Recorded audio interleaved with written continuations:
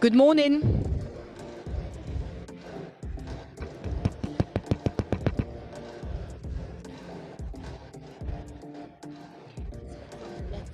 When you finish your sit here, speak from the left.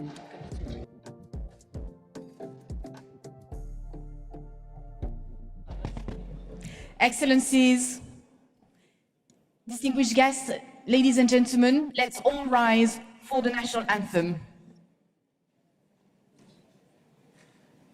Can I say that? It doesn't go switch. There's no switch.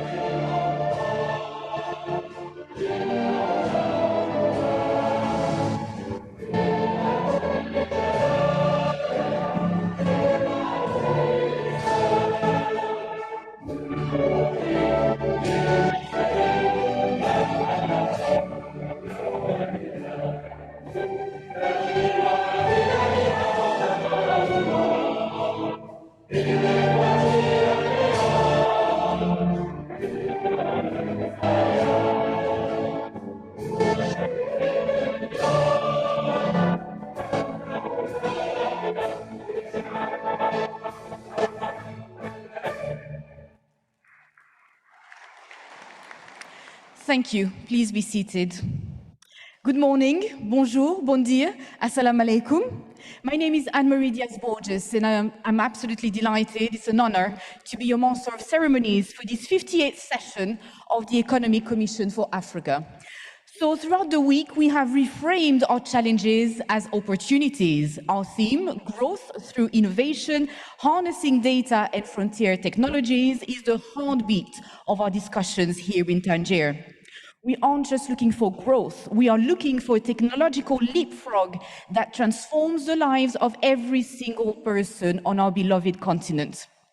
Over the past 5 days, we have engaged in a rich and highly productive program of discussions, beginning with the Committee of Experts and extending through a wide range of side events, including yesterday the important launch of the Invest in Health initiative. And now, to officially open our ministerial session, let's all welcome our esteemed speakers. First, the Outgoing Bureau Chair. So please, let's all welcome the Minister of Economy and Finance of the Kingdom of Morocco, Her Excellency Nada Fita Alawi.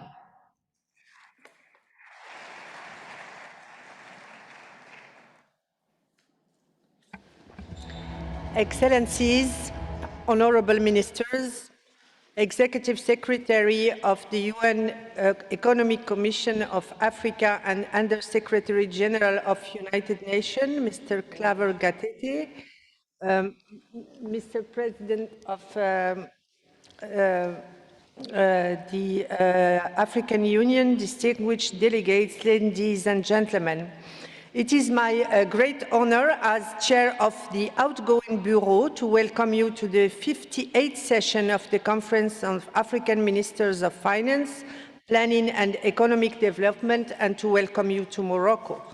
I begin by expressing our deep gratitude to His Majesty King Mohammed VI, may God assist him, whose vision for African cooperation and shared prosperity has made this gathering possible. Tangier is a city that for centuries has remained deeply rooted in its African identity while remaining open to the rest of the world.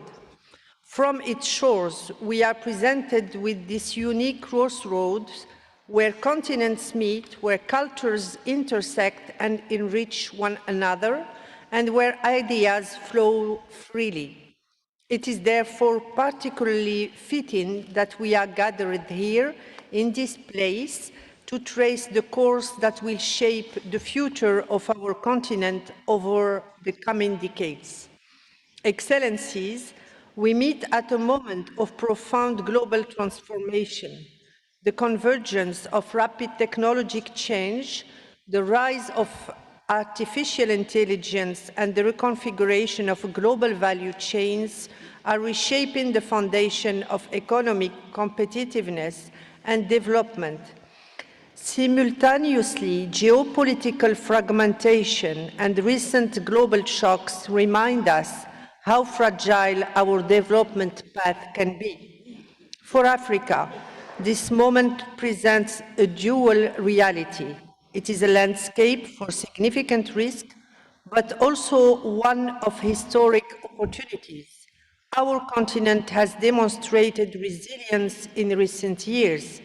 Economic growth is projected to remain around 4%, and several of our economy ranking among the fastest growing globally.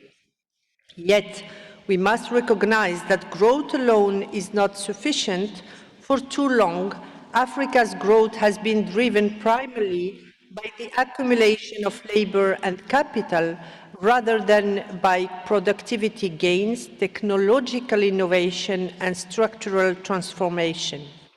The central question before us today is therefore not only how Africa can grow, but how Africa can grow differently through innovation, technology, knowledge, and technological leadership. This is the ambition that is captured in our team: growth through innovation, harnessing data and frontier technology for Africa's economic transformation. Today, data has become a strategic economic resource. Artificial intelligence, digital platforms, and emerging technology are rapidly transforming production systems, labor market, financial services, and public productions and public administration. However, the global rules that are governing this technology are still being shaped, and Africa, therefore, faces a critical strategic choice: to remain primarily a consumer of technology designed elsewhere, or to actively participate in shaping the governance, the standards, and markets of the digital economy. Excellencies, to seize this opportunity, Africa must pursue 4 strategic priorities. First, we must build sovereign digital capabilities. This means investing not just in hardware, but in the ecosystem that allow Africa countries to develop and deploy technology adapted to our realities. It requires ministries of finance to design fiscal frameworks that incentivize local innovation and research. Second, we must ensure that Africa has a strong voice in the emerging global governance of data and artificial intelligence. The rules for the digital economy are being written now. If we are absent from the table, we will inherit a system that widens the technology divide. Third, we must leverage regional integration as a driver of technological scale. The African Continental Free Trade Area is our vehicle to build the continental digital market large enough to support African innovators and industries, allowing them to compete globally from a position of strength. Fourth, we must accelerate domestic resource mobilization to finance this transformation. We cannot build a digital future on the foundation of volatile external flows alone. This requires broadening our tax bases, curbing illicit financial flows, strengthening public financial management, and creating innovative financing mechanisms that channel Africa saving into African development. The digital economy itself offers new tools for revenue collection. Digital taxation, e-invoicing, and data-driven tax administration can dramatically expand our fiscal space. Simply put, we must finance our priority with our own resources on our own terms. I wish to commend the vital work of the Africa High-Level Working Group on the reform of the global financial architecture. This platform is central to the way forward, championing proposals that reform the global finance system and strengthen Africa's voice and interest in that process. We cannot harness frontier technology if the financial architecture that funds them works against our priorities. Our collective future depends on a system that works for Africa. Excellencies, innovation and frontier technology are not only about economic growth, they are also instruments for economic sovereignty and resilience. They determine whether Africa becomes a major actor in the global knowledge economy or whether we remain on the margins of technological transformation. The choices we make today will determine whether Africa becomes a major actor in the global economy. This conference, therefore, provides a critical platform for ministers of finance and ministers of planning to reflect on how public policy, fiscal frameworks, and investment strategy can support a new model of African development, one that places innovation, knowledge, and productivity at its core. Over the past year, under Morocco's chairmanship of the Bureau, we have worked closely with the Economic Commission for Africa to advance dialogue on these issues and to strengthen collaboration among our member states. As we conclude our mandate, I would like to express my deep gratitude to all member states. I would also like to extend my heartfelt thanks to the Executive Secretary for his support, his willingness to assist, and his commitment to the cause of Africa's development. My thanks also go to the members of the Bureau and the entire ECA team, as well as to our partners for their dedication and cooperation. I'm confident that the discussions over the coming days will help us chart a bold and forward-looking path for Africa's economic transformation. Let us seize this moment to ensure that Africa does not simply adapt to global technological change, but actively helps shape it. Thank you.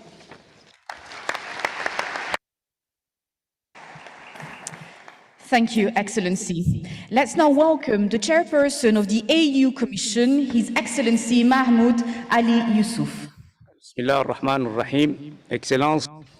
Excellency, ladies and gentlemen, in the name of God, the Almighty, the Merciful, Honorable Ministers, Honorable Secretary, Executive Secretary of ECA, Honorable ladies and gentlemen from central banks, very dear partners in attendance with us, official Moroccan authorities, senior officials, ladies and gentlemen. This year, our theme is on frontier technologies at the service of the development of our continent. There is no doubt that we are living in the digital age and DNA age. So now the question that really is really worrying us and concerning us is how to actually come and bridge this huge gap that is increasing in our continents. There's make no mistake, we are lagging behind in our continent. So the digital and internet, 3G and 4G is stuck in a bottleneck. Financial services and transportation services. This is why our continent has decided to equip itself for FIDA, the infrastructure development project. If we decide to act on the digital divide, we need to work on those prerequisites in Africa, as you all know. 400 million of our citizens and fellow citizens have no access to power, electricity. 680 million of our fellow citizens do not have access to sanitation. 480 million of our citizens on our continents do not have access to drinking water. This is why we need, forward and foremost, to overcome the resources shortcomings and improve electricity transportation, road transportation, and large infrastructure projects. This is why, ladies and gentlemen, fintech, data centers, and AI requires heavy and colossal investments. North America, the United States, Canada, and China invents hundreds of billions of dollars every year in artificial intelligence. What about us? What are the amounts of these investments in our continent? It is not the actual financial investment and resources that are lacking in our continent, but let's be honest between ourselves. We prefer to invest this money on other markets, considered more secure, more stable, and maybe more profitable. By way of example, there are various trillions of dollars in the African pension funds, but all this money is somewhere else. It is not on the continent. Ladies and gentlemen, excellencies, in light of those exogenous shocks, the inconsistencies of international geopolitics, the actual national and international financing that are endless. We need to actually rely on ourselves, rely on the mobilization of our domestic resources, because those financial resources are not endless. They will end sometime. So we need to innovate and attract those funds. And we need to develop and gain momentum and gain and build very profitable and solid institutions. Also promote international litigation, dispute litigation settlement schemes. This is what will make us more secure and stable. And it's up to our member states on our continent to meet those ideal and attractive conditions. Ladies and gentlemen, excellencies, I do not have the pretension to tell the ministers who you are and governors of central banks who you are, to tell them how to do things. But it is easier to say things than doing things. So we need to make them happen in light of the structural deficiencies of our economies. We need to innovate. Innovate is no longer an option. We need to act way beyond the contingencies, because this is a must. This is a necessity.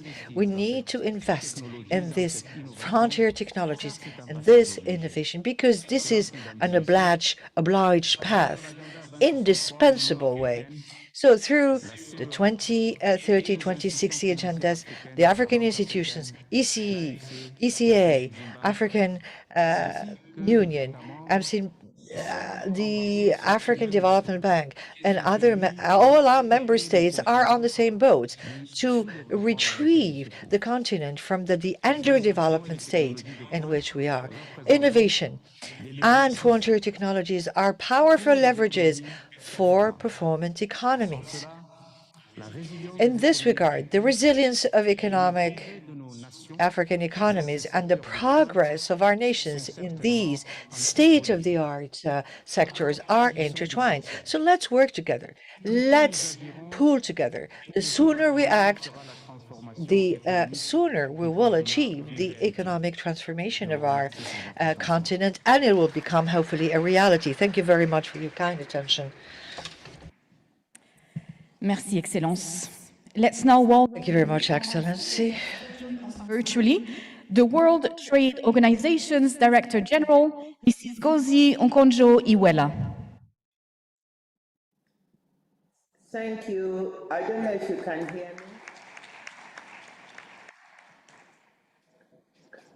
Can you? Yes, we can, and we can see you as well. Can you hear us? Thank you very much. Thank you so much. Excellencies, ladies and gentlemen. I'm honored and delighted to have this opportunity to exchange views with you. I think it's good to be with finance ministers after having just spent some time with trade ministers. The global trading system has been experiencing the worst disruptions it has had in 80 years. And I was asked to speak to you about the risks and opportunities for Africa in global trade and why finance ministers should pay attention to this. So I hope you'll bear with me. My address is about 15 minutes. So, as I said, the global trading system has been experiencing really deep disruptions. On top of unilateral tariffs, governments have been struggling to navigate geopolitical tensions, conflict impacts, intensifying climate pressures, and rapid technological change. And that was before the Iran war destabilized trade in energy, fertilizer, and chemicals, crucial to semiconductor production and other key industries. One reason we're experiencing these disruptions is because some believe the global trading system is no longer delivering the benefits to them that they were used to. The US in particular is certainly of that opinion and blames WTO rules for not dealing adequately with what they feel is unfair competition from some other members in other parts of the world. Yet it is indisputable that trade has been a major factor in raising living standards and reducing poverty. The volume of global trade today is more than 47 times higher than it was in 1950, while real global GDP has grown 15-fold over the same period based on contributions from trade. Open global trade has helped lift 1.5 billion people out of extreme poverty in recent decades and created wealth in both rich and poor countries. But not everyone has benefited adequately from these gains. Certainly, the African continent has not benefited the way it should. We can see it from the numbers. And even within rich countries, some poor and poor regions were left behind. And one has to admit that WTO rules and practices have not kept up with the times. An organization that had its origins among 23 mostly like-minded members of the General Agreement on Tariffs and Trade in 1947 expanded to 128 in 1995 when the GATT was made into the WTO. Today, we count 166 members of different economic sizes and persuasions. Decision-making has become quite slow, and therefore the organization needs to find new ways of doing things. Most of our rule book needs to be updated from the 1990s, and there are significant gaps in these rules, particularly with respect to digital trade and the frontier technologies you're discussing this week, although many members have moved to catch up on this in a very good way, and I'll share that with you later. In spite of this, the WTO remains the core and the center of the global trading system, and the importance of the organization is such that in spite of its difficulties, we have 22 countries on the waiting list trying to join the organization.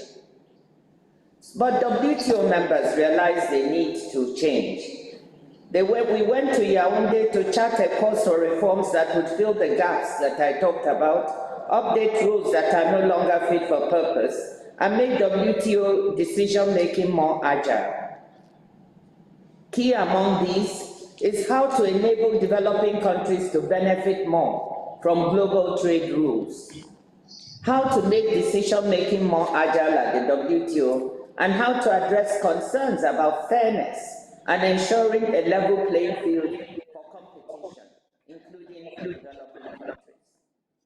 We got very close to approving a whole package of results, including reforms, but we could not quite close the deal because on the issue of the e-commerce moratorium, that is charging of customs duties on electronic transmissions, 3 of our members, Brazil, Turkey, and the US, could not join the landing zones two of them, Brazil and Turkey, could not join the landing zones with the others, and they were trying to negotiate with the US, but we couldn't close the gap. We ran out of time, and we adjourned the meeting to Geneva in order to try to finish on this. But one very good thing came out of the meeting, that is that ministers have agreed on this package of reforms. And as soon as we can close on the e-commerce moratorium in Geneva, we'll be able to release the results of the reforms and to start work on them. Now, so that the window is still open, and I think it's very, very important for us in Africa and for developing countries as a whole that we do these reforms, because that will allow us to get more benefits to developing countries in global trade. Taking a step back, one of the remarkable things we do see with respect to the global trading system is its resilience in the face of the ongoing disruptions. The share of global goods trade that is conducted on core WTO most favored nation tariff terms remains around 72%. WTO rules for health and safety standards, technical regulations, customs valuations, and intellectual property continue to provide a shared software for cross-border trade. This resilience of the global trading system has contributed to wider resilience in the global economy. Global goods trade in 2025 grew by 4.6% in volume terms, with the dampening effect of tariffs and uncertainty more than offset by front-loading of goods, favorable macroeconomic conditions, and AI investment boom. AI trade contributed 42% of the growth in trade last year. Services trade was another bright spot last year, growing at 5.3% in volume terms. Africa outpaced these numbers across the board. The continent's goods exports volumes last year grew by 10.3%. Goods improved 8.7%. And meanwhile, African services exports expanded by almost 6%. For 2026, our economists forecast 1.9% growth for global goods trade. And with continued uncertainty and front-loading gone, we see a drop in the projected growth for goods trade.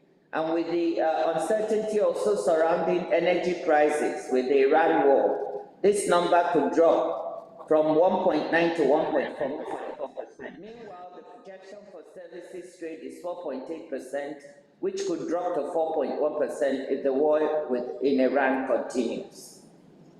But whilst the system is resilient, it's not robust, and that is why reform is so necessary. So what does all this mean for Africa?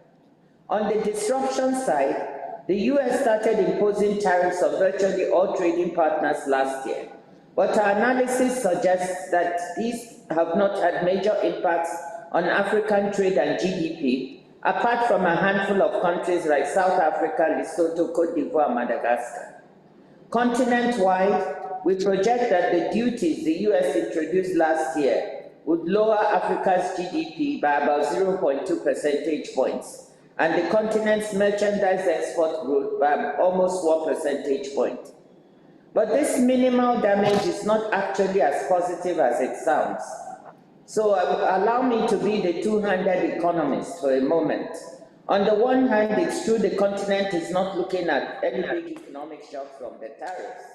But on the other, the small size of the impacts is a function of Africa's low level of trade integration with the USA and the world economy more broadly.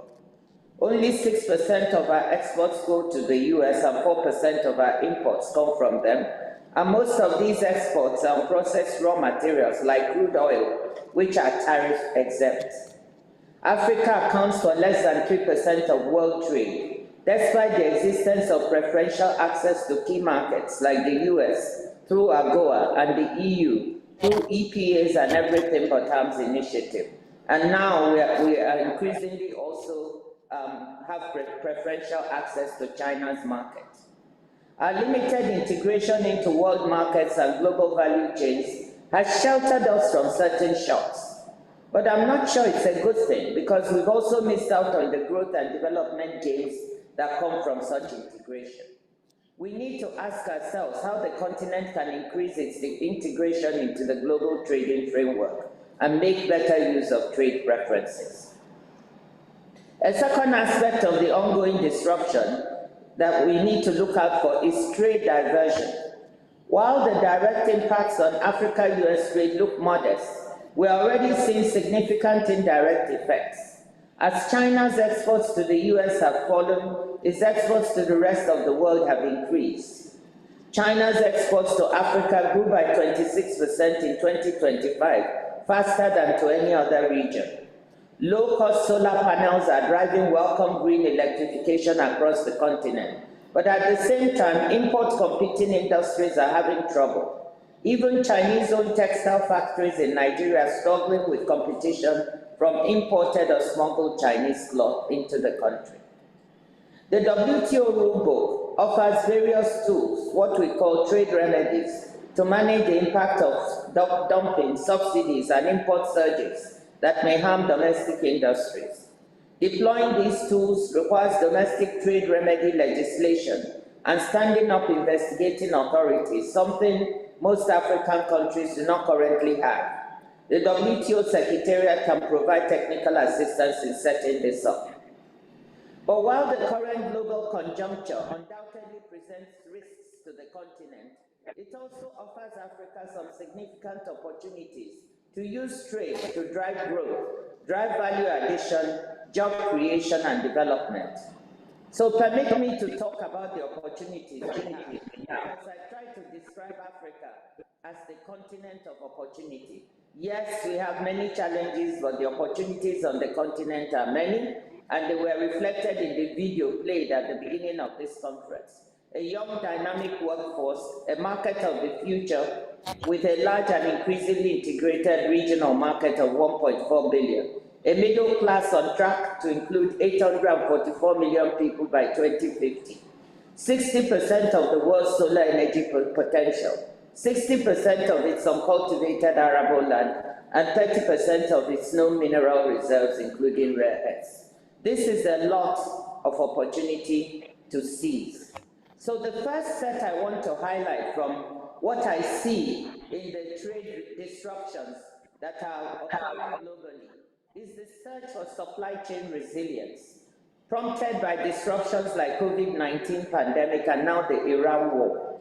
Concerns about overdependence on China for key supplies and on the US for final demand are real. And countries and companies are seeking to manage exposure to geopolitical, climate, and other risks.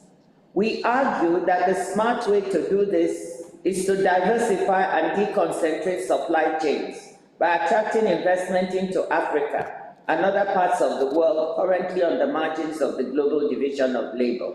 We call this re-globalization at the WTO, and we're selling this to value chain companies so that they can decentralize to the continent, as this would be beneficial to them and also beneficial globally by increasing resilience to shocks, whilst creating jobs for us on the continent, boosting growth and helping to reduce poverty. Several sectors offer high potential for Africa to build regional value chains. The critical minerals, pharmaceuticals, textiles, and agro-allied industries. These are the parts that we see. What's vitally important here is moving up the value chain. So as we all are looking, not just the familiar extraction of critical minerals, but processing them all the way to EV batteries. Africa now has a critical mineral strategy which was unveiled at the South African G20, and we should all really pay attention to this and work with this. We already see moves in the right direction with that strategy in your host country, Morocco, with the multi-billion-dollar factory producing EV battery components, drawing on the country's phosphate reserves as well as its cobalt and manganese as the base for this industry. Improved transport links in the Lobito corridor connecting Zambia, the Congolese copper belt to a port in Angola should be complemented with more processing and manufacturing. Combining Africa's resources with abundant green energy potential would help seize what our former WTO chief economist Ralph Osser calls Africa's green comparative advantage. Imagine regional value chains with critical mineral processing powered by Namibian green hydrogen. With better electricity and transport infrastructure, we can use Africa's lower wage levels, lower than East Asia, to attract investment in labor-intensive sectors as well. Ethiopia has been doing this quite well. The decentralized solar rollout I mentioned earlier could free up baseload power for industrial and other business activity. To realize this vision, African governments will need to bring down what are currently the world's highest trade costs. WTO economists estimate that Africa's trade costs for agricultural goods are 16% higher than the average for the rest of the world and 37% higher for manufactured products. Two types of costs loom large: infrastructure costs and administrative and licensing costs. For the latter, we actually have an answer. We now have a new instrument, a new agreement at the WTO called the Investment Facilitation for Development Agreement that will streamline investment procedures, cut red tape, and also help the 129 participating economies, including 32 African countries, signal their commitment to de-risking investment and improving their business climate. Accelerating the implementation of the AFCM is also critical. A unified market and production base will be more attractive for investment. Currently, however, trade costs within Africa are 20% higher than for trade with external partners. And that is one reason why our intra-regional trade is also not moving as fast as we would like. We need to act on this. Let me mention an additional set of opportunities as I come towards the end of my talk that come from the reason you're here: services and digitally driven services. Those services that are delivered via digital networks. They are the fastest growing segment of trade. Digitally delivered services trade is worth $5.27 trillion in a $33 trillion global trading economy. And it's growing the fastest at 6%. Frontier technologies like AI, we know, are here to stay. And it's really an area where I feel Africa can work hard to seize a good part of the market. Our young people, from our observation, have already been doing well in this space without much government help. While the base is low, Africa accounts for less than 1% of global trade in digitally delivered services. African exports of these services grew the fastest at 17% in 2025, faster than any other region of the world. What am I talking about when I say digitally delivered service? All the services and trade delivered via the internet, electronically, like entertainment, where we're doing so well all over the world, fintech, edutech, business services, health tech, all of these things are a potential driver for us to increase what we can do in digitally delivered services trade. To make the most of this as drivers of growth and job creation, it's of course essential to close the digital divide.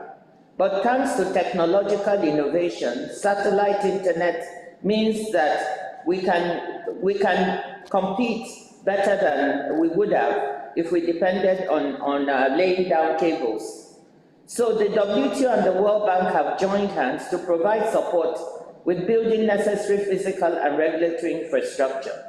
We have a project ongoing now that involves 16 African countries. Another WTO instrument that would be useful is the plurilateral e-commerce agreement that is trying to lay down rules for digital trade. And I heard the minister from Morocco refer to the fact that when these rules are being made, we need to be at the table, otherwise we won't have an input.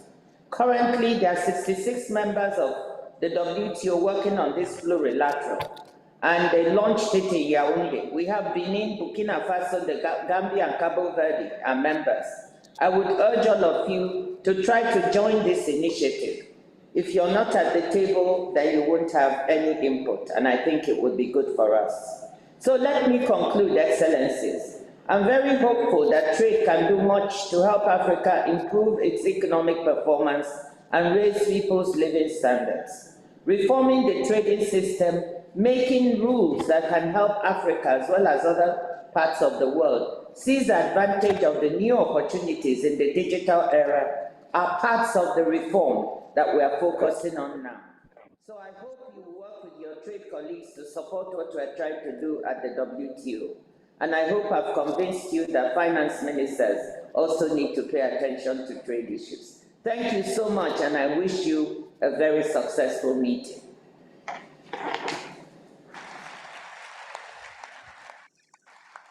Thank you very much, Director General, for joining us this morning. Distinguished guests, let's now turn our attention to our screens again for a message from the President of the United Nations General Assembly, Her Excellency Annalena Baerbock.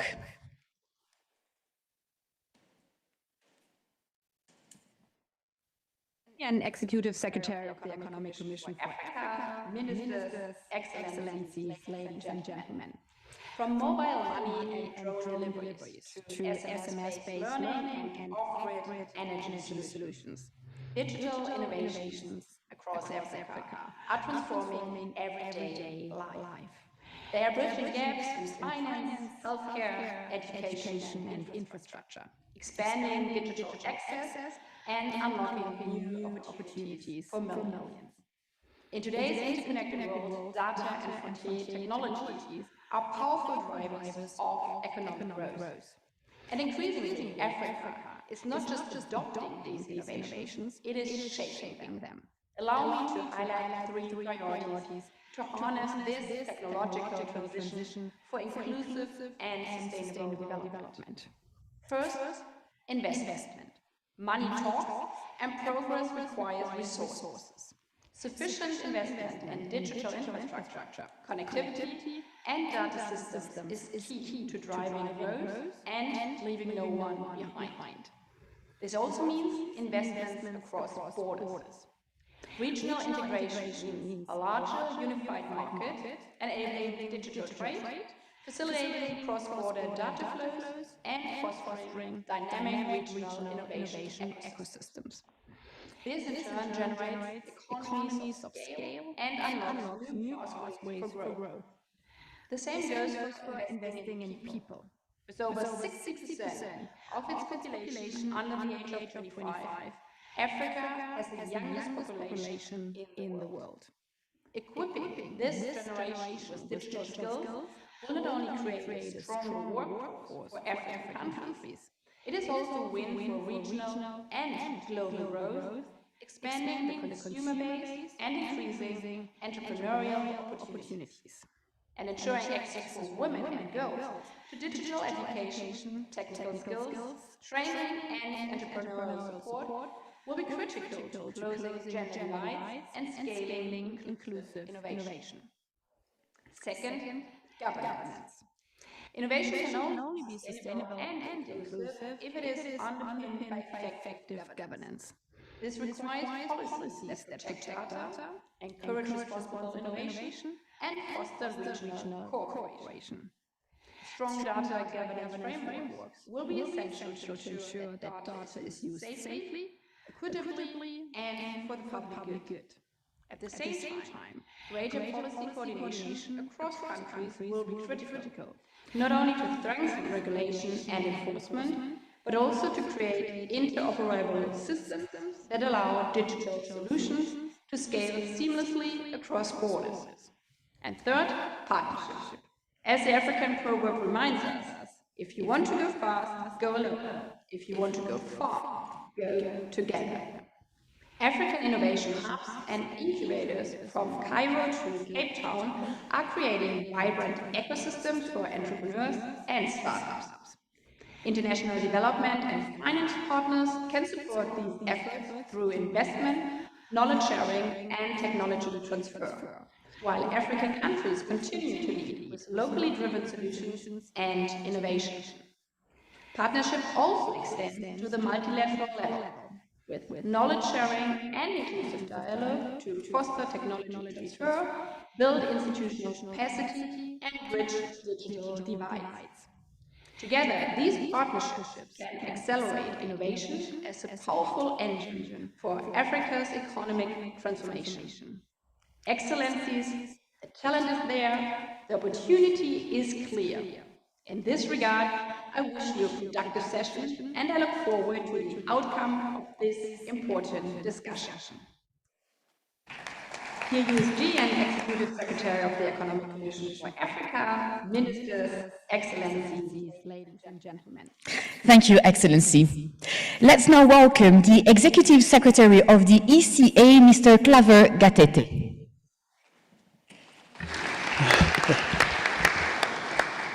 Thank you very much. I think I will follow the protocol and I will speak here from my chair.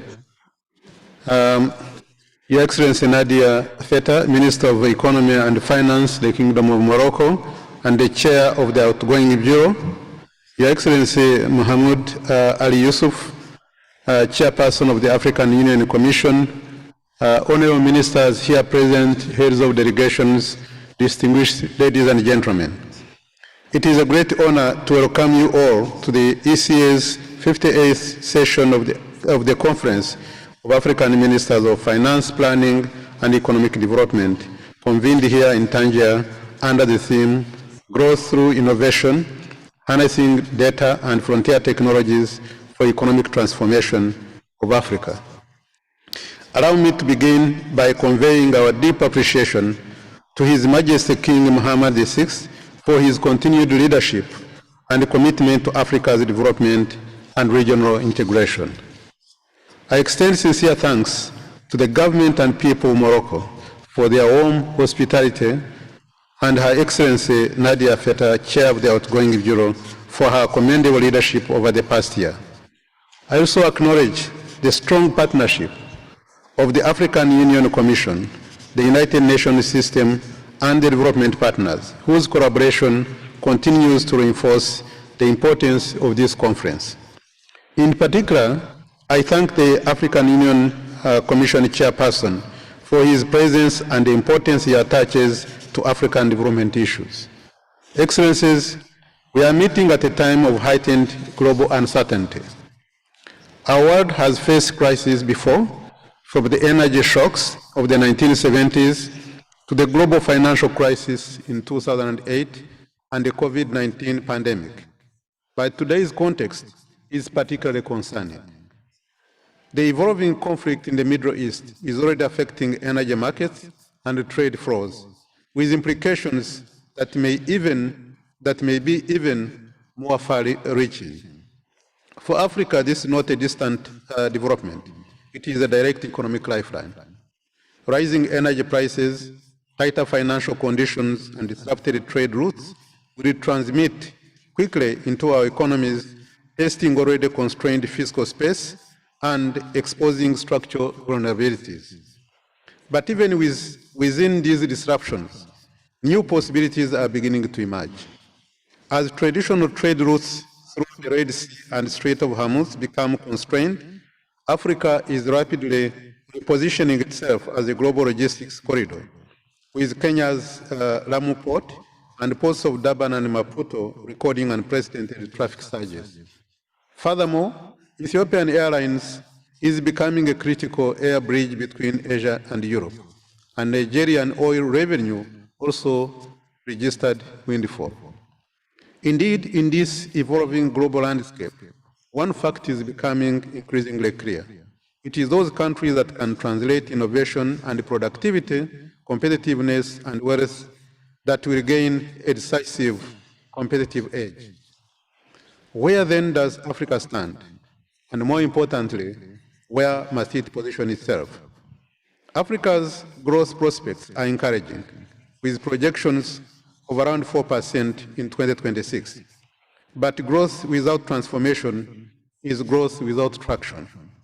Too often, it has not delivered the structural change, productivity gains, or large-scale employment our people need. Too often, our economies have expanded without fundamentally changing what we produce, how they compete, or where value is captured. At its core, the transformation before us is not simply technological, it is macroeconomic. Our fiscal choices, debt strategies, and investment priorities aligned with long-term transformation. In many of our countries, limited fiscal space, rising debt service obligations, and high borrowing costs constrain investment. This makes it essential not only to increase investment, but to improve its quality by targeting sectors that drive productivity, diversification, and resilience. Macroeconomic policy must therefore move beyond short-term stabilization to actively support transformation and ensure that public investment, financing strategies, and debt management are aligned with the development outcomes. And this is why innovation must be approached as part of a broader integrated policy framework that links finance, technology, and structural change. The key issue is not access to technology per se. It is its effective diffusion into productive sectors. This is, of course, important. There is, of course, important progress to build on. For example, in Kenya, Rwanda, and Ghana, digital platforms and fintech innovations are expanding access to finance. In Botswana, smart agriculture technologies are improving productivity and climate resilience. And in Morocco, Namibia, and South Africa, investments in renewable energy and green hydrogen are opening new pathways for industrial development. Yet, progress remains uneven. Without decisive action, we risk digital marginalization, widening productivity gaps, and continued externalization of value from Africa's economies. At the center of this conversation lies the fundamental question: who creates value from our data, our innovation, and our markets, and who captures it? Despite the expanding digital activity across the continent, a significant share of value, whether in the form of revenues generated from the data, the ownership of algorithms and intellectual property, or the profits from digital platforms, continues to accrue elsewhere and not in Africa. This must change. It requires deliberate policies to ensure that African countries retain and capture such a value from their own data through effective governance frameworks, regulatory systems, and digital taxation mechanisms. The question then is not whether Africa can transform, but how fast and how deliberately we are prepared to act. Allow me, therefore, to highlight 4 interlinked priorities that can help Africa to harness innovation and frontier technologies for lasting economic transformation. First, Africa must invest in the foundations of a modern economy. Without reliable energy, robust digital connectivity, and strong data infrastructure, innovation will be constrained and transformation, no matter how well envisioned, will remain out of reach. We must power, connect, and digitize our economies, because no country can compete in the 21st century on analog foundations. The current global geopolitical situation actually underscores why energy security and data sovereignty are strategic imperatives. This requires accelerating infrastructure projects, including those under the Programme for Infrastructure Development in Africa, led by AUDA-NEPAD, and prioritizing regional data systems. Second, we must invest decisively in people. Our education and skills system must align with the demands of a rapidly evolving technology-driven economy so that Africa's youth are not merely participants in change, but leaders of it. They must be equipped to design, adapt, produce, and scale solutions that respond to Africa's realities. Third, no country can transform in isolation. Africa must therefore act collectively through the effective implementation of the Africa Continental Free Trade Area. Scale matters. In this respect, the Africa Continental Free Trade Area provides a platform to expand markets, enable firms to operate across borders, leverage systems such as the Pan-African Payment and Settlement System for cross-border payments in local currencies, and accelerate the diffusion of innovation across our continent. Fourth and finally, we must confront the question of financing squarely and strategically. Transformation at scale requires financing at scale. This means strengthening domestic resource mobilization, as mentioned by many speakers, crowding in private investment and deploying innovative instruments such as blended finance and debt for climate swaps. It also requires addressing the high cost of capital and the risk premiums that continue to constrain African economies, as well as the climate debt nexus that constrains sustainable investment. Excellencies, the decisions we make will determine whether Africa builds resilience and diversified economies that create decent jobs and compete effectively in the global economy. They will determine whether our young population becomes a demographic dividend or a missed opportunity.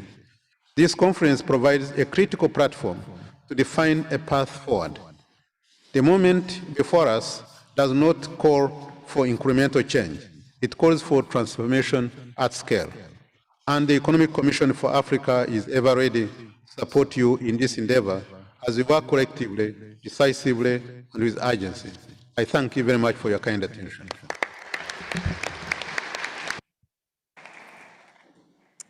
Thank you, Secretary.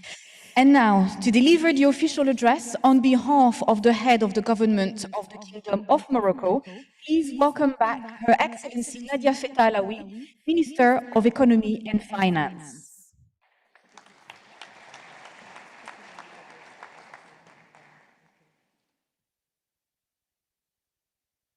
Good morning again. I will be speaking in Arabic. If you put the headset, please. Bismillah ar-Rahman In the name of Allah, most compassionate, most merciful, Excellency, Executive Secretary of ECA, Secretary General of African Union, Excellencies, Ministers, Excellencies, Ambassadors, Excellencies, representatives of international organizations, ladies and gentlemen. Allow me at the outset to reiterate on behalf of the Kingdom of Morocco our delight and honor as to hosting you here in Tangiers while you are taking part to the 58th session of the Ministers of Finance, Planning and Economic Development under the aegis of UNICA after the successful edition of that took place in Marrakesh. It is the honor of the Kingdom of Morocco to be hosting once again this meeting as a distinguished platform to discuss the global challenges encountered by our continent. The choice of the city of Tanja to host the proceedings of this meeting while commemorating the 66th meeting that took place in the same city in 1960, reflecting Morocco's commitment as to the initiatives that converge towards the development of our continent. Tanja, by virtue of its strategic position at the crossroads between Africa and Europe, with its secular historical heritage, which has made of it a hub for various exchanges and global meetings. Excellencies, ladies and gentlemen, let me congratulate UNICA for the wise choice of the theme of this edition, namely growth through innovation, that is of paramount importance when it comes to the drastic mutations that global economies have been experiencing over the past years in an era where innovation is the main source of productivity, competitiveness, and the geopolitical stakes that have created major changes in global economies while redistributing the geopolitical stakes and opening up new horizons, particularly for the African continent. With its economic impact, those mutations have had in-depth impacts on our societies, communities, living conditions, be it regarding the working remotely, the consumption styles and trends with e-commerce and an increasing number of e-commerce platforms and communication means and ways. Ladies and gentlemen, Africa is deeply impacted by the mutations that the unprecedented technological leap has been conducive to, which makes it an imperative to reconsider our models of productivity and reviewing our traditional models that have to do with the exploitation of natural resources traditionally and that are no longer sufficient in order to guarantee sustainable inclusive development, particularly that the countries of the continent is facing various structural hindrances that we need to face, just like we are facing those climate changes and energy one. Starting with this innovation that makes room for the modernization of our productivity styles in order to respond better to the needs of our co-citizens when it comes to accessing basic services and while allowing for the full potential of our countries to make of innovation and technology key lever when it comes to improving our productivity, increasing our competitiveness, be it at the national level or at the international one, while investing in the infrastructures, in building the capacities of our human capital, and creating dynamic environments for entrepreneurship and innovation that could harness the existing domestic talents all along with the solutions that respond to the needs of the African economies, while taking into consideration the various modes of production, but also consumption, and taking into consideration this technology that could be an engine to actually reduce the existing inequalities that prevail within our societies. Excellencies, ladies and gentlemen, given the drastic technological mutations we've been experiencing over the past years, the existing approaches domestically are no longer sufficient in order to better face the huge challenges imposed by those transitions on our respective economies, societies, and communities. It is a must then to enhance continental cooperation in order for us to achieve our common ambitions while optimizing the existing potential of both state-of-the-art technologies and innovation through regional complementarity, and only then could we mobilize our resources, share the existing human experiences and expertise while creating grand-scale markets that are better connected and that are in complementarity with one another, which could be conducive to the emergence of major regional and continental stakeholders that are up to global competitiveness. Mobilizing resources is another key factor for allowing the existing financial institutions within Africa, but globally also, in as much as they play a pivotal role not only in mobilizing financial resources, but this should also include creating and promoting inclusive financial and economic environments.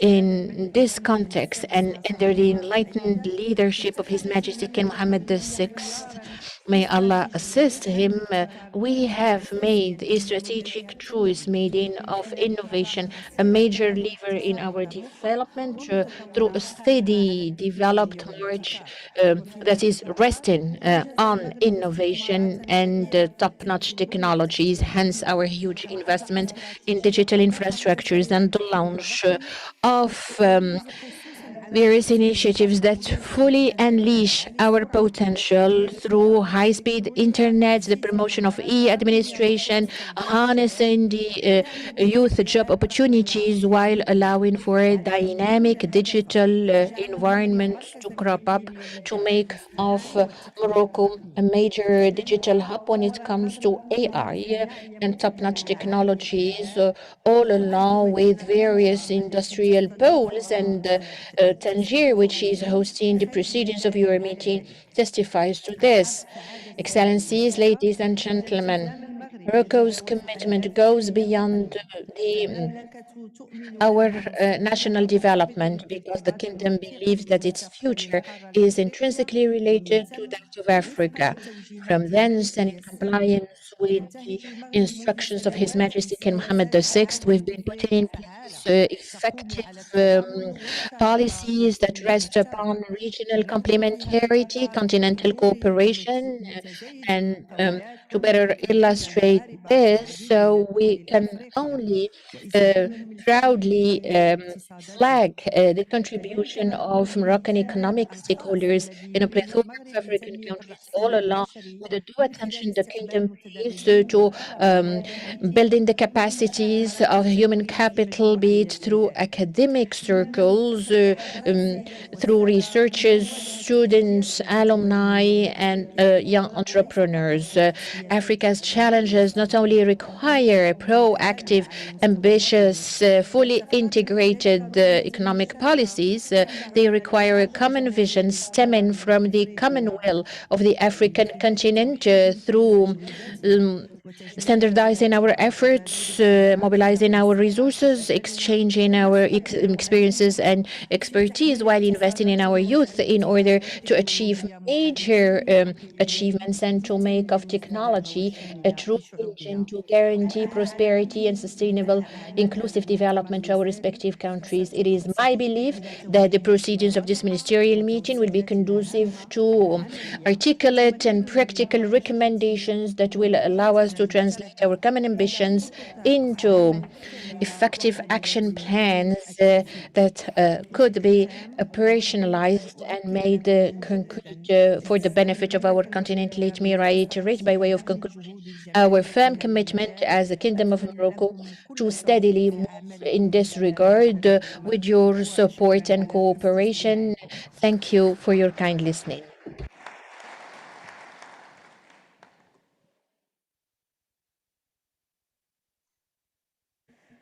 Shukran, Jazila, Excellency. Thank you very much, Excellency. Launching our work here, and to the Kingdom of Morocco for hosting us in this hub of African innovation.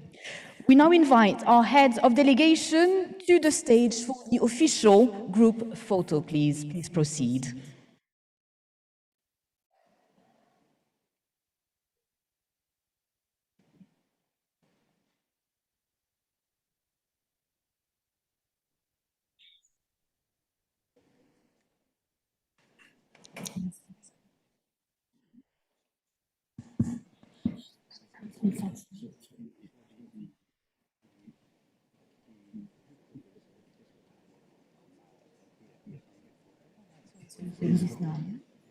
Okay, all right.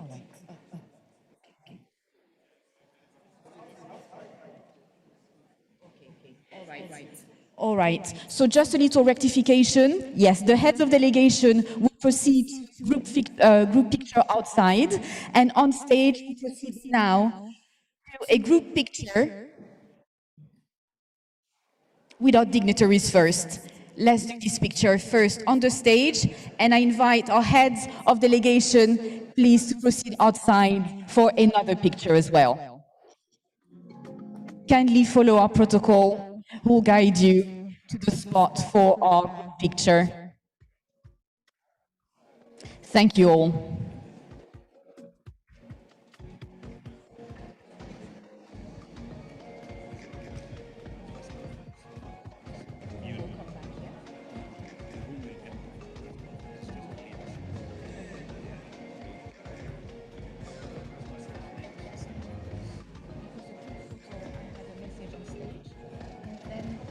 Because I didn't know that it was outside, so for me everybody stayed in the room. room, so we'll have to hold them back then.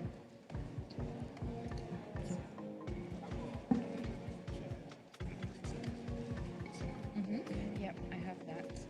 But for me, the group picture, the information I had was that the group picture was here, and then just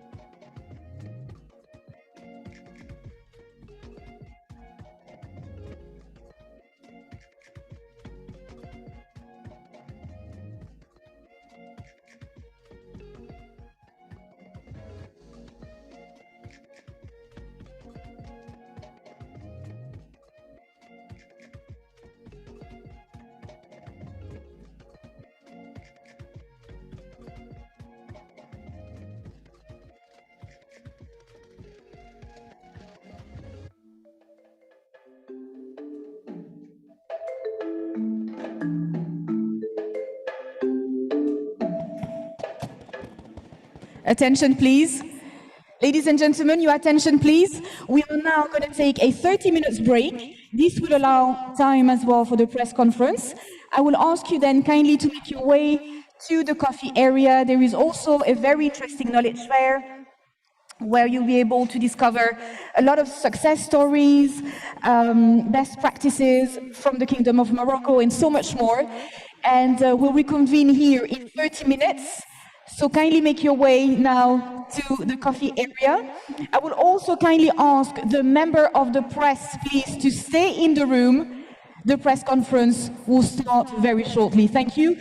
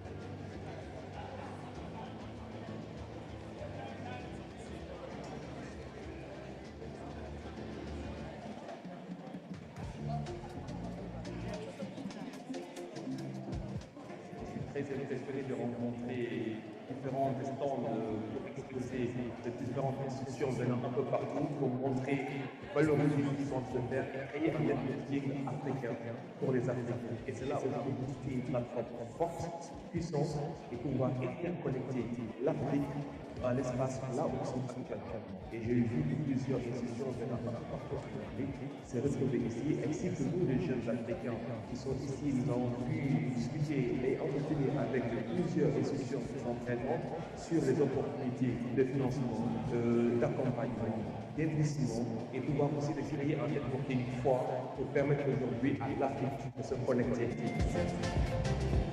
We're very pleased to have been included in the knowledge fair. The ecosystem that the DCA develops, it gives those institutions such as the LSF some additional exposure, and it enables us to get the public to understand how our mandate as an institution, and the same goes for others, works together with the work of the ECA. Yes, I mean, it's a great experience. D'avoir toute une liste je pense que c'est une très bonne idée programmer des expositions en marge des grandes conférences, comme aujourd'hui la conférence des ministres sur des thématiques très importantes. Donc, toutes les situations, il y a beaucoup de solutions qui sont exposées. Moi, je trouve que c'est une très belle initiative, il faut l'encourager.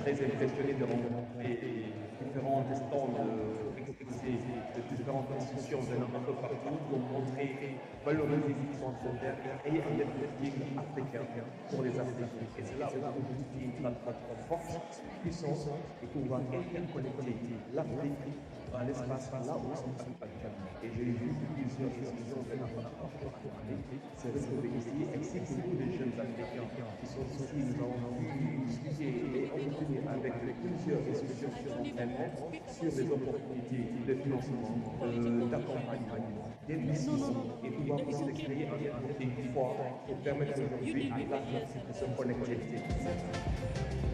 We're very pleased to have been included in the knowledge fair. The ecosystem that the ECA develops, it gives those institutions such as the LSF some additional exposure and it enables us to get the public to understand how our mandate as an institution, and the same goes for others, works together with the work of the ECA. Yes, I mean, it's a great experience.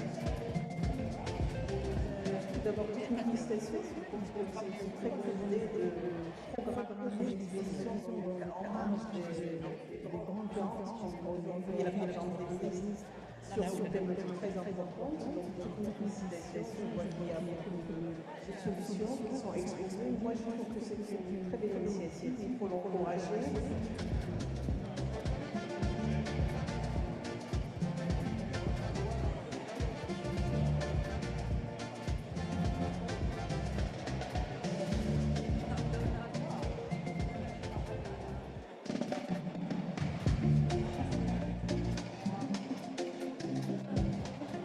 Très impressionné de rencontrer différents stands exposés de différentes institutions venant un peu partout pour montrer, valoriser ce qu'ils sont en train de faire et un networking africain pour les Africains.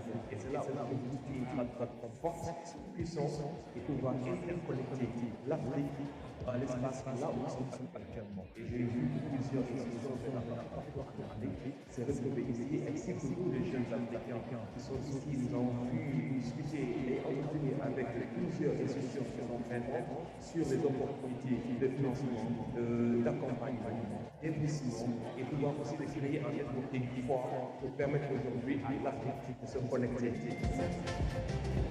We're very pleased to have been included in the knowledge fair. The ecosystem that the ECA develops, it gives those institutions such as the LSF some additional exposure and it enables us to get the public to understand how our mandate as an institution, and the same goes for others, works together with the work of the ECA. Yes, I mean, it's a great experience. D'abord, toute une félicitations, c'est une très bonne idée de programmer des expositions en marge des grandes conférences, comme aujourd'hui la conférence des ministres sur des thématiques très importantes. Donc, toute une félicitations, il y a beaucoup de solutions qui sont exposées. Moi, je trouve que c'est une très belle initiative, il faut l'encourager.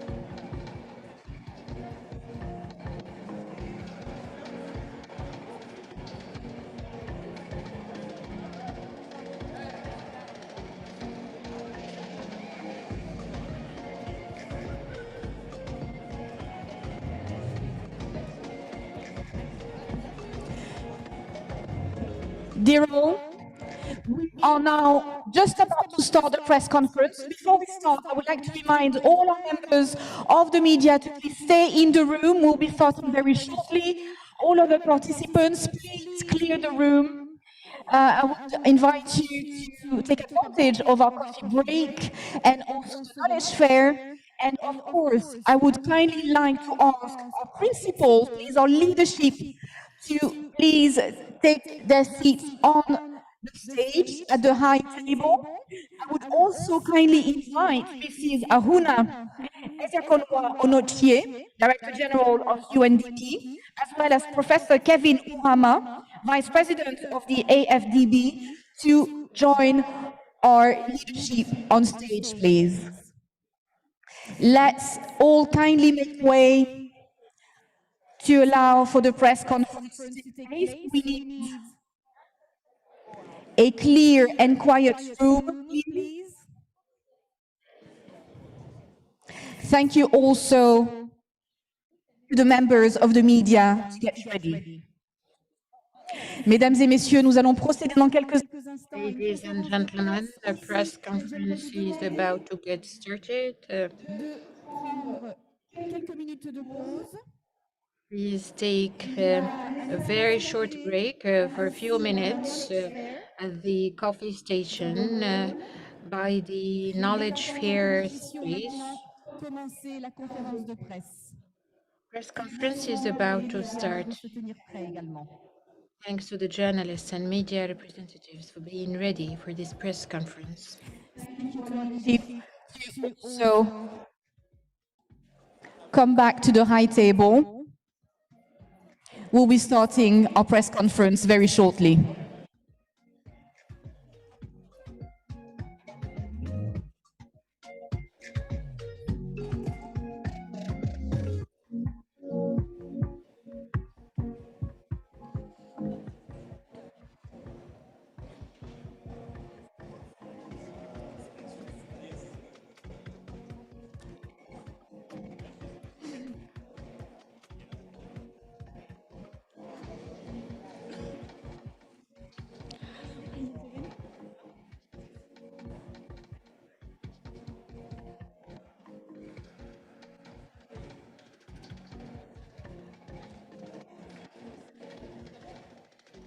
Let's welcome our leadership back in the room, accompanied by the Director General of UNDP, Mrs. Ahuna Ezekonwa Onochie, and Professor Kevin Urama, Vice President of the AFDB.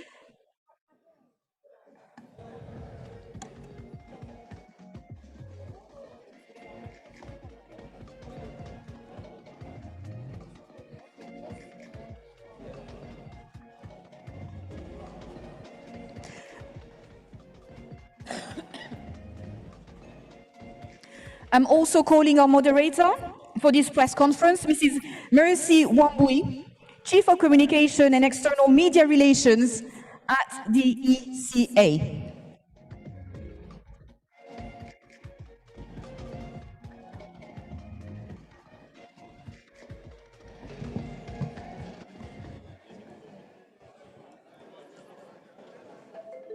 Good morning, everybody. Please be seated. We are about to start the press conference. Delegates, we request your silence because we are about to start the press conference, please. Distinguished delegates, please be seated. We want to start the press conference. I request ushers to assist keeping the room a bit silent, please.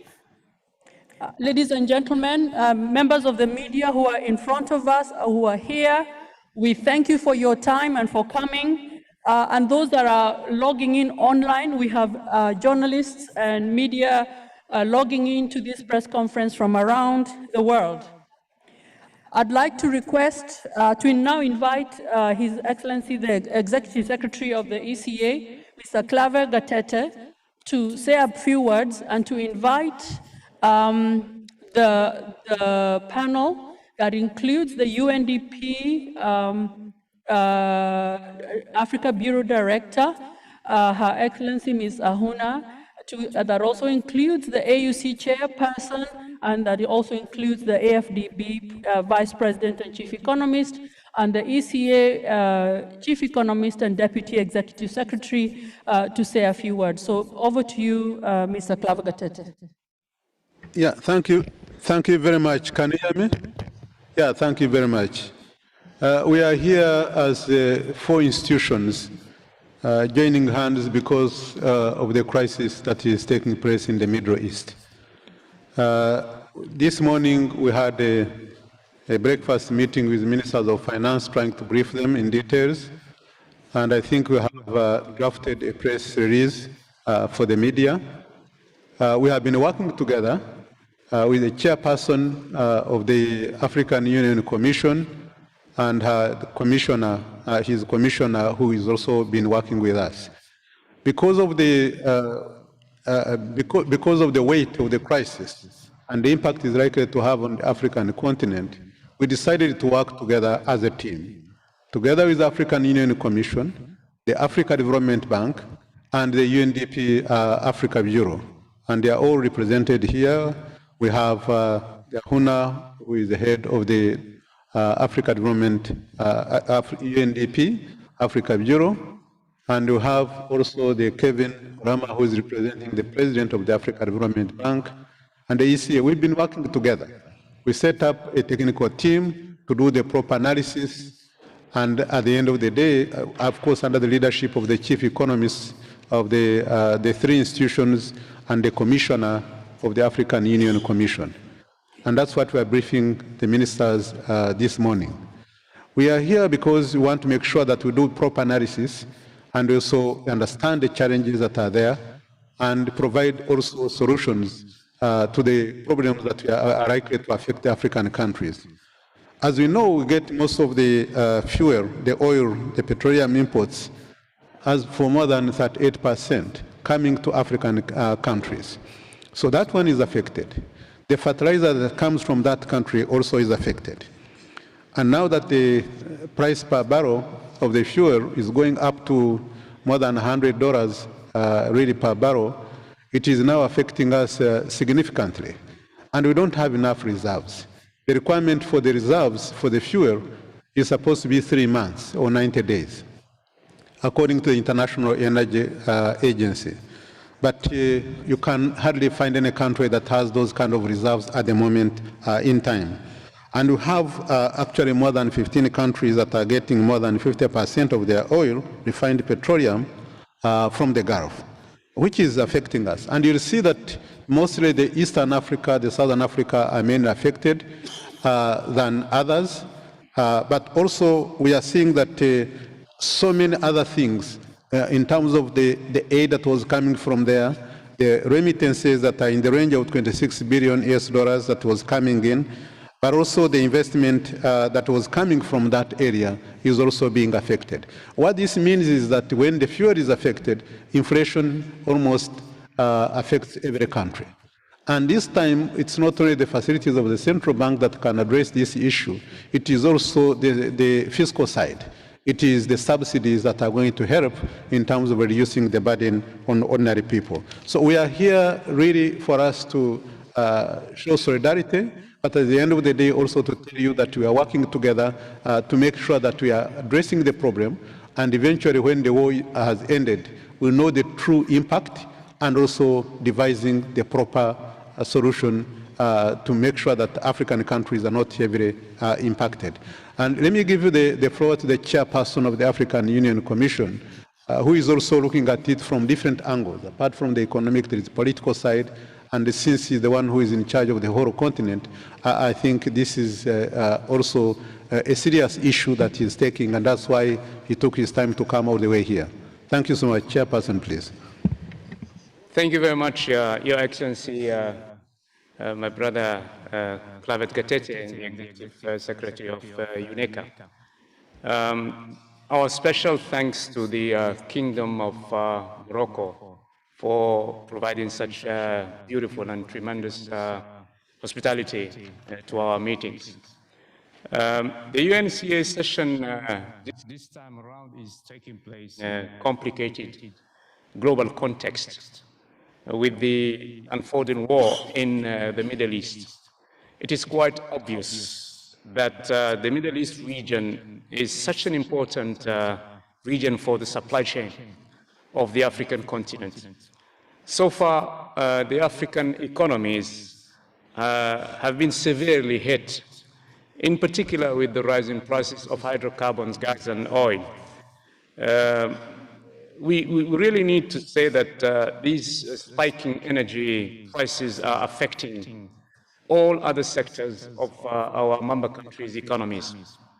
We have started with UNECA to draft a preliminary report on the consequences of this crisis and all other external shocks.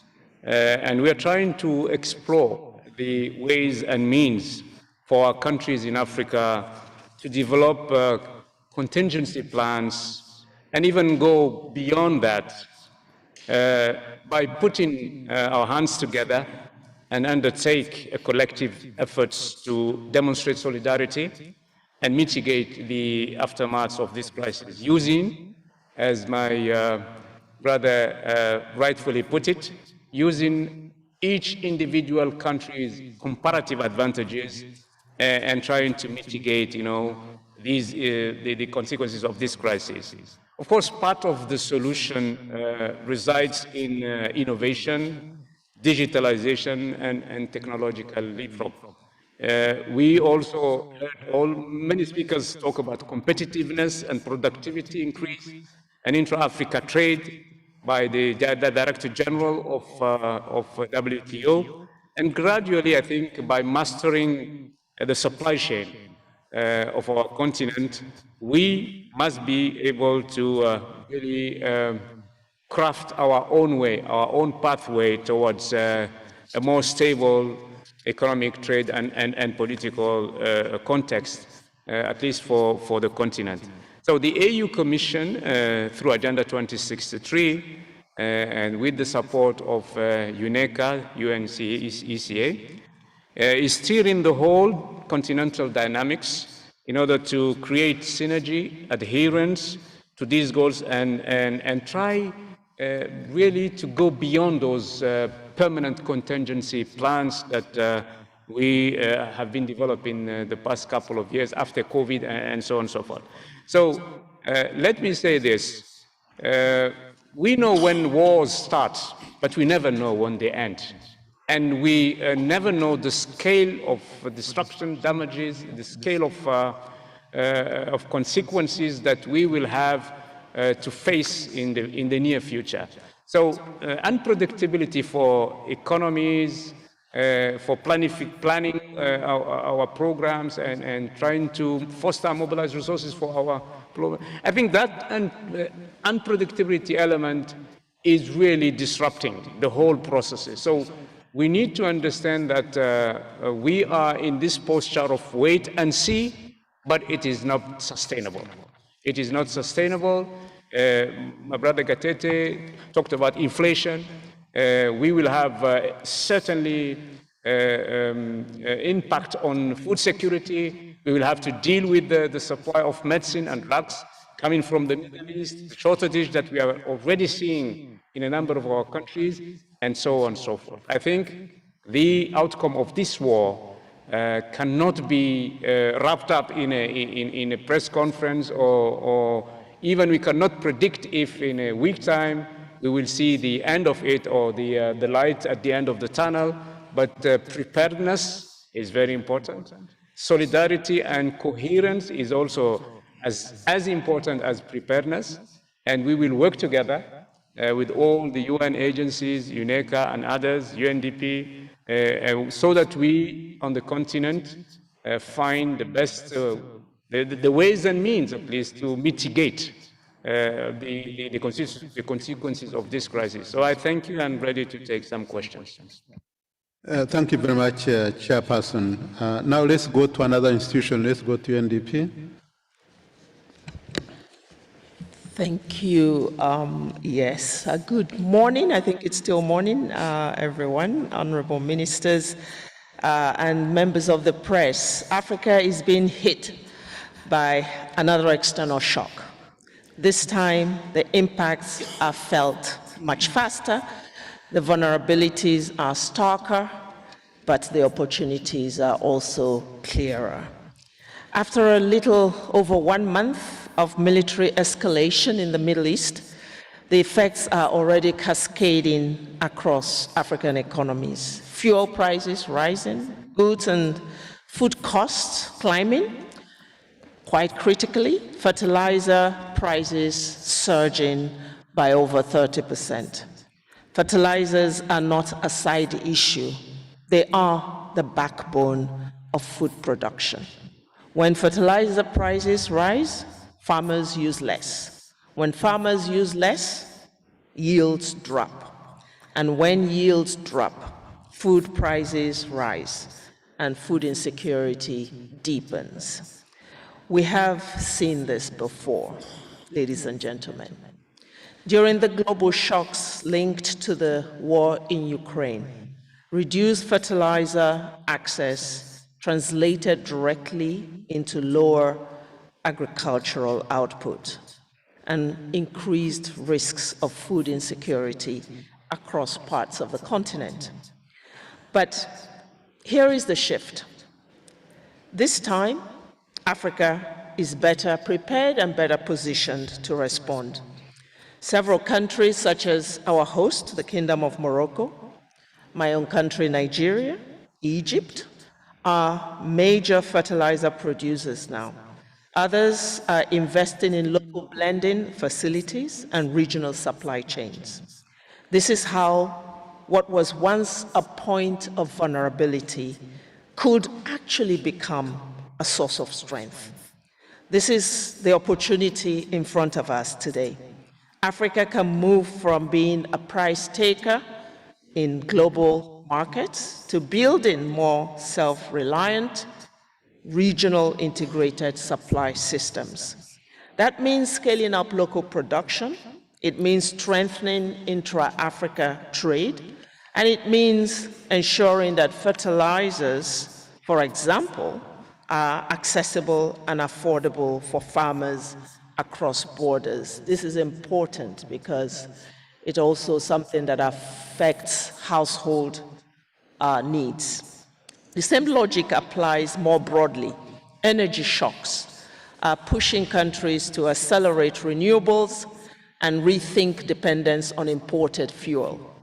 Trade disruptions are reinforcing the urgency of the Africa Continental Free Trade Area as a resilience tool, not just a trade agreement.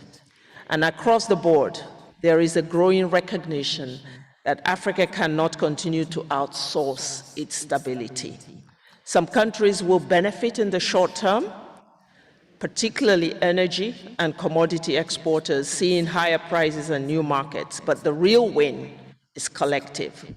The real opportunity is for African countries to act together, to build regional value chains, to align policies, and to invest in shared infrastructure that reduces exposure to external shocks. Extract, produce in Africa for Africa. As all countries in Africa are faced with global external shocks, resilience at the national level is necessary. But as the chairperson said, it is not enough. We need planned and coordinated continental resilience. And this is why the presence of our chairperson of the Africa Union Commission here today is quite significant. Let's be clear, these global shocks are not going away. They are becoming more frequent, more structural. So the choice is quite simple. Africa can continue to absorb these shocks and try and recover over several years or even decades. Or African governments can today, not just the governments, but also African financial institutions and civil society can decide to fundamentally reduce our dependence on external supply chains. These institutions that have come together, we see this as a turning point, not just to respond, but to reposition. not just to try and recover quickly, but to rebuild smarter. We believe that Africa has moved from reacting to crises to preparing for them, and now it is time to reshape the systems behind them. This is not just another shock to manage, it is a chance for Africa to build self-reliant regional supply systems. The future of Africa's food systems, energy systems, and economies does not have to be determined by crises elsewhere. It should be shaped here, on the continent, through shared ambition, smarter investment, and stronger cooperation. And the key message from all of us is, you will see us working increasingly collectively as institutions that are designed to support Africa to be able to accompany the continent throughout the process. Thank you. Yeah, thank you very much. Yeah, thank you very much, my sister Ahuna. Let's hear now from the last institution, maybe so that we can take the questions from the media. Please go ahead, Dr. Kevin. Your Excellency, Chairperson of the African Union, and my brother, Clever Gatete, and my sister, Ahuna. First, I would like to say really proudly and boldly my appreciation to your leadership. The President of the African Development Bank, Dr. Sidi Otoa, and yourselves seated here, coming together and asking us, your technical teams, to work together to craft a common solution for this crisis is, for me, a signal that Africa is beginning to find solutions to its challenges. And by transfer, implication for me also is that for countries coming together to speak in one voice and find common crisis response solutions to these recurrent and compounding challenges and global shocks is the way to go. And that's one of our key recommendations for policy coordination at the national levels, at the regional levels, and also at the continental levels. And then second point I want to make is that the crisis we have, the conflicts in the Middle East, is not the first, second, or last global conflict that we're going to have. The continent have seen, the global economy have seen increasing and compounding global shocks. In the past 5 years alone, we have had COVID, we have had the Ukraine war, we're now having this, and more will come. So planning under uncertainty and in a volatile economic environment is the new normal. And what we see from all the other regions is people looking inwards to see how they can mobilize capital at home and be able to use that more effectively to address their own challenges. So different recommendations that has been made in the work we are doing so far. We see 3 transmission areas that's been mentioned, the 3 Fs, the food, the fuel, and the fertilizers. My brothers and sisters, none of these should be a challenge for Africa. For food, the continent has the 65% of the remaining arable land, all cultivated arable land in the world. For fuel, we have lots of renewable energy, we have lots of hydrocarbons, deposits, oil and gas everywhere on this continent. And for fertilizers, already the deposits and the capacities on the continent is there. So, Your Excellency, Chairperson of the African Union, what keeps me happy is seeing that you, our leaders, already have solutions.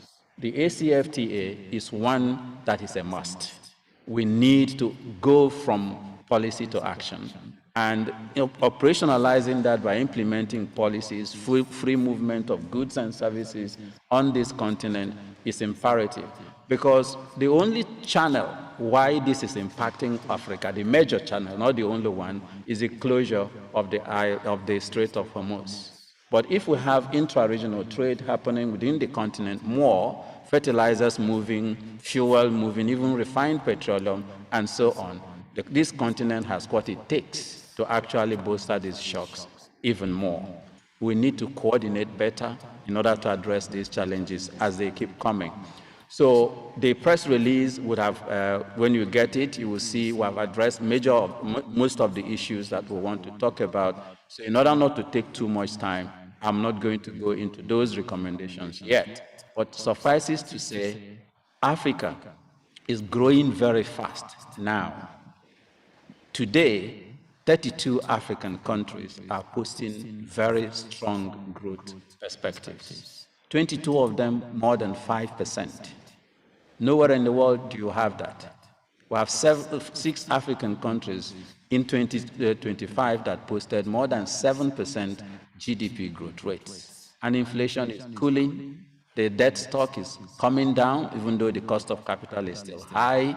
And we estimate, based on how we have responded to previous shocks, that this continent is very resilient. This crisis will come and go, and the continent will continue to thrive. But the question is, what Ahuna had said, do we just want to thrive, or do we want to use this opportunity to regroup and build Africa's sovereignty?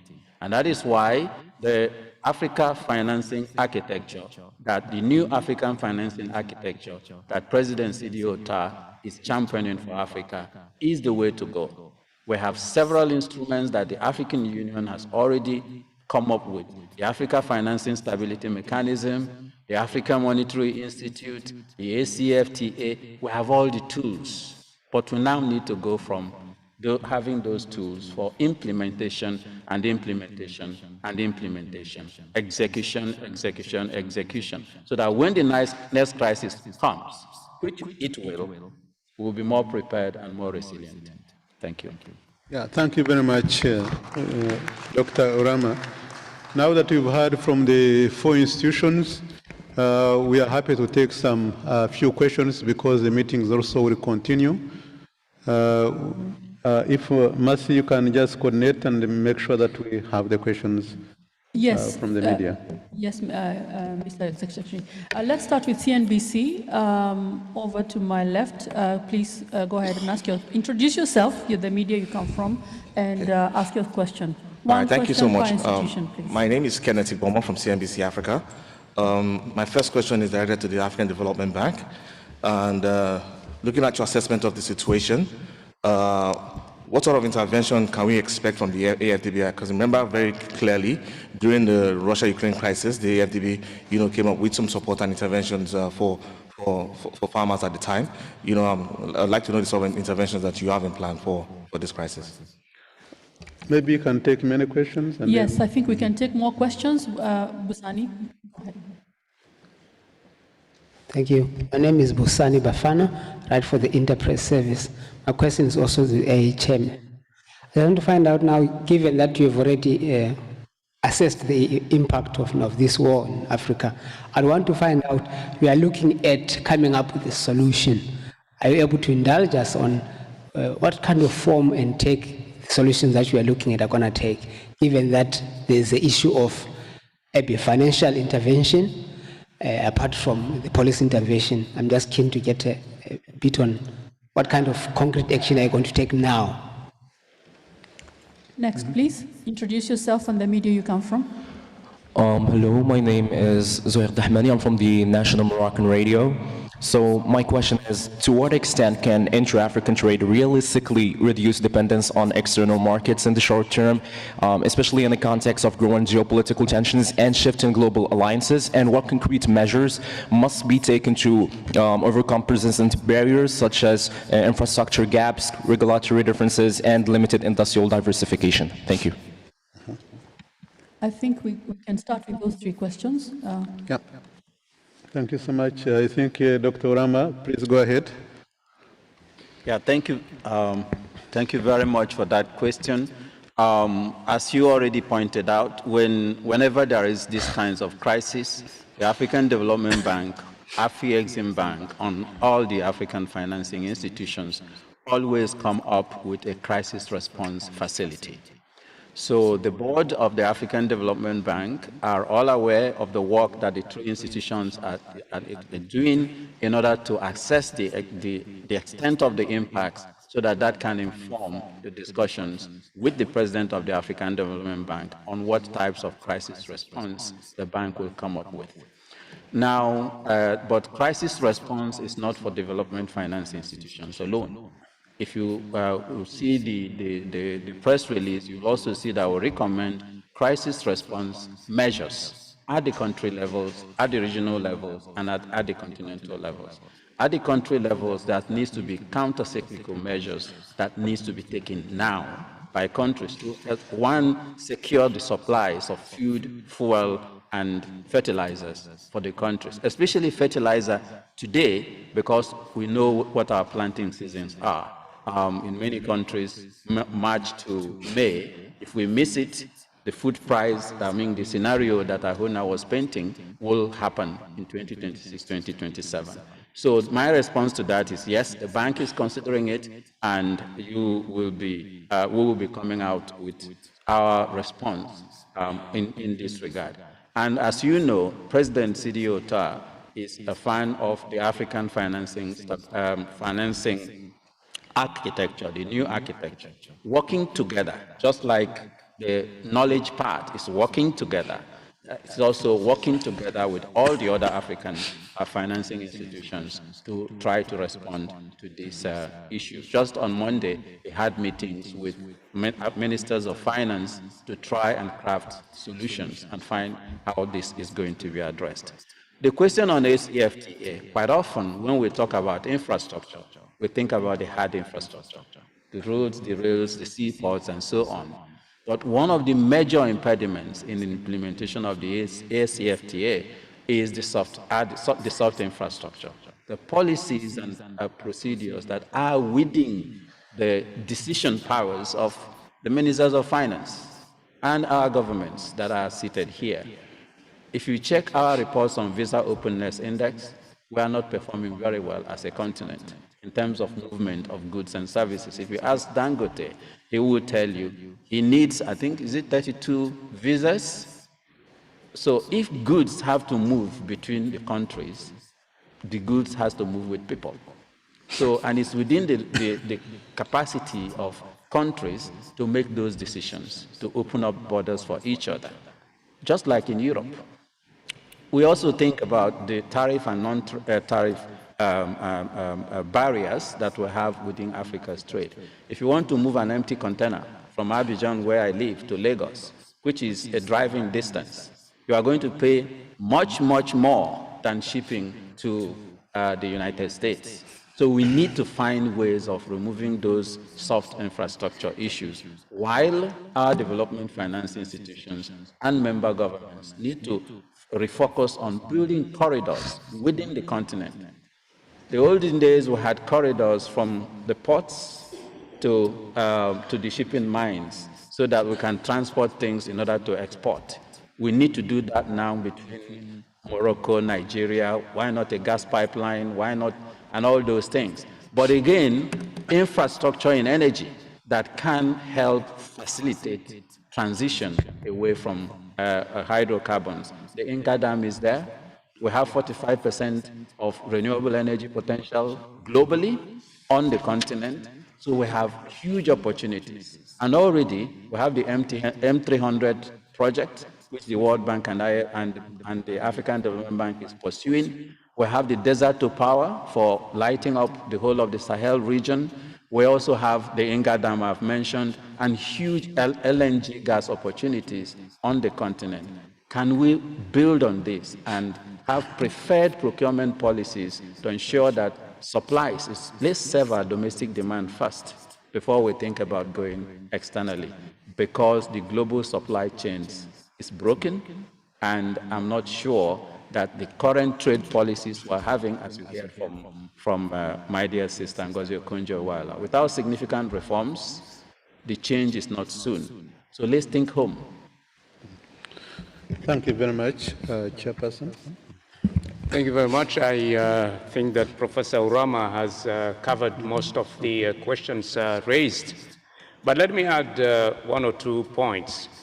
One of the solutions should be and must be a financial solution. And we will certainly rely on our financial institutions on the continent, the African Development Bank, the Afri-Exim Bank, AFC, etc., to come up with a contingency plan with regard to the necessary resources for our countries.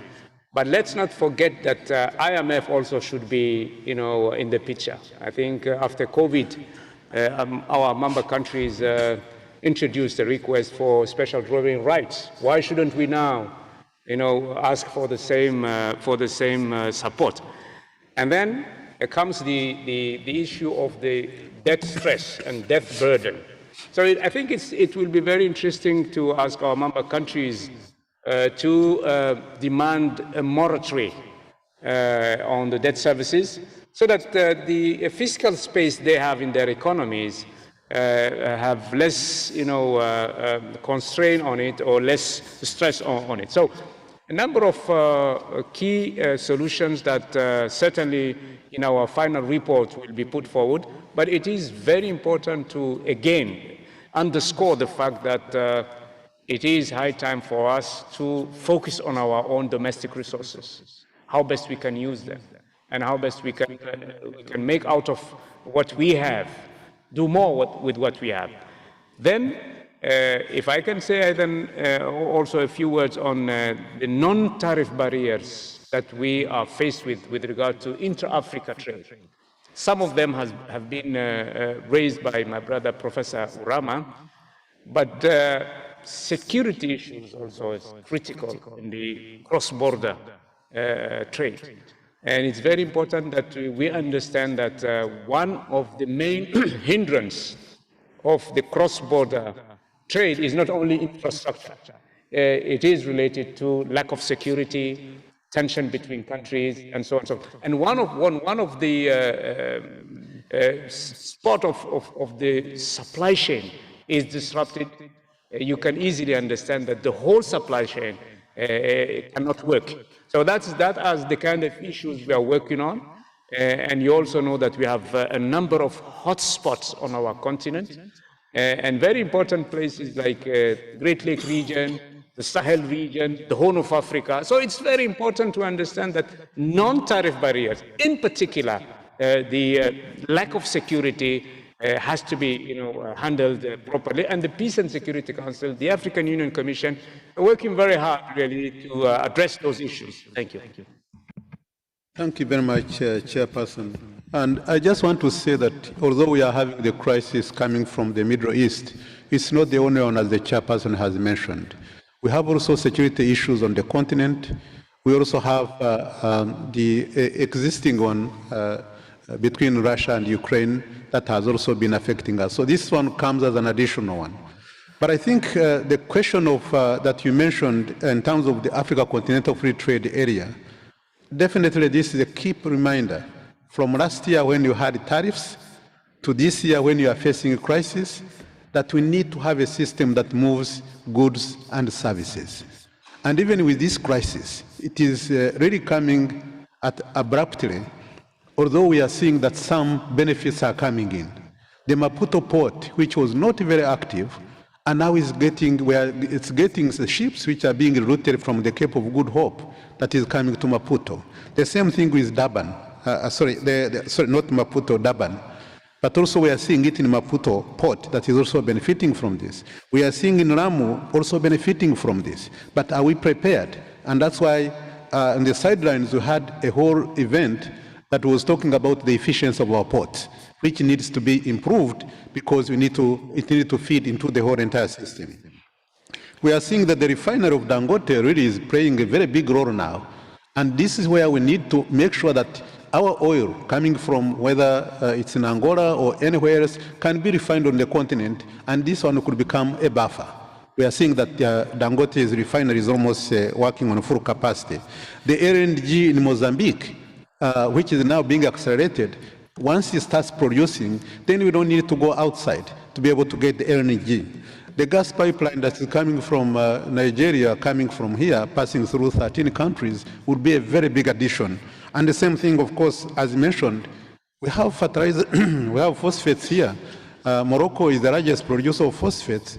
And if they can combine hands with Nigeria, which has the same content, then you can be able to produce fertilizer for the African countries, almost all the countries, without necessarily needing to import it from everywhere. So here there is quite all the opportunities in terms of energy, solar, and wind, and hydro. This can be gotten from Africa. We have the resources. But we always get the shocks which keep reminding us that we need to move very fast. We don't have to wait for another shock.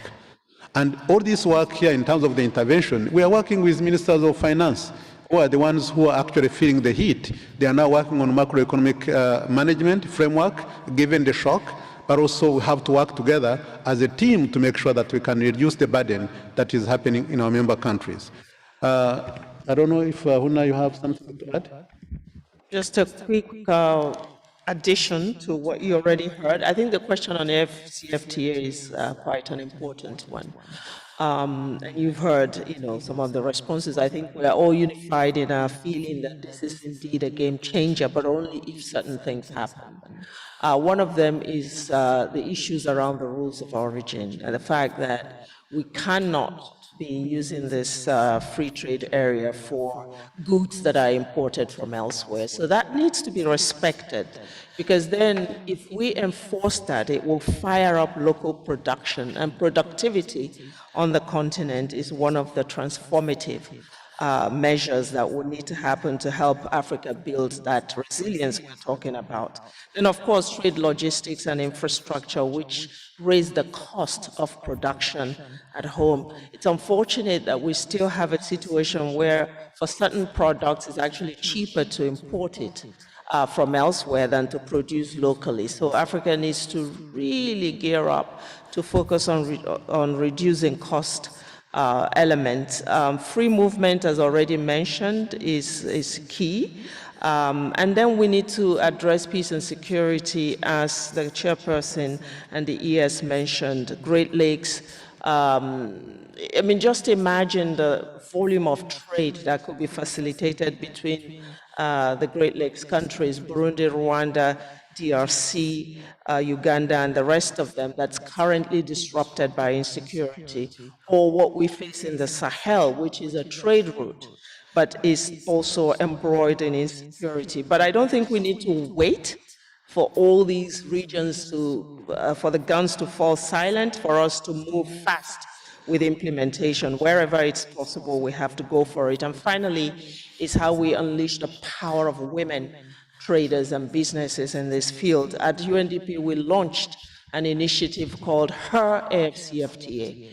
And in Abuja in May, we'll be having a continental conference on this, where we will mobilize women forces in this area to actually put pressure and drive the implementation of this from their own angle. And of course, so is for youth innovators and entrepreneurs who are really the magic wand when it comes to services crossing borders. So the hope to actually use this AFCFTA as a driver, as a transformation machine for what the continent is facing is there. But we all need to work together to make it happen. Thank you. There are two questions. You have two questions? Two questions from that are coming in online. Okay. There's a question for AFDB by the Nation Media Group, and they are saying that the AFDB recently warned that 6 months persistence of this conflict could shave 1.5 percentage points off Africa's GDP. As the blockade of the Strait of Hormuz enters its second month, how are you using real-time trade data to identify which African nations are at the breaking point regarding food and fertilizer inflation caused by these massive shipping surcharges? But there is another question that has come in for UNDP and for the ECA, asking what are the 4 institutions aiming to do better in terms of crisis preparation, given policy change is very slow. So those 2 questions, please. Thank you very much. Just to correct the journalist, that 1.5% they are quoting is not correct. What we've said is that based on UNDP analysis, if the crisis persists, we might lose 1.5% of external financing coming from into Africa, not the GDP growth rate. So that's one thing on that. But the other question is related to that. I didn't hear the second question. They're asking how AFDB is using real-time trade data. Okay. So that's what we have said in this report. We are working together with UNDP, AU, and UNECA, and we're tracking what is going on in real time. And the important thing here is that we're not just tracking what is going on in the Gulf region, we're also tracking the impacts at the country levels. The country representatives raise reps of the UNDP and the country economists of the African Development Bank. We are in all countries on the continent, and we're actually engaging with the sectors, with the markets, checking the data to see what actually is going on the continent. Because quite often, you might model transmission pathways of global shocks, but what we've learned in the past shocks on the continent is that sometimes model estimates don't meet the reality of what is happening on the continent. And that is why we're taking time to check exactly what is going on in the countries. And when the report is released, you will see all that we're using. Everything in the report is about real data so far. Thank you. We have an opportunity for one last question from Togo. Togo and yourself. And then the question that online on policy that is taking too long. All right. So, yes, the other question was, maybe let me explain a bit. Because the whole continent is coordinated under the African Union Commission. And that's why you have a chairperson here. And all the policies that are designed, they are designed for the continent, including the Agenda 2063 and also the 10-year program. All the other institutions that are there, the African Continental Free Trade Area, and also how it's being implemented by the countries and by the regional economic communities, they are all under the African Union Commission. There are many agencies, including AUDA NEPAD, the Secretariat of the Africa Continental Free Trade Area, and so many others. Now, they also support institutions. We have a bank, which is the Africa Development Bank. We have the Economic Commission that has been working directly with the African Union Commission to help technically, because of their own capacity, on the economic and social areas, in terms of implementing the entire vision. We have UNDP, which is the biggest program on the continent that really works even at the country level. Now, joining hands together makes more sense than each of us working independently, analyzing independently, because we all have complementarity in our own different work. But always remember, we work under one umbrella of the African Union Commission, which also has a commission that is specifically in charge of every sector, not necessarily the economy, but also in all other areas. And we make sure that we work in coordination. And by working that way, then, we actually benefit from the comparative advantage that you are having. And that's why, in this case, when we had this kind of crisis, which we think is so serious, we had to get together and work together. And the solution that will come out will be the solutions that we are working together, but also working with member countries represented by the ministers of finance and other ministers to make sure that the solution benefits the countries. Nobody can do it alone. No institution can do it alone. Even a country cannot do it alone. But once we are together, we can always look at the possibilities in terms of what comes from Africa and what comes from outside Africa, including the World Bank and the IMF and others that are assisting us in our own joint work. And that's why we came together to make sure that we can come up with proper solutions. And this, by the way, coordination and cooperation will continue. This is just what I wanted to say, and this is just the beginning. Thank you so much. But Huna, I don't know if you have something to add. Yeah, just to add, I think, as stated, one thing that we would do differently is now to really combine our assets, our resources, our intellectual properties together to work on this. The second is, I think, one of the things we're seeing in this process is that Africa now needs to build its own models, because for the longest time we have depended a lot on external designs. And I think we will do this differently, working with the African Union to see what specifically applies to African economies and Africa's structural realities, and start to put the energy to build differently for the continent. And I think with this, another thing to do differently is how we can capacitate and utilize Africa's think tanks. Each of us, each of our organizations have networks of indigenous think tanks. And I think if we really bring that together under one platform, I know that AFDB is working, for instance, on establishing a pool of African economists. We want to work with them on that to see how combined forces of our own African policymakers and intellectuals can be brought to bear on these issues. Thank you. Thank you. If I may, there's a question from Morocco and Togo. But you must remember that there is also a program that is ongoing, because we cannot overshadow that. Thank you. These are the last questions. Hello, Hamel Jishtimi from Reuters. Can you please quantify the impact on African inflation and growth following the outbreak of the Gulf War? And the World Food Programme warned of the risk of famine. 45 million people risk hunger. Which African countries will be mostly impacted, and what kind of immediate measure do you recommend to avert this scenario? Thank you. And then there is the question from Togo.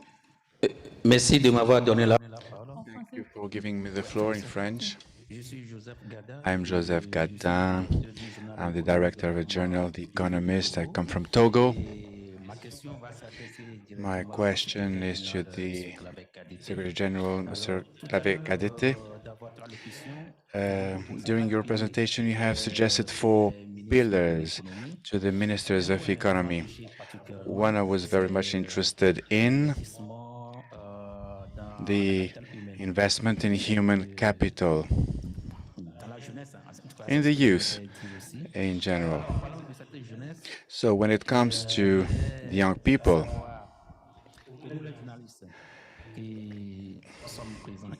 we as the journalists that are here in this conference, what is the main message you want us to deliver to this youth at the end of the 58th session? And my second question is, how are you going to encourage young entrepreneurs in the use of technologies if we want a radical transformation of the economy in Africa? Thank you. Thank you. Let me come in first, and then others can join us.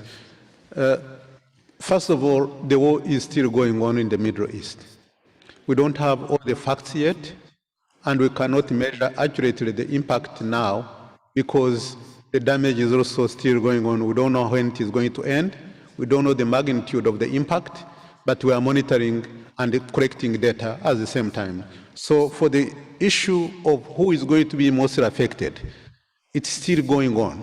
I think we have to wait until we see the end and be able to get the proper figures on who can be supported and who are affected on what. Is it energy? Is it food? Is it trade? Is it medicine? What is it? And how much? And that's when you can measure country by country. Now we've started putting information together. Secondly, on the human capital, honestly, you are seeing that, and everybody maybe once or twice has said it in their speech, that we have a demographic dividend.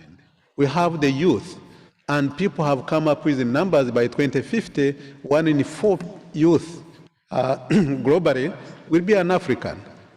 Now, okay, having that is wonderful. How are we empowering them? What is the kind of skills are we giving them? What kind of technology are we giving them? Because they are the ones who are going to help us, not only in Africa, but also globally. Are we teaching them the skills? Are we giving them the skills that are needed on the market? So that if I leave the training, I can go and work in an industry that is relevant and I have the right skills.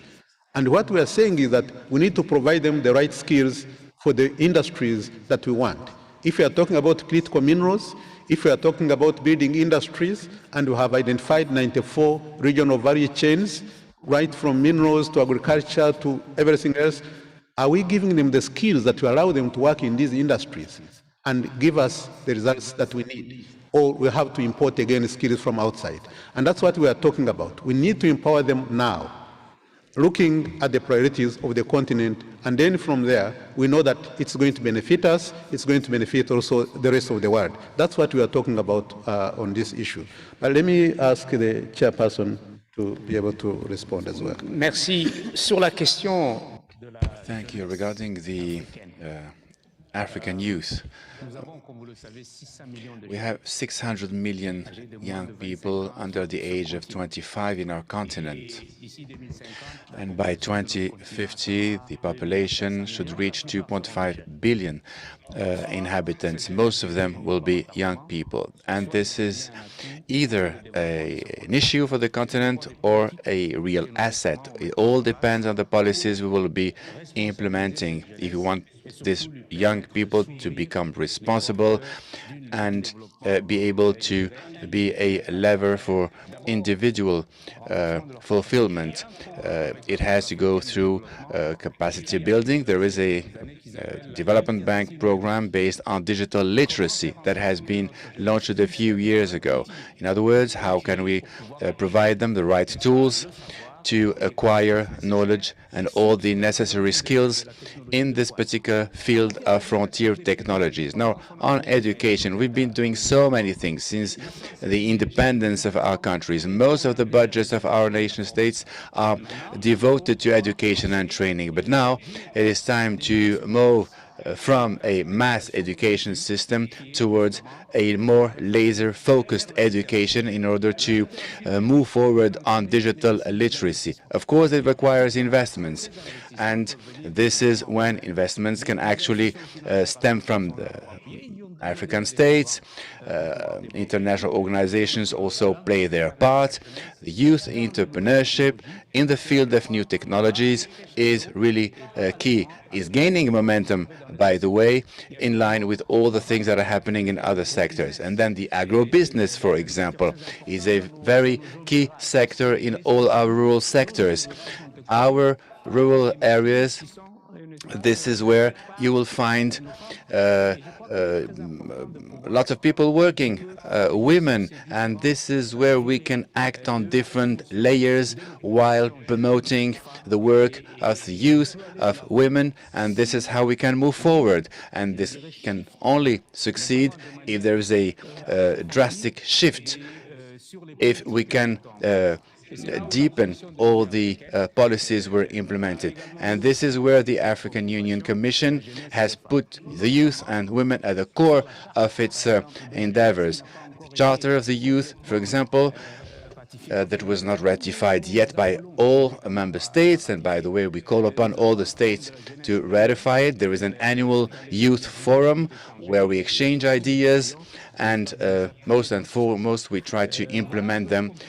This is what can be said so far, but I think we have all the same understanding. There is a consensus to say that the youth must be at the core of our national policies.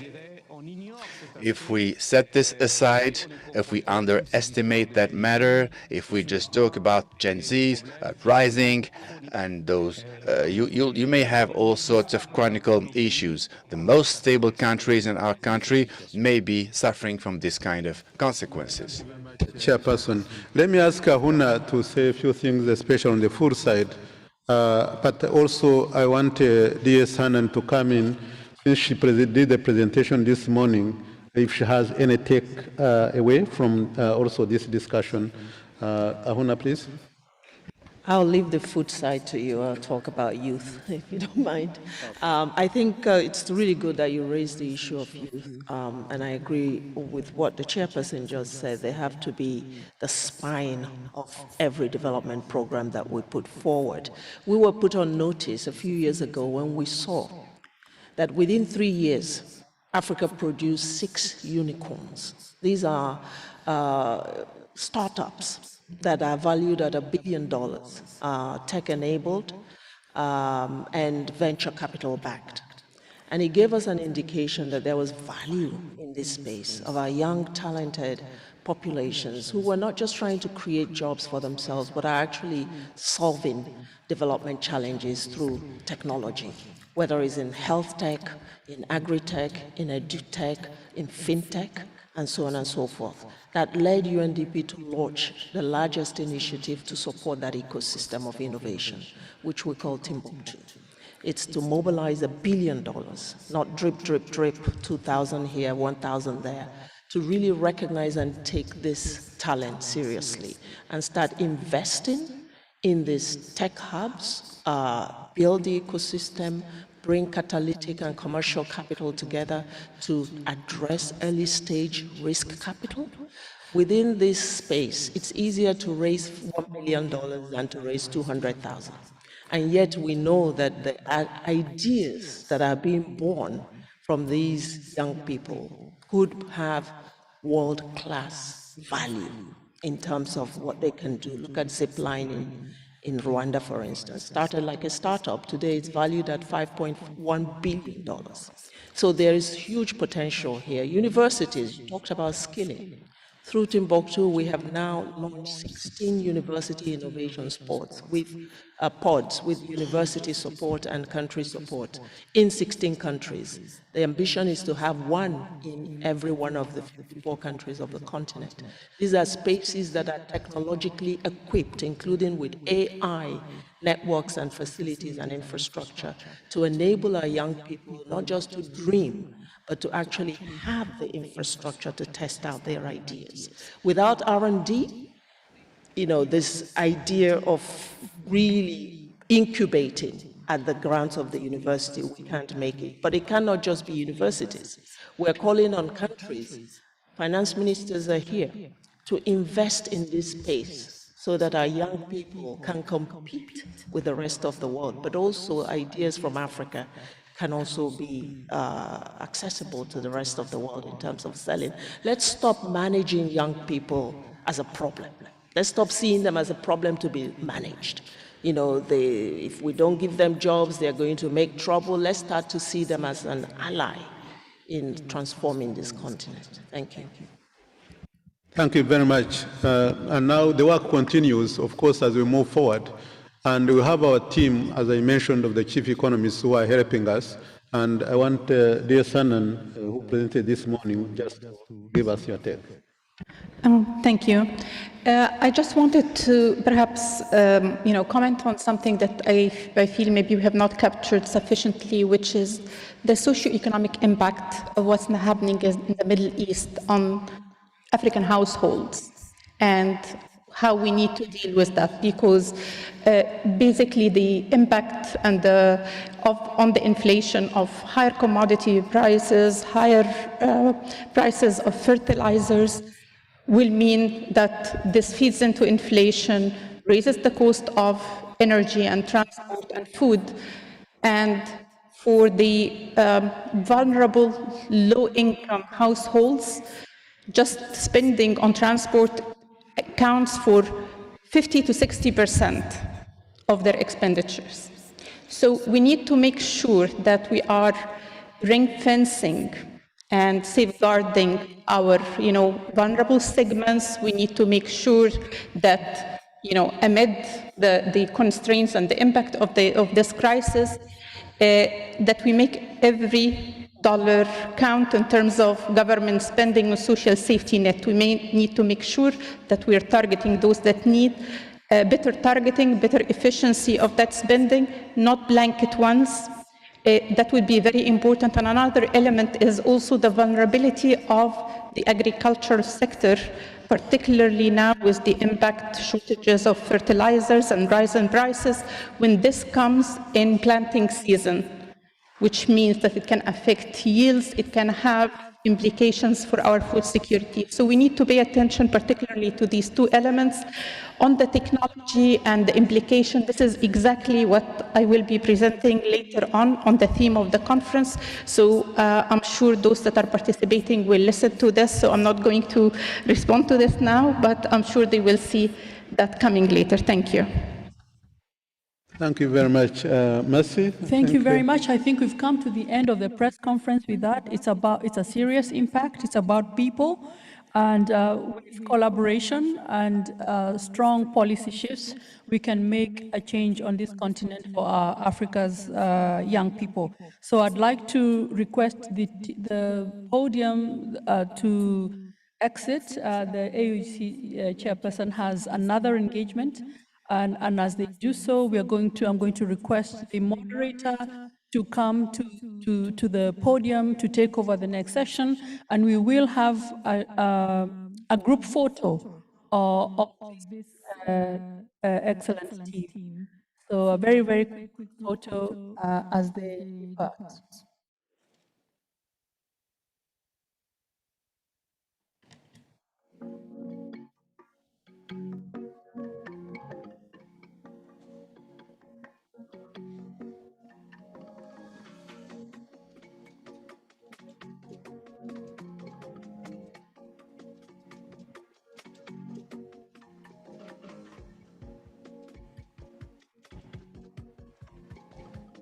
Thank you very much. Requesting Anne-Marie to come to the podium for to continue with the next session. Thank you.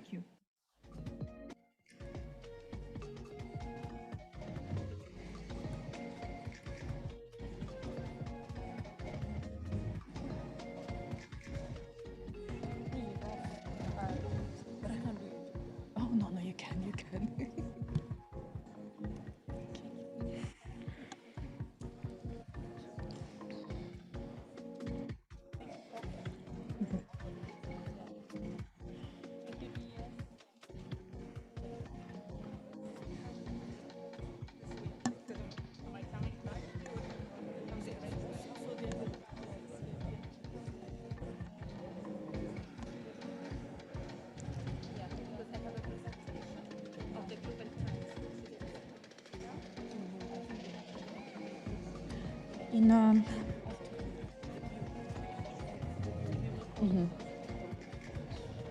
Welcome back, everyone. Excellencies, distinguished guests. We'll be resuming our morning program in a moment. Thank you for making your way back to your seats. Mesdames et messieurs, chers invités, nous allons reprendre le cours de notre programme. Merci de bien vouloir regagner vos places, s'il vous plaît.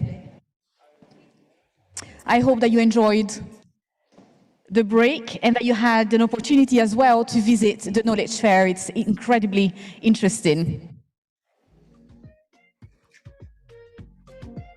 All right, to resume now our morning program, I would kindly ask our Executive Secretary as well as the Chair of the Bureau to come back on the stage to the high table to proceed with our program.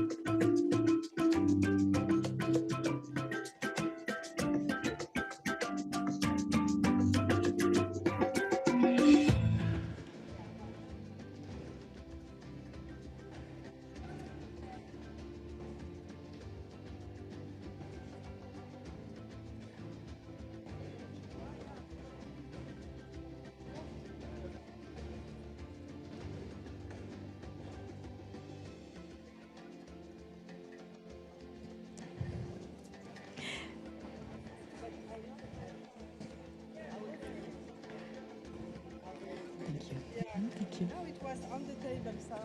Let's all welcome back, ladies and gentlemen, distinguished guests, the Executive Secretary of the ECA, Mr. Claver Gatete, and the Chair of the Bureau, the Minister of Economy and Finance of the Kingdom of Morocco, Her Excellency Nadia Feta Alawi.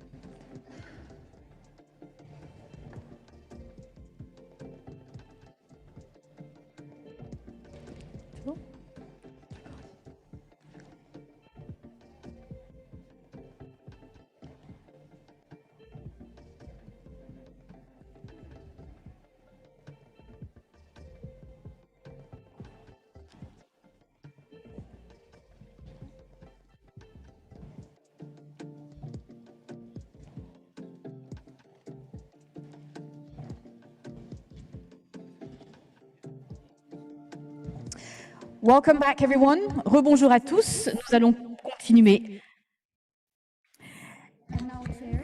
I kindly pass the microphone to you for the rest of the proceedings, please. Thank you. Honorable ministers, ladies and gentlemen, and I now invite the conference to turn to item 2 on the provisional agenda, entitled Election of the Bureau and Adoption of the Agenda and Programme of Work, contained in the document ECACM 53.3 REV2. In this regard, I have been informed that the Bureau elected on 28 March 2026 by the Committee of Experts on the proposal of the Outgoing Bureau on the basis of consultations held, and which has competently carried out its work for 3 days and is composed as follows. Chair, Cameroon for Central Africa.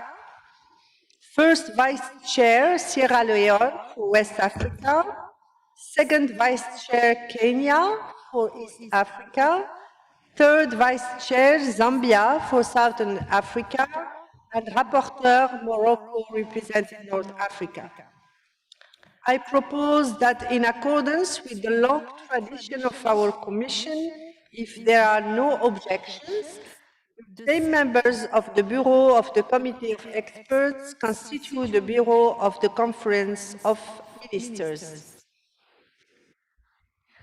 I see no objection. I declare that the members of the Bureau as proposed are elected.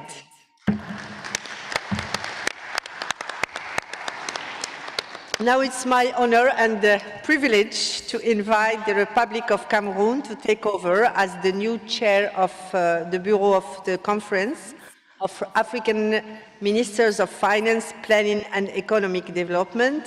However, before I do so, allow me once again to take this opportunity on behalf of all my colleagues on the Bureau to express my gratitude to the Economic Commission for Africa for the support given to us during our tenure in office.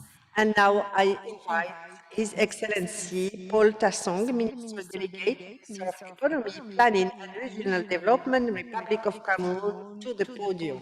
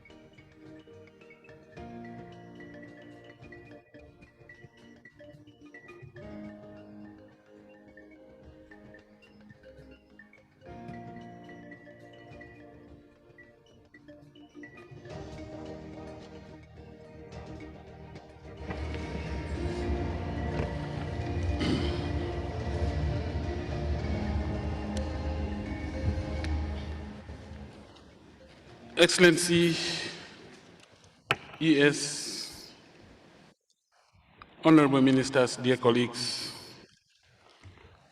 at the outset, allow me to express my gratitude to the Conference of Ministers for electing the Republic of Cameroon as chair going forward. I will start by making my official statement, my introductory remarks to permit me assume the responsibility.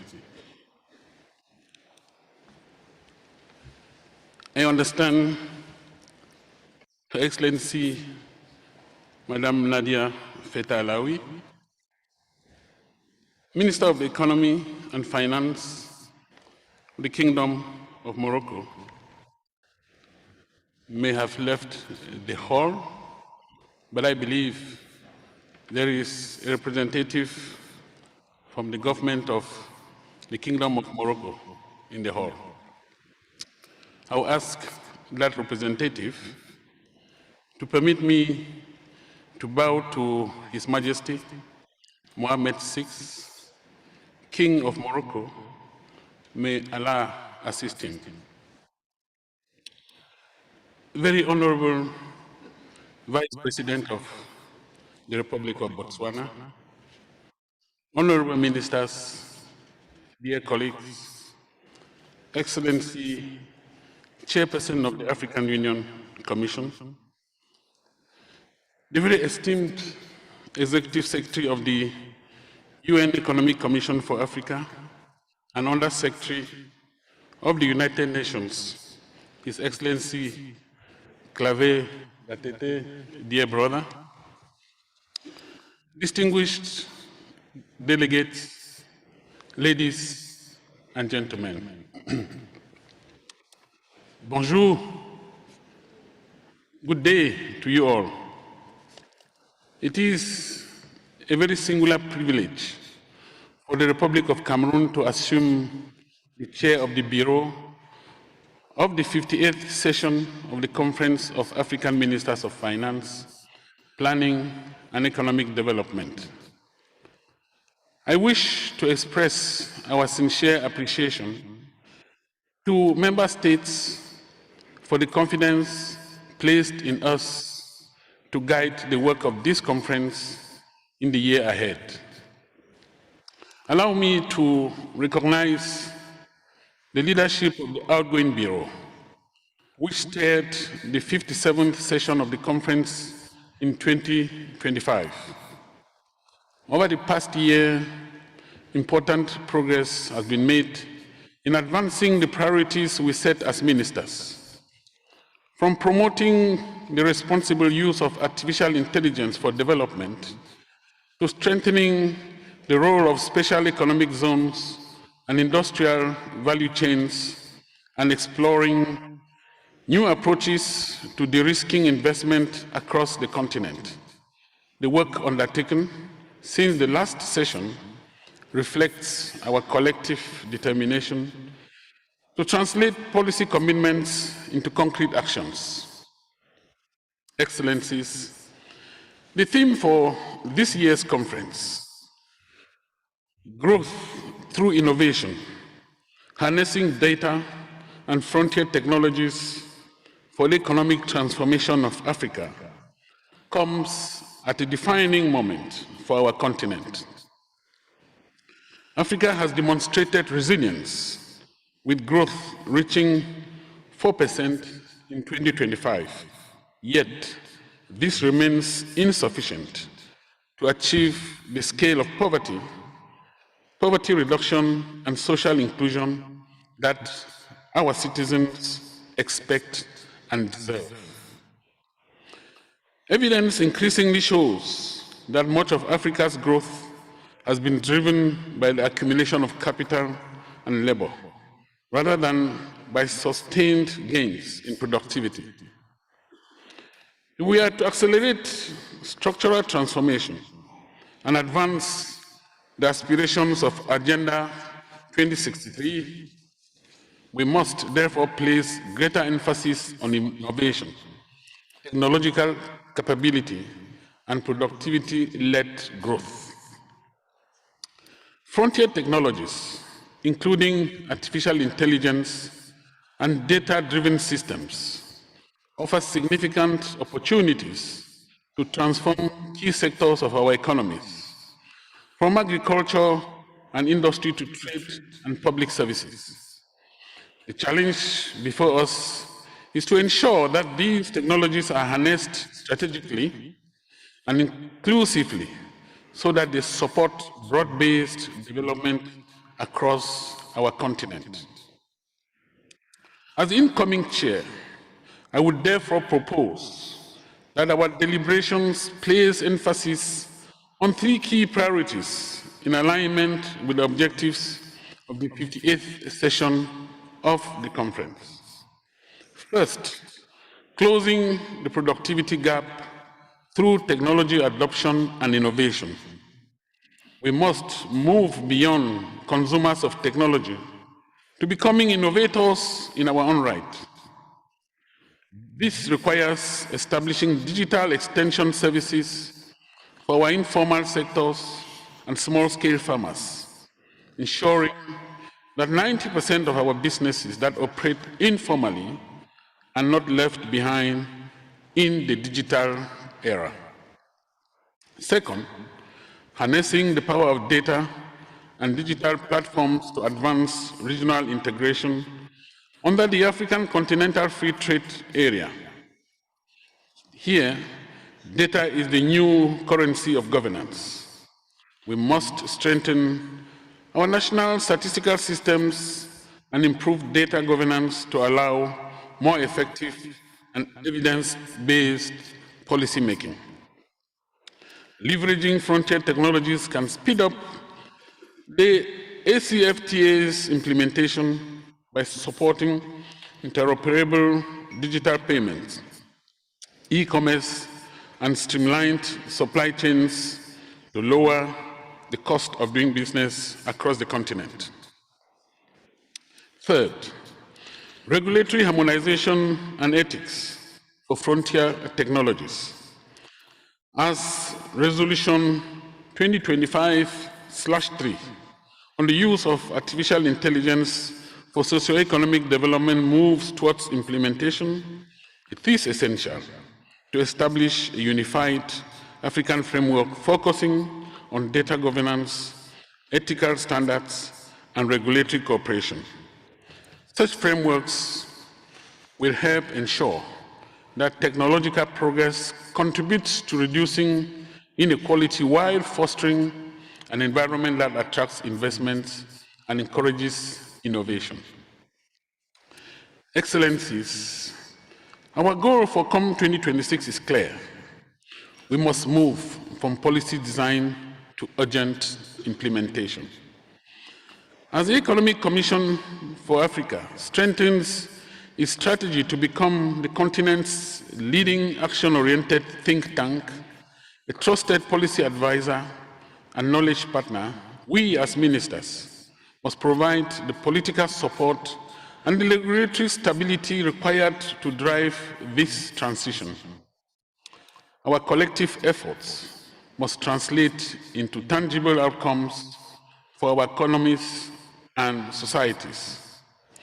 This will require renewed attention to good governance and financing for development.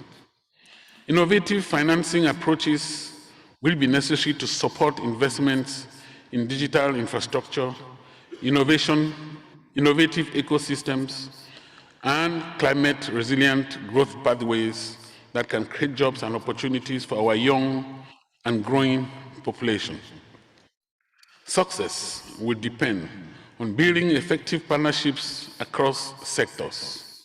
We must engage our youth, researchers, the private sector, and multilateral partners to cultivate a robust innovation ecosystem. We must also sustain our engagement with the G20 and the broader global South to accelerate the momentum towards transforming the global financial landscape.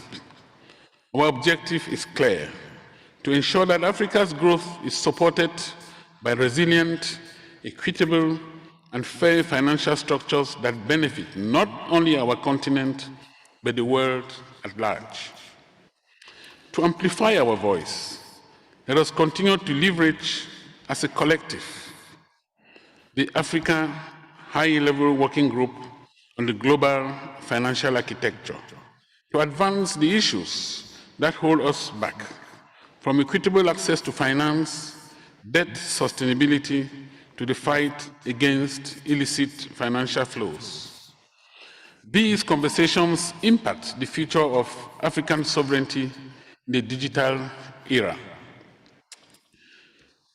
In closing, I pledge on behalf of the incoming Bureau to collaborate closely with each of you, the ECA Secretariat, and the African Union, Together, we can ensure that growth through innovation becomes the cornerstone of our economic policies.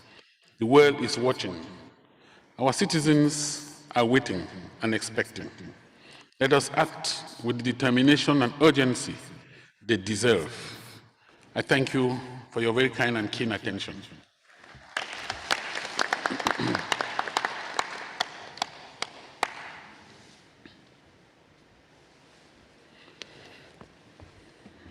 We will now continue with item 2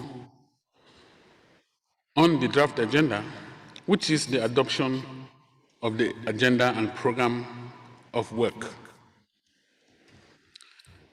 Honorable delegates, the provisional agenda is available as E/ECA/CM/58/1, and the draft program of work is available as document E/ECA/CM/58/2.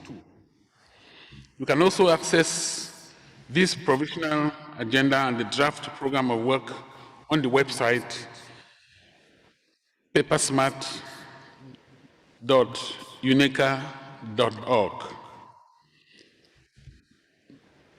I want to imagine that we've already visited these addresses and we are conversant with the said provisional agenda and draft program. May I take it that the conference wishes, except otherwise, to adopt the agenda and program of work as proposed?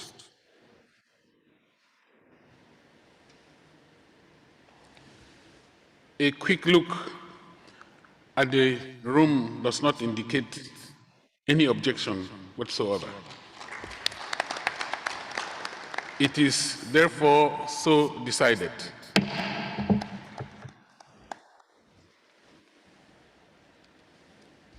Following the election of the Bureau, which is already done and installed, permit me to invite the conference to move therefore straight into business with the first item, which is dialogue on the theme of the 58th session of the Economic Commission for Africa, agenda item number 3. And it is my pleasure to hand over to the moderator. I invite Madame Anne-Marie Diaz-Borges to introduce the next topic and, of course, the next speaker. Please.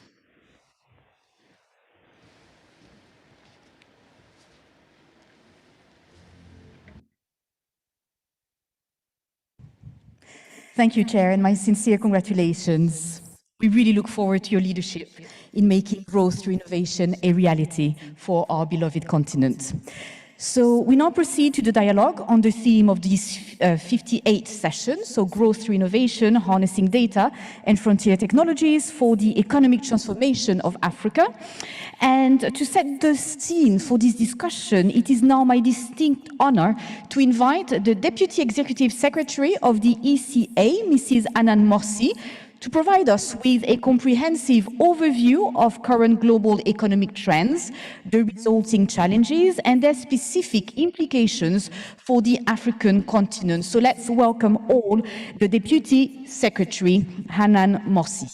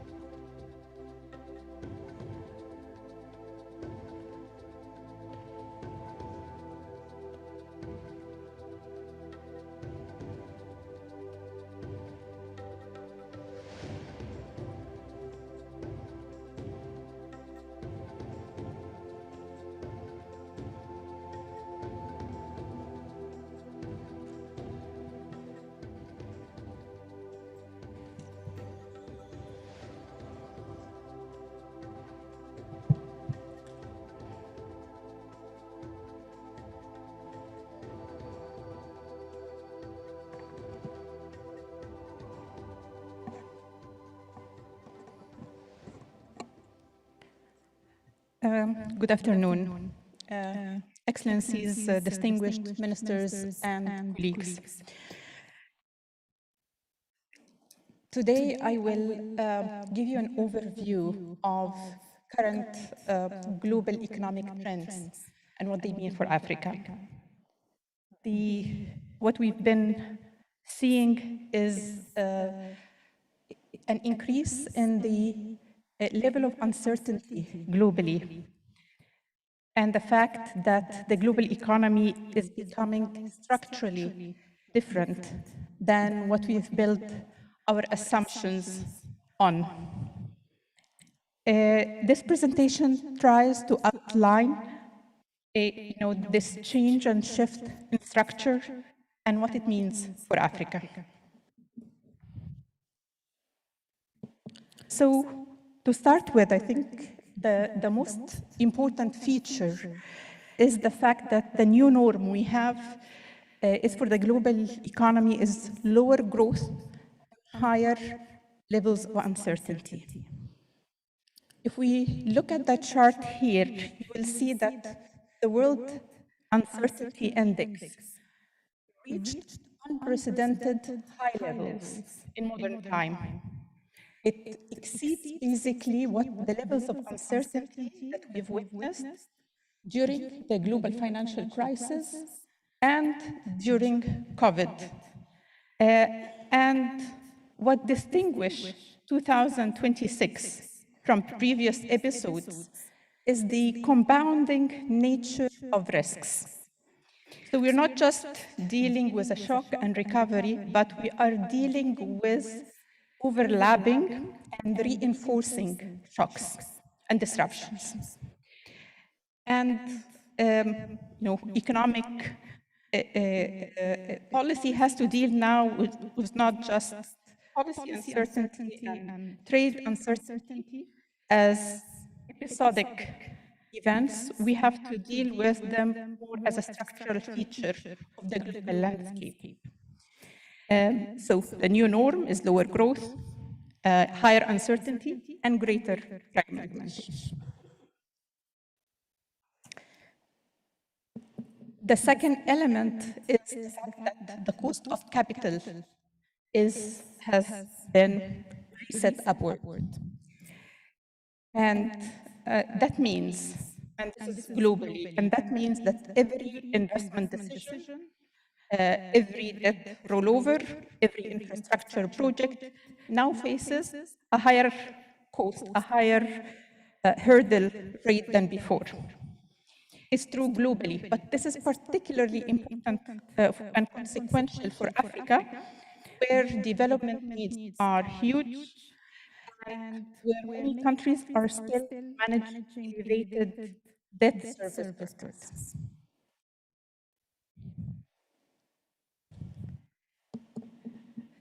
The other characterization of what we're dealing with is the fact that we have seen the global geopolitical fragmentation and conflict really rising. You can see here the index of geopolitical risk indicator and how this has been really moving from COVID to the war in Ukraine to the US tariff rollout to now with the Middle East war. And this, these geopolitical fragmentation and conflicts have implications in terms of trade, in terms of investment, that also mean that trade, investment, and finance are increasingly shaped by strategic alignment, not just economic efficiency, as we witnessed before in previous decades.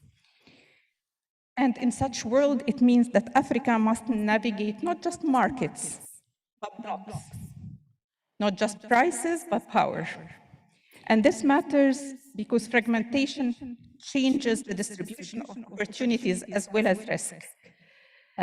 So this, brings, it can open or close doors to issues of friend-shoring, near-shoring, but it can also mean that we we have the opportunity to also position ourselves well, particularly with the strategic value in critical minerals, in energy transition, supply chains, and corridors. So fragmentation will not be neutral. It will penalize countries that remain passive, but it can also reward those that position strategically.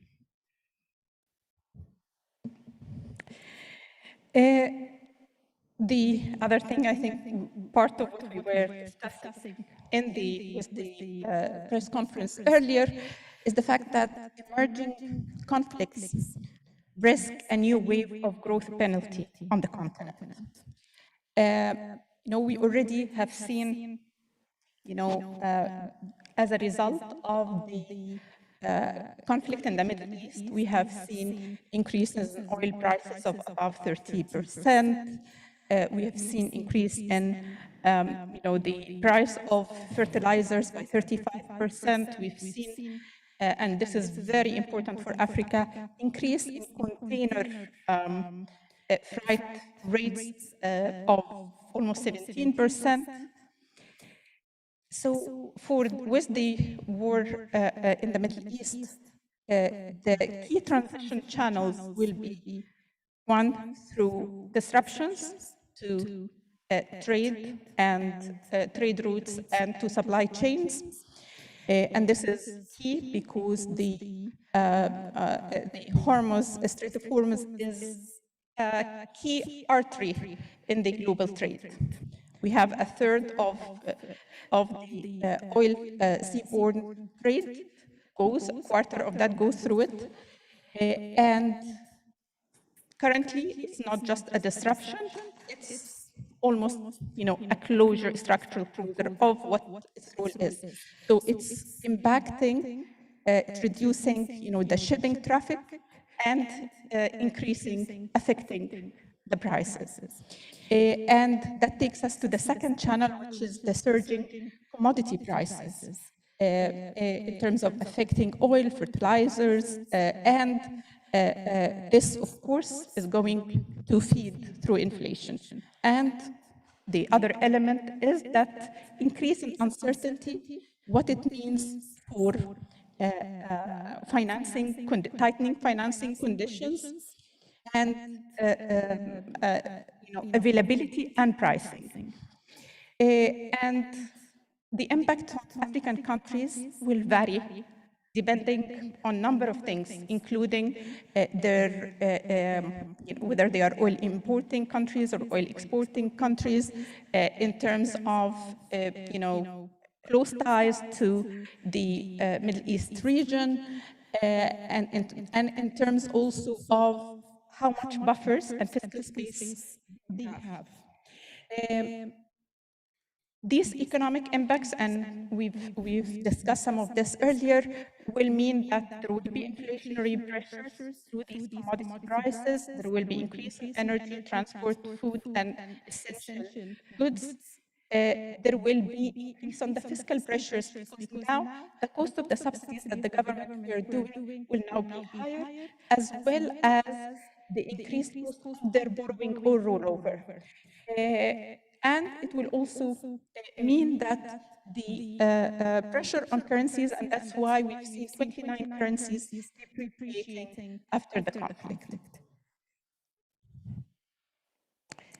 So even before the conflict, we have seen all the disruptions in the trade with the tariffs earlier last year, that continues now. And what we have been seeing is really trade relative to historical times playing less of a role in terms of a driver of growth. And this is, very different than what we've seen in, the 90s and early 2000s. You can see here how its, role in driving growth has been declining. But I think one element that we need that deserves attention is how there has been a bit of variation.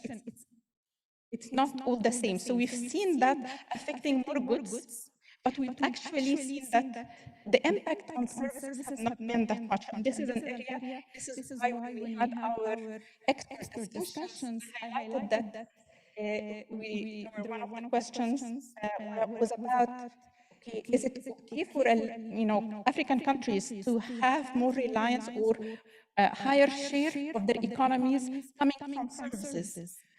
Actually, it can be a factor of resilience these days. And it can be an element by which we can, it can be less prone to the tariff conflicts that we've been having and the trade disruptions. So that's what we see in this chart here. Of course, we have also seen that the cost of external trade environment has been visible. We've already seen before that, with the US tariffs to Africa, it meant that the average US tariffs to Africa went from 0.7% to above 7%.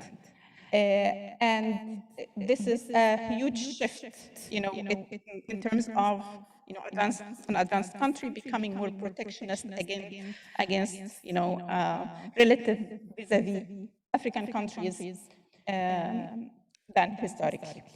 And this also, if we combine this with the implication of the war in the Middle East leading to an increase in surging maritime insurance premium by 9 times, particularly through proximity to the region, and 3% increase in insurance implies huge premium. So this will have implication on the trade, the cost of trade, and the patterns that we're going to see.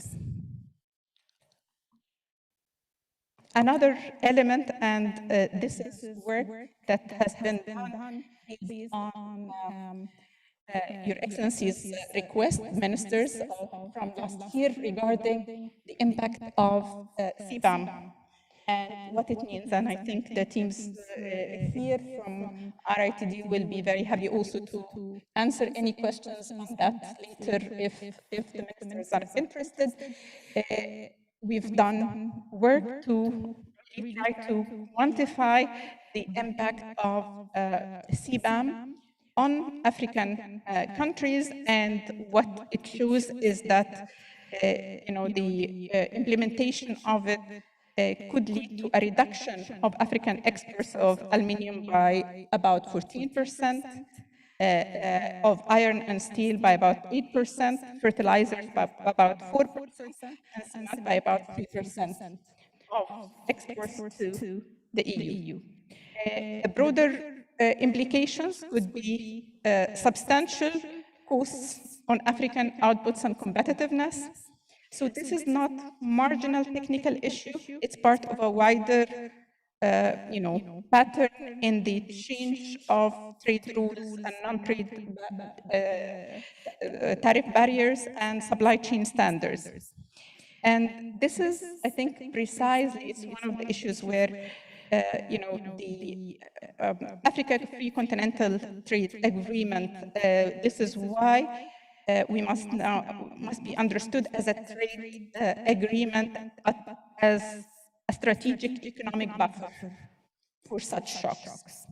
And we already estimate that the implementation of it will increase GDP and exports and imports through tariff elimination and reductions in non-tariff barriers. So in other words, regional integration can be an insurance policy against such shocks. Of course, we cannot be here without referring actually to one of the major trends, which is the key theme of this year, technological gap and what it means.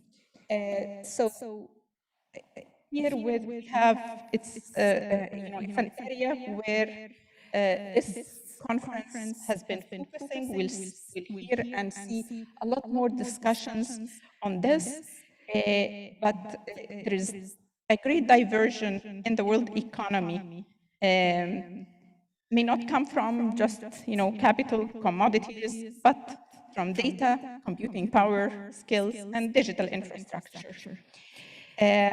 Africa, accounts for almost 20% of world population, but only 2% of global data use.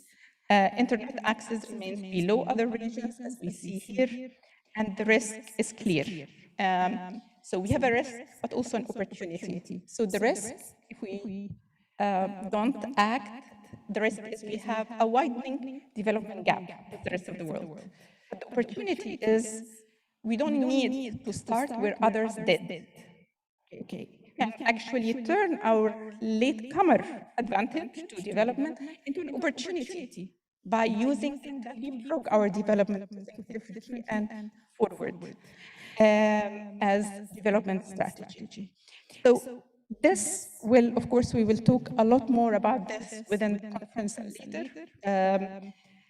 And the last element of these trends that we cannot be here without, of course, mentioning, which many countries have been struggling with, is the issue of climate shocks, increasingly frequent and economically costly. And this is not just a peripheral issue. This is something that we have been saying that needs to be streamlined within the macroeconomic management.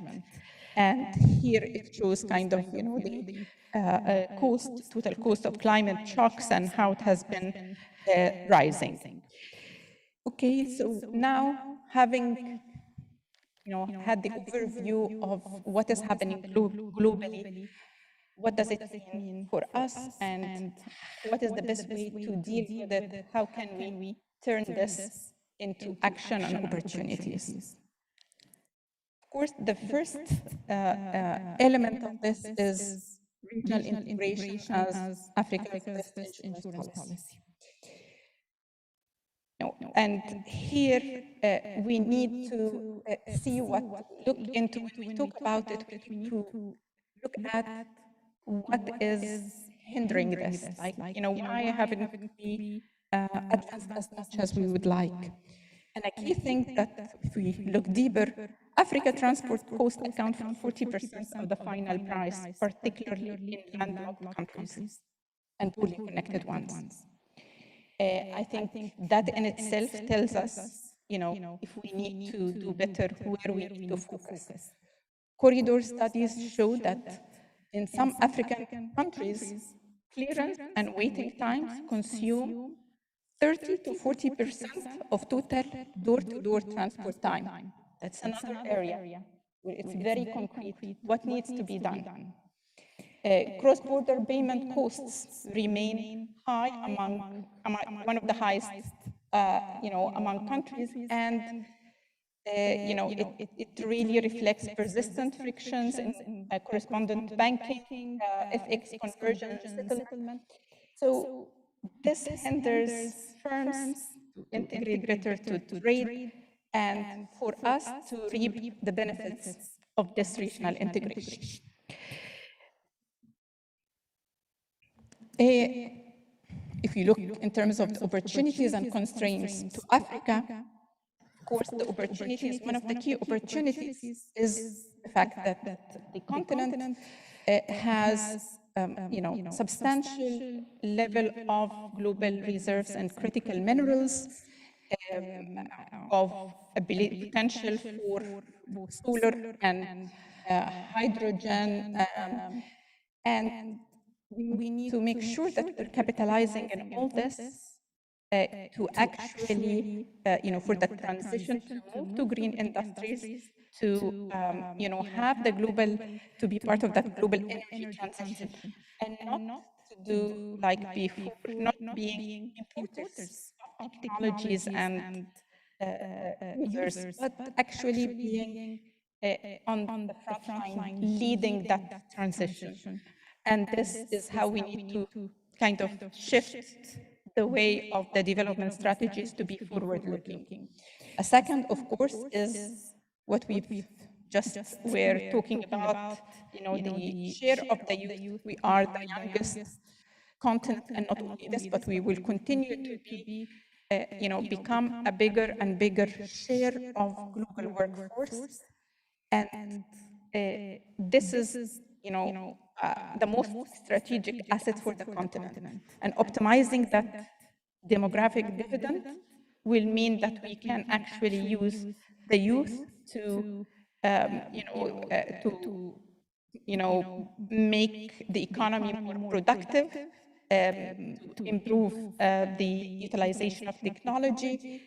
And we need to do that by making sure that we're providing, the skills for such things. We have the market, so we need to advance on, the AFCFTA as a platform for regional integration, whether through continental, market dimension, but also to make sure that we are utilizing regional value chains. And this we will talk about more, which is the digital leapfrogging and, the need to make sure that we're using this to do things better and leapfrog our development. Here, and this is, I'd like to end with this, is about turning constraints into strategic advantage. Focusing on energy transition, leverage abundant renewable resources, enabling that, the leapfrogging of infrastructure, reducing energy costs structurally, and also to utilize carbon border adjustment mechanisms, making the best out of our continental integration, through unlocking scale, enabling regional value chains, creating, negotiating, leverage in global trade architecture. This will be key, especially in this, world of fragmentation. Digital and physical integration to have smart borders, the digital trade facilitation, seamless cross-border payment systems, so that we don't need to trade in, euros or US, we can trade in our local currencies, and reduce transaction costs. And finally, of course, with the youth as the accelerators of our development, making sure that they become our economic assets, targeted investments toward technology sectors, skill-intensive manufacturing. Thank you.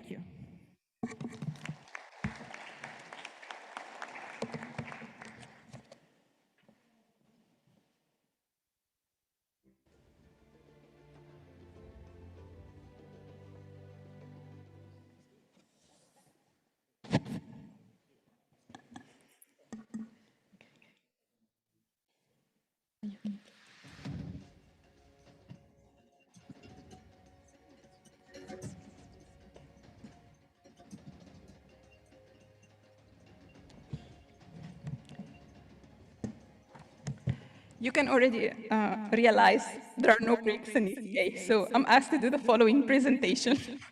And this is the theme of this year's conference, Growth through Innovation, Harnessing Data and Frontier Technology for Economic Transformation in Africa.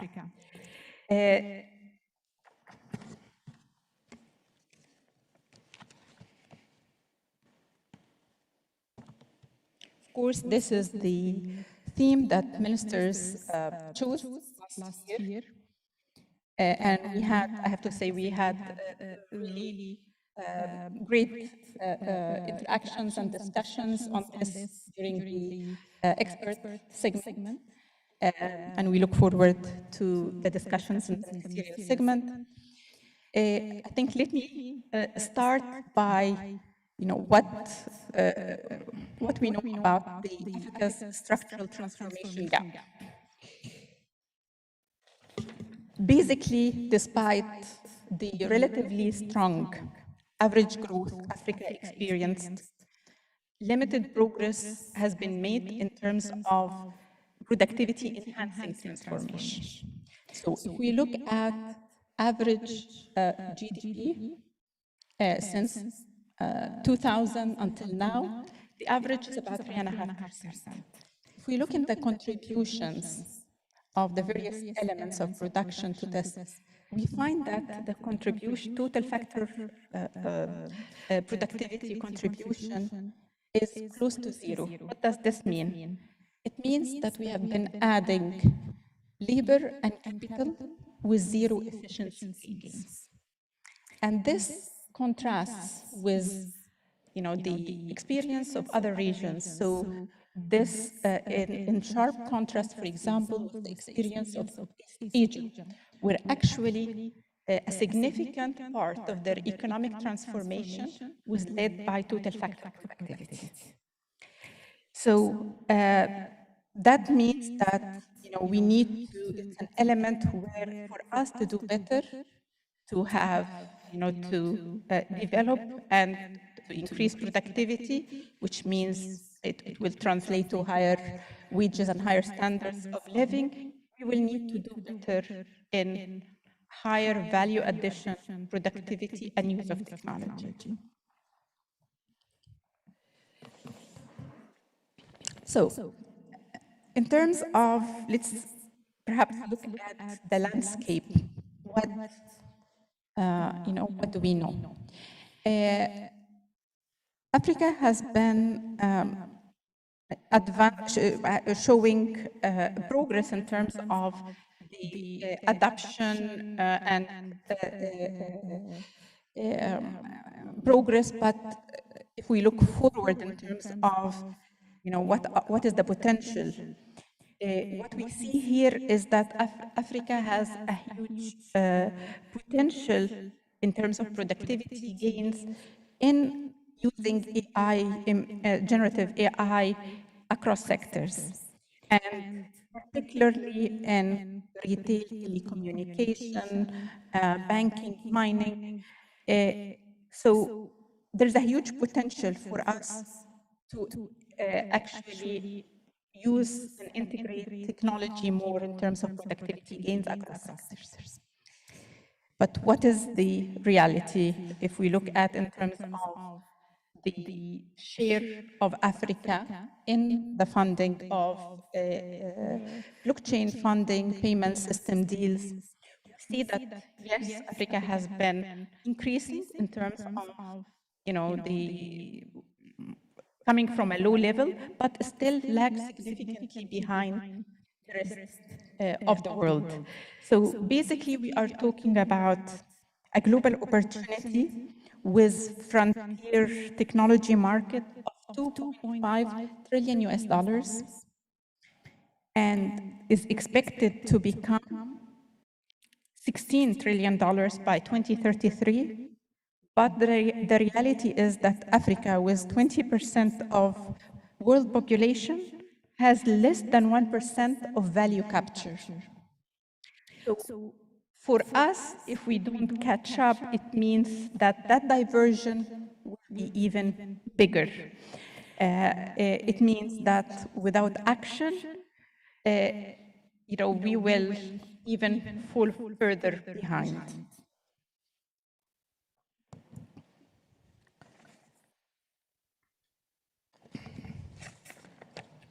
So what is holding us back? Why impact remained limited in Africa? I think the core message here is that the issue is not just access, but it's about absorption and scaling. So if we look at, in terms of access, we have seen rising technology access. We have seen AI digital platforms and frontier technologies expanding. We've seen connectivity continuing to improve across the continent. However, that access alone is not sufficient to drive transformation. Structural constraints persist. We have significant skill gaps, low technology development in industrial activities, insufficient ICT infrastructure, weak linkages between research and development, financing, and productive sectors. As a result, This limits our absorptive capacities. That means that technology cannot be effectively absorbed into productive systems. Moreover, we have the issue of weak transmission to the economy. So we have, of course, an issue that we have been talking about from before, high concentration of foreign direct investments in extractives, where I've said that before. I think the appropriate analogy is that we have foreign investments in that sector, but basically we're exporting development opportunities when we export raw material without any local beneficiation or value addition. So this is one issue. Then we have also the firm level adoption of technology being limited, and we have the spillover across sectors. The result is that productivity gains remain shallow with no sustained structural transformation. Okay, so I think what I wanted to show perhaps are a few examples of technology adoption, both from a couple of examples from outside the continent and to home within the continent. And there are many others, but just for illustration. So from developed countries, if we look at the example of agriculture in Netherlands, AI-driven precision farming, sensors and automated systems reduced water use by 90% and pesticides by up to 90% since 2000 to present. It led to a huge increase in their agricultural products, and they're now the second largest globally. What is the key takeaway is that technology can compensate for issues of land and climate constraints, but can also improve issues of efficiency and resource limitation, which is an issue that is very relevant to Africa, particularly at the current time when we are exposed to repeated and frequent climate shocks.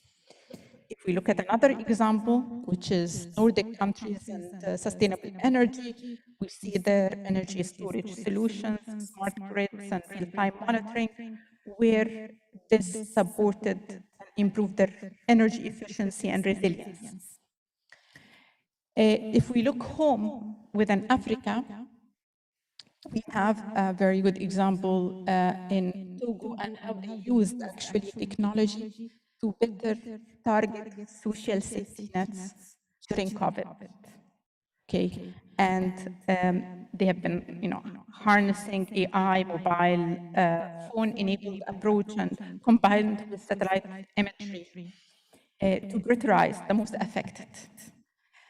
And this is, this was a very good example that actually was globally featured as, a good practice of the government trying to do and use technology to make every dollar of their spending count.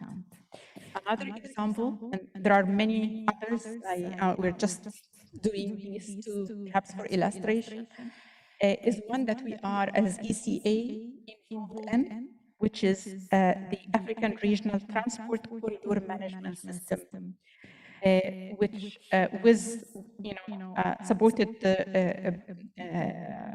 also with partners and together with countries. We have been doing digital application of satellite imagery and artificial intelligence to help with the monitoring and the operation of these corridors. So these are just a couple of examples from the continent. Of course, we've mentioned also earlier, Africa has strategic assets that position it very well for technology economy. The fact that we have 42 of the global youth in Africa and average age of 18 years is a huge opportunity. the fact that we have renewable energy sources, we have 60% of the world solar potential. We have all what we need also from critical minerals, 30% of the world critical minerals. And I think one that we don't recognize enough is data as a critical economic asset and the new fuel for frontier technologies that we can use to really accelerate Africa's growth, innovation, and social development. Again, the Africa Continental Trade Agreement should be the catalyst for technological diffusion. And here we have, first of all, we have the market scale with the size of the 1.5 billion consumers, the 3.4 trillion continental market.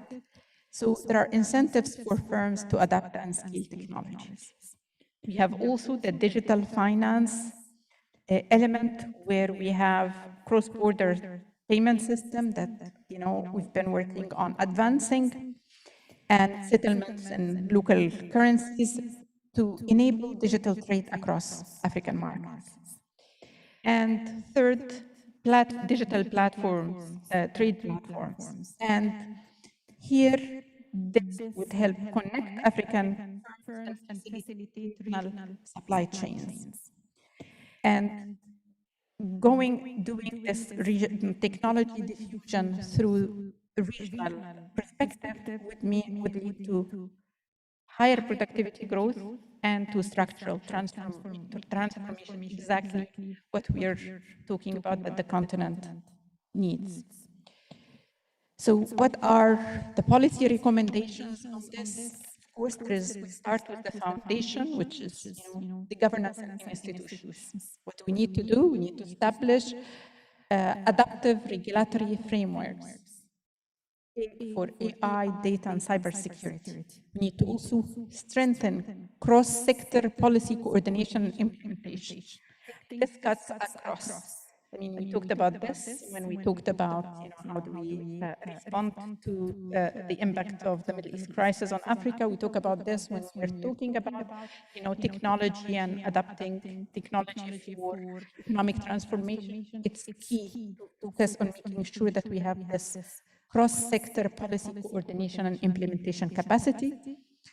For skills, we need to fill the gaps that we have and expand STEM education and digital skills development, invest in research and development, and strengthen university-industry linkages.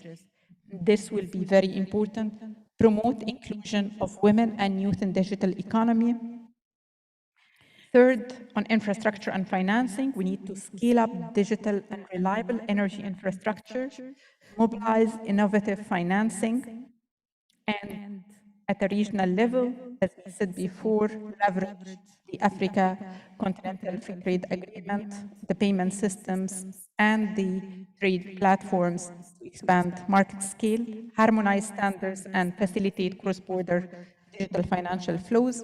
And finally, at a sector level, we need to be forward-looking in terms of focusing on green industrialization, leveraging Africa's comparative advantage and resources to leapfrog into these sectors. For services, developing digital platforms and fintech ecosystems, and of course for agriculture, increasing efficiency of use of natural resources and enhancing the supply chain and developing climate resilient agriculture. So finally, I'd like to leave you with the key policy issues that we're just suggesting for discussion for this ministerial segment, which is how can African countries leverage frontier technologies to accelerate productivity, growth, and structural transformation? What policies are needed to strengthen innovation? How can frontier technologies support the implementation of the regional integration? What financing mechanism can mobilize investment in frontier technology? And finally, how can education systems better prepare workforce for digital economy? Thank you for your attention.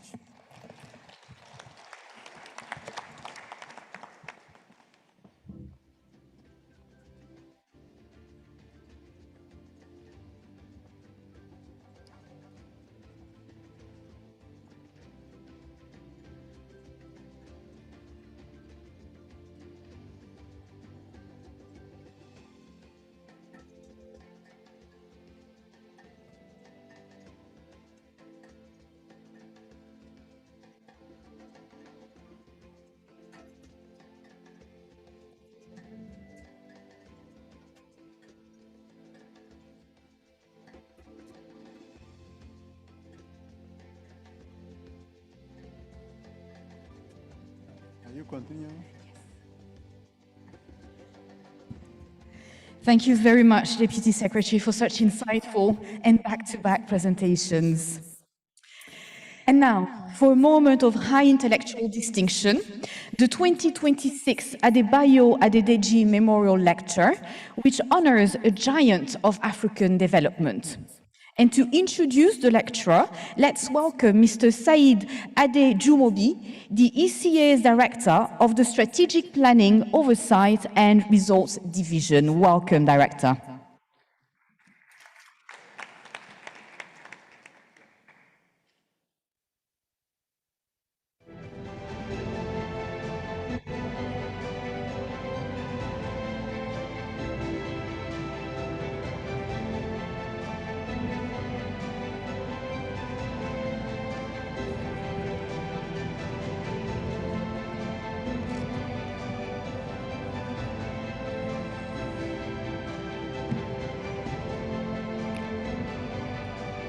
The chair of the Bureau, Honorable Minister Paul Tassong, the Vice President of the Republic of Botswana, His Excellency Mr. Ndaba Goliati, the Executive Secretary of ECA, Mr. Claver Gatete, Honorable Ministers present, distinguished guests, ladies and gentlemen, I would like to warmly welcome you all to the 2026 Adedeji Memorial Lecture, which is to be delivered by Mr. Trevor Manuel, the former Minister of Finance of the Republic of South Africa.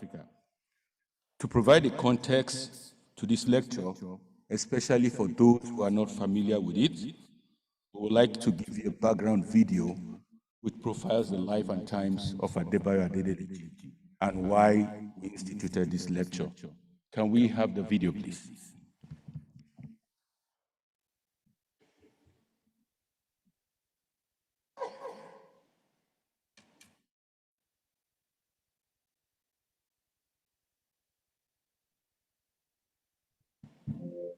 Mistake was on our part that as independence, we did not cut that umbilical cord between us and the former colonial powers.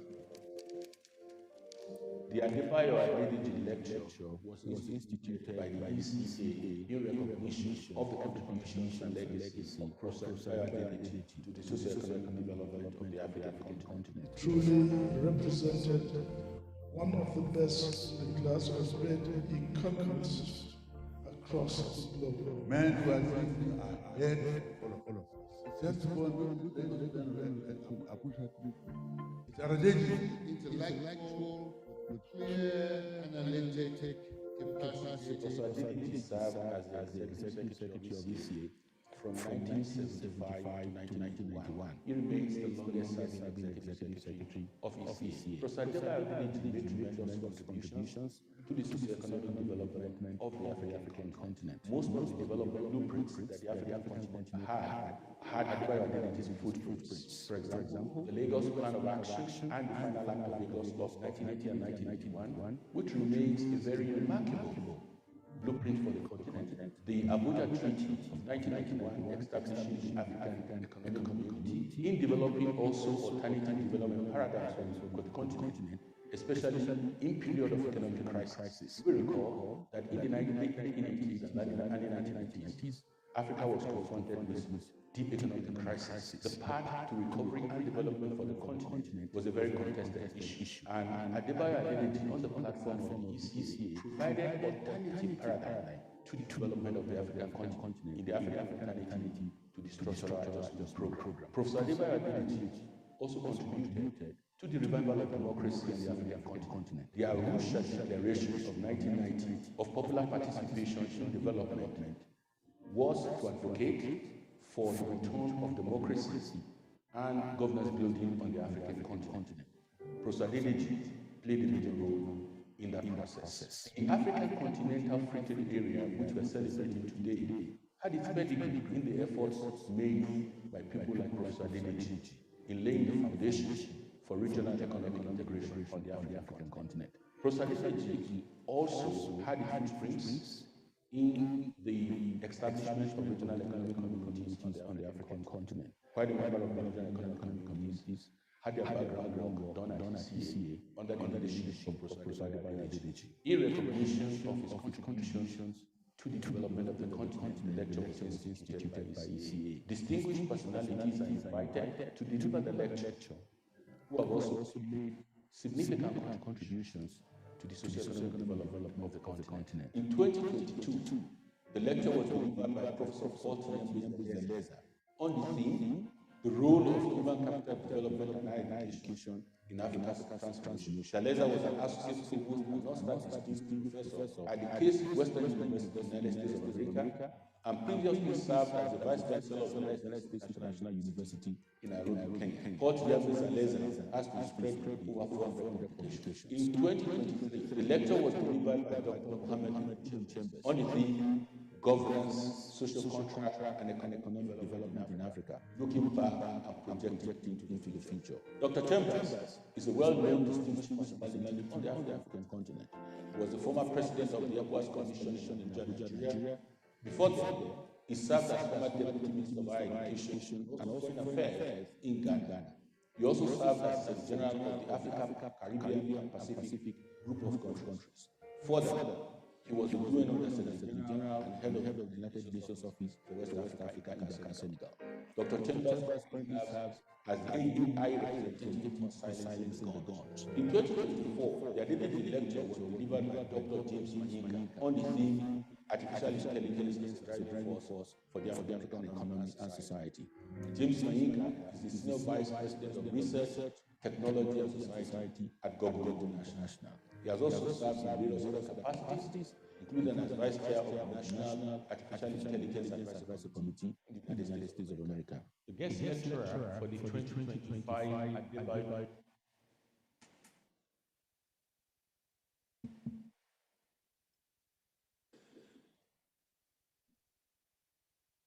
The guest lecturer for 2025 Adedeji lecture was Professor Yemi Oshibajo, the former Vice President of Nigeria. I would like to show you a quick snapshot of his conclusion. He proposed a 5-point agenda for us on the acceleration of the implementation of the African Continental Free Trade Area. I would like to show you his concluding remarks at the 2025 lecture. Can we have that, please? Let me conclude by saying that the success or failure of the FTA will turn on one central point: leadership.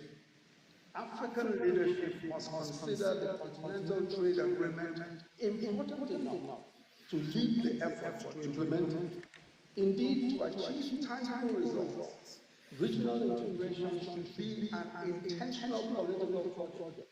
The same passion and priority accorded to decolonization and anti-apartheid should inform the regional integration of Africa. The best positioned to lead this effort are the largest African economies. As my friend Ambassador Adedeji, who worked here at the ECA, puts it, the African economic hegemony, the larger African economies by economic and population size and structural progress should step up to the plate. The hegemon should lead industrialization efforts. The hegemon should arrange compensation mechanisms. They must lead the charge. We must be able to attach some names to this effort. The history of the EU, for example, is replete with actual political leaders and public intellectuals and technocrats who stuck out their necks and even staked their careers on the success of the EU. Africa needs its own names of leaders who understand that integration is existential for Africa. African political and private sector leaders must be persuaded that trade-led development is a tide huge enough to ensure that every ship floats. They must believe, like Adedeji did, that the individual success of African nations is best assured by the success of the African continent. The journey of African integration that Adedeji envisioned decades ago is now at a critical juncture. The FTA provides us with the tools to realize this vision of a unified, prosperous Africa. It is our collective responsibility to turn this vision into reality, not just for ourselves, but for future generations of Africans who deserve to inherit a continent that has fulfilled its immense potential. Thank you very much for listening. Thank you very much. Those were the closing remarks of the 2025 Adebayo Adedeji lecture, which was delivered by Yemi Osinbajo, the former president of the Federal Republic of Nigeria. In 2026, the lecture will be delivered by Trevor Andrew Manuel, the former finance minister of the Republic of South Africa. He will be speaking to us on the theme, Shaping a New Pathway to Advance and Reignite Africa's Development Paradigm.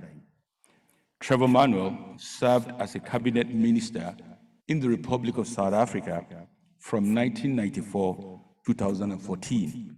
He had the privilege of serving 4 presidents in South Africa, from President Mandela to President Mbeki to President Motlanthe and also to President Zuma. He was first appointed to cabinet as Minister of Trade and Industry in South Africa in May 1994, a portfolio he held for 2 years. In April 1996, he became Minister of Finance in South Africa, steering the South African economy for 13 years as one of the world's longest-serving ministers. During his time in office as the Minister of Finance in South Africa,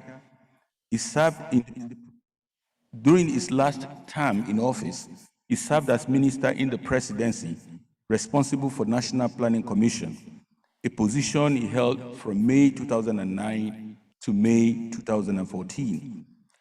During his 2 decades as cabinet minister in South Africa, he was a member of parliament in South Africa. By and large, you cannot become a minister in South Africa without being a member of parliament. That's the arrangement there, in which he represented the African National Congress in a system of proportional representation. His ministerial career saw him overseeing 2 decades of major social and economic developments in the Southern African economy. As Minister of Trade and Industry, he led the process of reintegrating South Africa into the global economy after 2 decades of sanctions and de-investment under apartheid. During his lengthy tenure as Minister of Finance, he stabilized the South African economy, returning the South African economy back to the path of growth, significantly transformed the fiscal system in respect of taxation and public spending, reduced South Africa's fiscal deficit and debt, and introduced an intergovernmental system to efficiently manage expenditure across the 3 spheres of government. He spearheaded the Financial Sector Charter, a first of its kind in the Republic of South Africa, aimed at transforming the financial sector and providing financial services to the majority of South African population, which were previously excluded. As chairperson of the National Planning Commission, he oversaw the drafting of the broadly accepted and first National Development Plan for South Africa.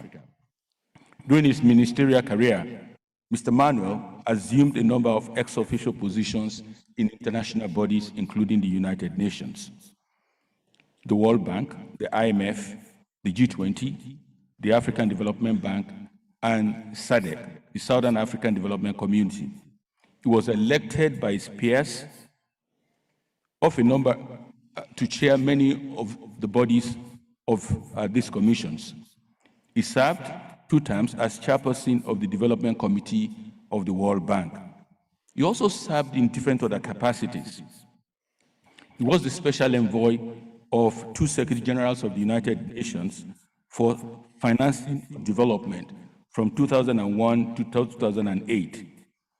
He served in the Commission, the Task Force on Global Public Goods between 2002 to 2003, the Africa Commission in 2005, the Commission on Growth and Development from 2006 to 2010, the Global Ocean Commission from 2012 to 2014, which he also co-chaired, and the Commission on the New Climate Economy 2013 to 2014. He was requested to chair various task forces, including on IMF governance reform in 2007-2008, and the World Bank Doing Business report in 2013. Mr. Trevor Manuel received a number of awards globally, including the Africa Finance Ministers of the Year, the Woodrow Wilson Public Service Award, and he holds 8 honorary doctorate degrees, including in areas of commerce, law, technology, and a Doctor of Laws from McMaster University in Ontario, Canada. He has served as the Vice Chancellor of the Cape Peninsula University of Technology since May 2008 until 2013.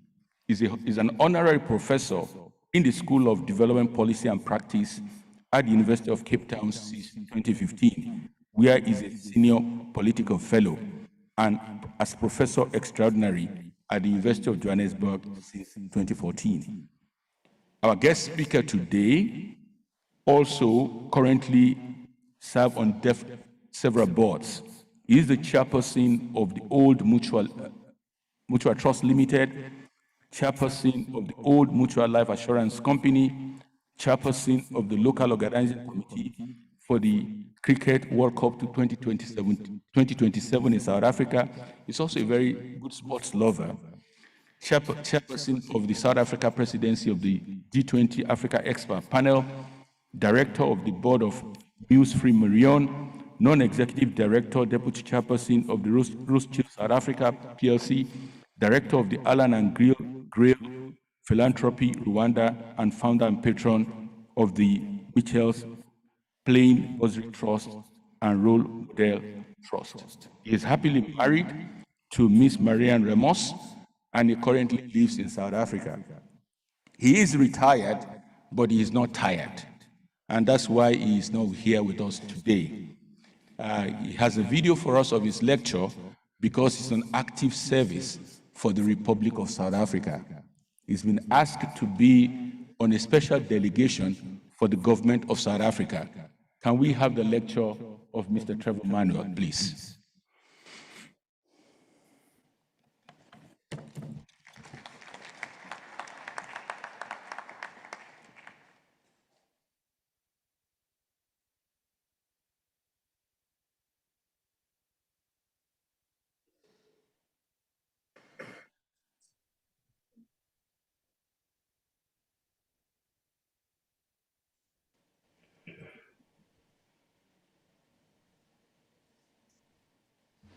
No volume?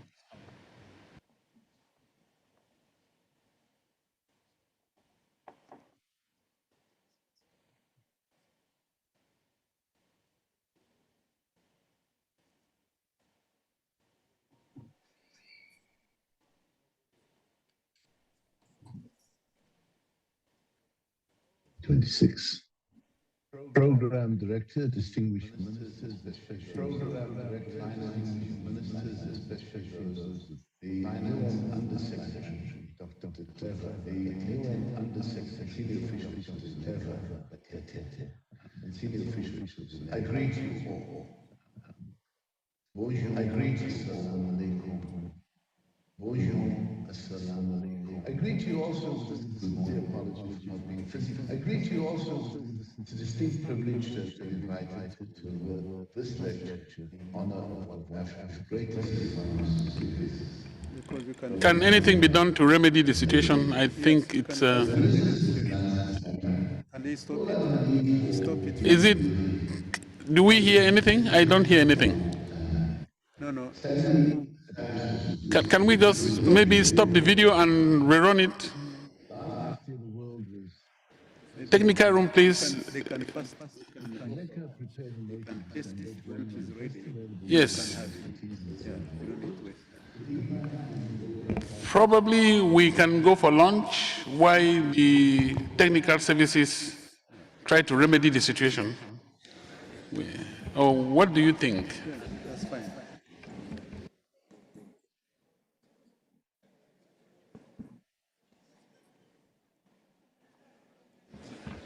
We have a few options. We have a few options depending on how fast the technicians will adjust this problem. One option is we open the floor for one or two questions to Dr. Hanan Mosi following the technical presentations while the technicians try to see if they can remedy this. Second option, we take a break for lunch and come back so that they have enough time to actually sort it out.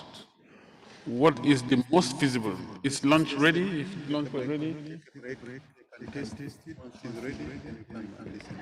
Okay. In which case, can the Secretariat communicate the arrangements, the lunch arrangements? Moderator, Secretariat, I don't know whose responsibility that is. Please.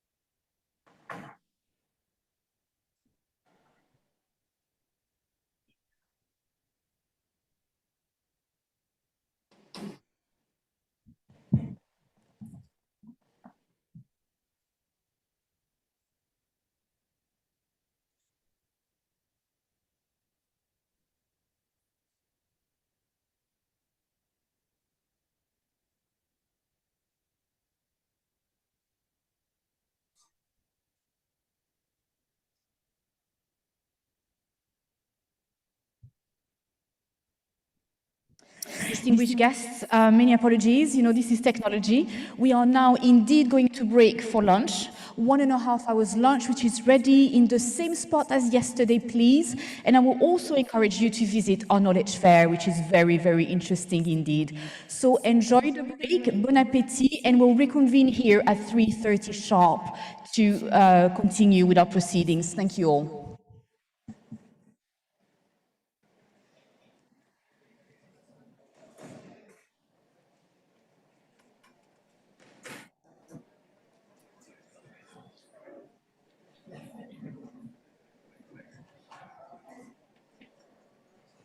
Recording stopped.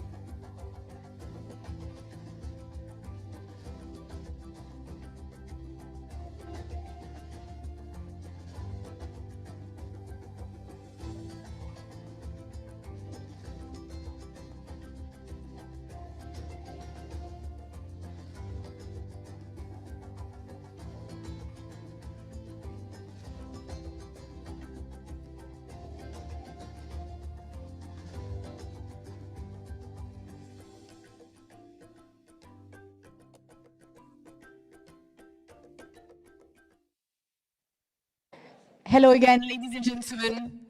Please proceed your way, make your way to lunch. We're breaking now for an hour and a half. Feel free to go to the restaurant next door, exactly in the same spot as yesterday. And we'll be back here in roughly 1.5 hours. Mesdames et messieurs, l'heure du déjeuner est arrivée. Merci de bien vouloir vous rendre au restaurant. Nous avons à peu près 1h30 de pause. Donc merci de bien vouloir libérer la salle. L'équipe technique va la préparer pour le reste du programme. Ladies and gentlemen, would you kindly please make your way to lunch? Our technical team also needs to reset this room for the rest of this afternoon's program. Thank you.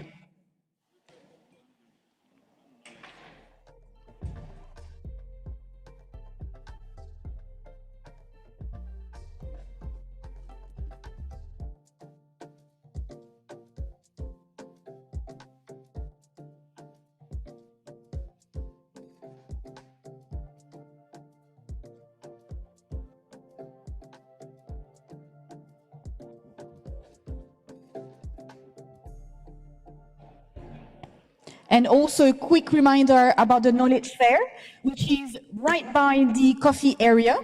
It's a wonderful platform that showcases innovation, success stories, a lot of good practices, especially from Morocco. So please do make your way there. I highly, encourage you to make your way to the Knowledge Fair. You'll find it very interesting, and you'll be able as well to interact with the various teams.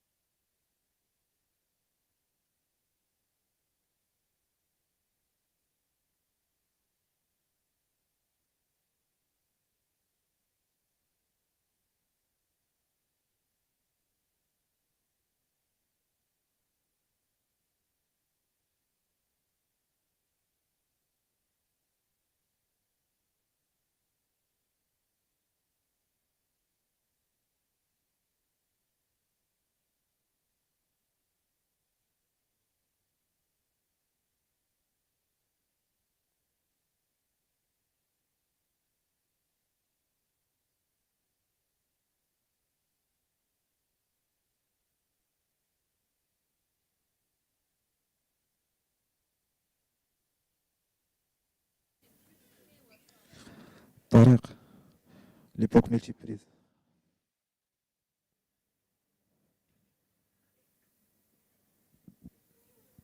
l'époque multiprise اللي كانوا شفنا فايتين.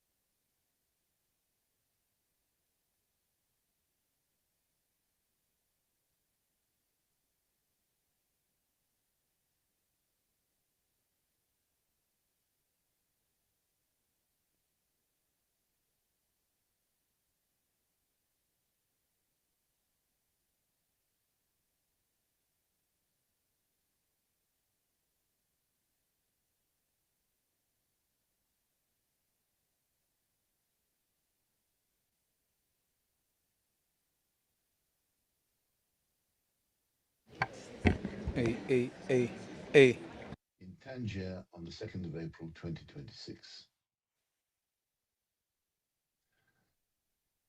Program Director, distinguished ministers, especially those of finance and of planning, the UN Under-Secretary, Dr. Clever Gatete, and senior officials of UNECA, I greet you all. Bonjour, assalamu alaikum, good morning. I greet you also with a sincere apology for not being physically present.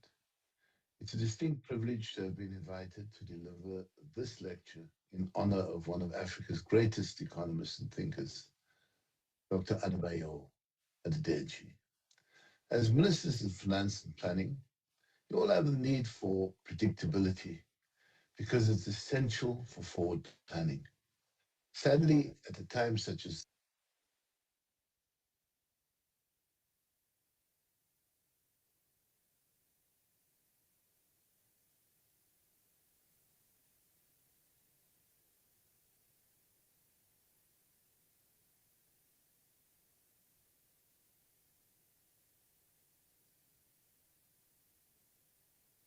this is the recording of the Adedeji lecture delivered to UNECA. This is the recording of the Adedeji lecture delivered to UNECA in Tangier on the 2nd of April 2026. Program Director, distinguished ministers, especially those of finance and of planning, the UN Under-Secretary, Dr. Clever Gatete, and senior officials. I greet you all. Bonjour, assalamu alaikum, good morning. I greet you also with a sincere apology for not being physically present. It's a distinct privilege to have been invited to deliver this lecture in honor of one of Africa's greatest economists and thinkers, Dr. Adedeji. As ministers of finance and planning, you all have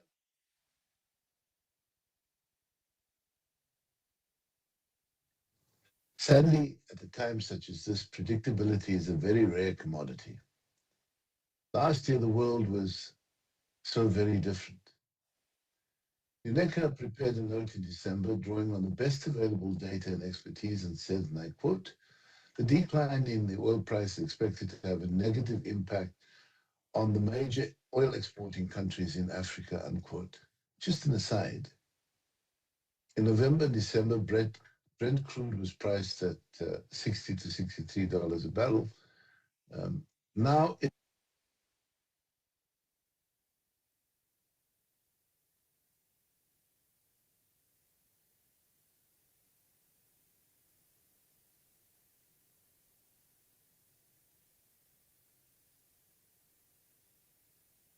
This is the recording of the Adedeji lecture delivered to UNECA in Tangier on the 2nd of April 2026. Program Director, distinguished ministers, especially those of finance and of planning, the UN Under-Secretary, Dr. Clever Gatete, and senior officials of UNECA, I greet you all. Bonjour, assalamu alaikum, good morning. I greet you also with a sincere apology for not being physically present. It's a distinct privilege to have been invited to deliver this lecture in honor of one of Africa's greatest economists and thinkers, Dr. Adedeji. As ministers of finance and planning, you all have a need for predictability because it's essential for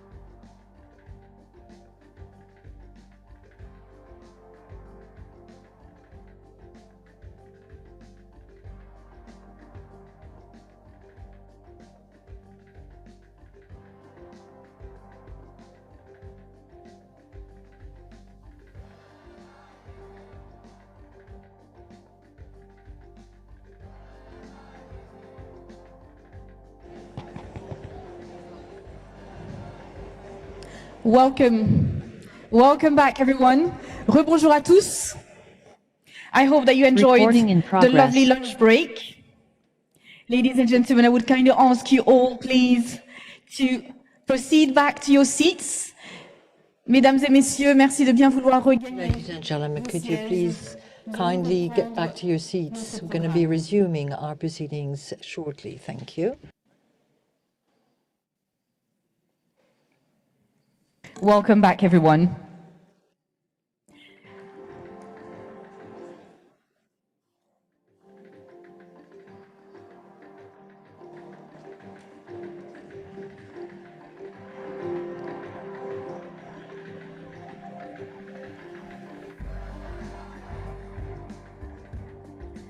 All right. So you would have noticed that the chair and the leadership are with you all. This is to make the experience of the video that we are going to watch a little bit more pleasant because of the sound quality.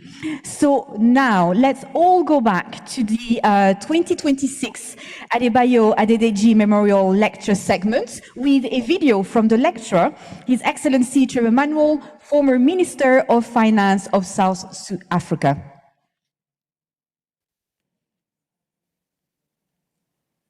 This is the recording of the Adedeji lecture delivered to UNECA in Tangier on the 2nd of April 2026.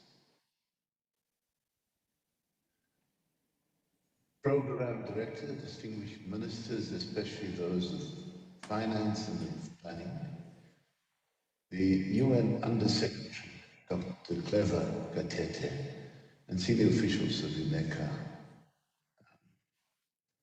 I greet you all. Bonjour, assalamu alaikum. Good morning. I greet you also with a sincere apology for not being physically present.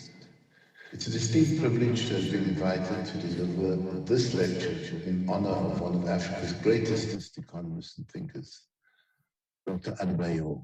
Adedeji. As ministers of finance and planning, you all have a need for predictability because it's essential for forward planning. Sadly, at a time such as this, predictability is a very rare commodity. Last year, the world was so very different.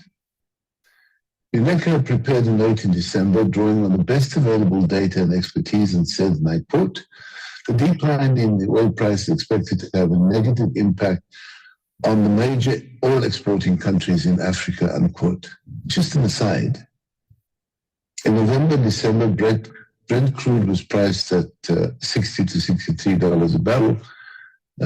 Now it's around $100 a barrel mark, having reached $115 just last week. There's nothing in the historical data sets that could have predicted these swings. What we're dealing with is a consequence of very wild unilateral decisions, the consequences of which are largely unknown.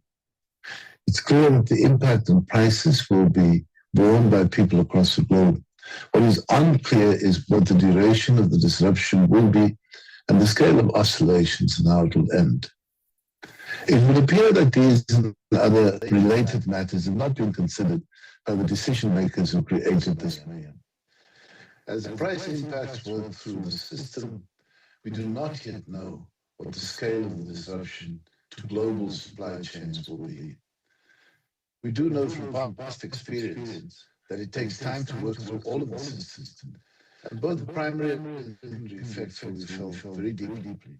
The consequence will not only be felt at the fuel pumps, but very, very tragically in the food baskets too.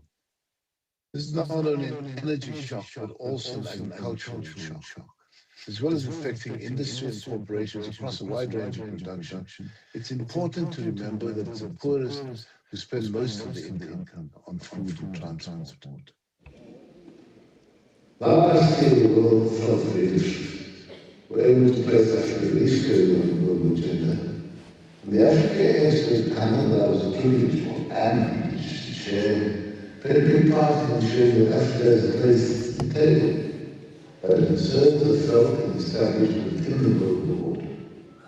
As we indicated in the course of last year, I hope is that these matters will remain on the African agenda and that together we will endeavor to ensure that the world responds adequately.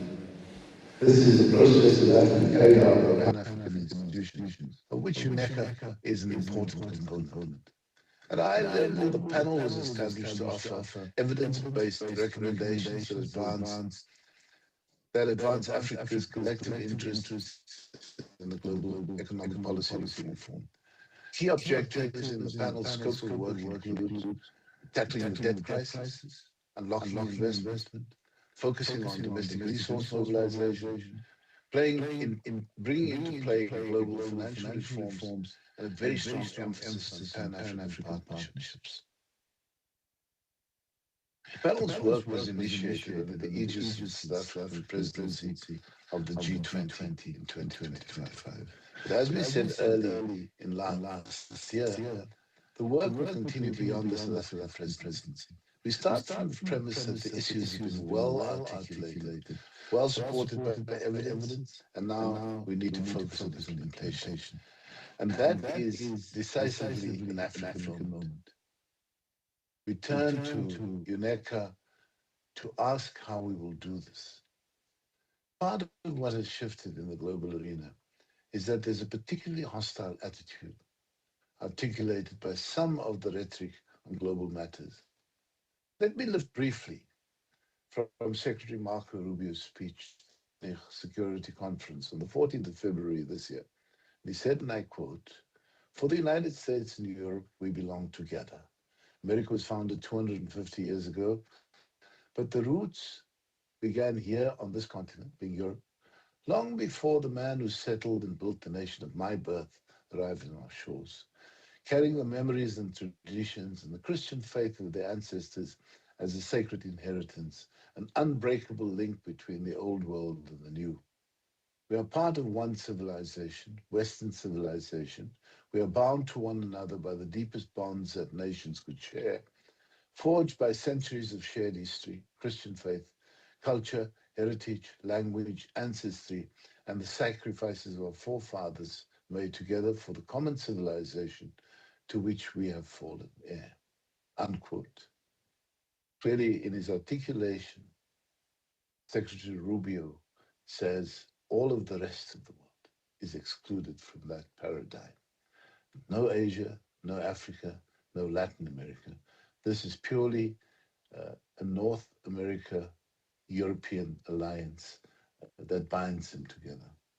I want to emphasize that this view expressed by Secretary Rubio is clearly the view of the executive of the hegemon, the United States of America. It's not a uniform perspective of everybody in the northern climes, but it certainly is a view expressed repeatedly by those in power in the United States of America. In contrast to this, Prime Minister Mark Carney of Canada delivered a speech at Davos in early February. Again, I'd like to lift two quotes from what he said. The first, in describing this hegemon, the United States, he said, quote, "The system's power comes not from its truth, but from everyone's willingness to perform as if it were true," unquote. The second, quote, "Hegemons cannot continually monetize their relationships," unquote. This point and the contrast between Secretary Rubio and Prime Minister Carney are quite important, because where we find ourselves, the US believes that all we have to do is listen to what they say, and that becomes the truth. All that we as Africans have to do is to obey them. There's also a sharply different view to that of Secretary Rubio that came from President Alexander Stubbs of Finland, who recently spoke at the Raisina dialogue in India. Again, there are two quotes I'd like to lift from his speech. The first reads, "We human beings have a tendency to make three mistakes. First, we over-rationalize the past. Second, we over-dramatize the present. And third, when dwelling on the past and being upset by events of today, we end up underestimating the future," unquote.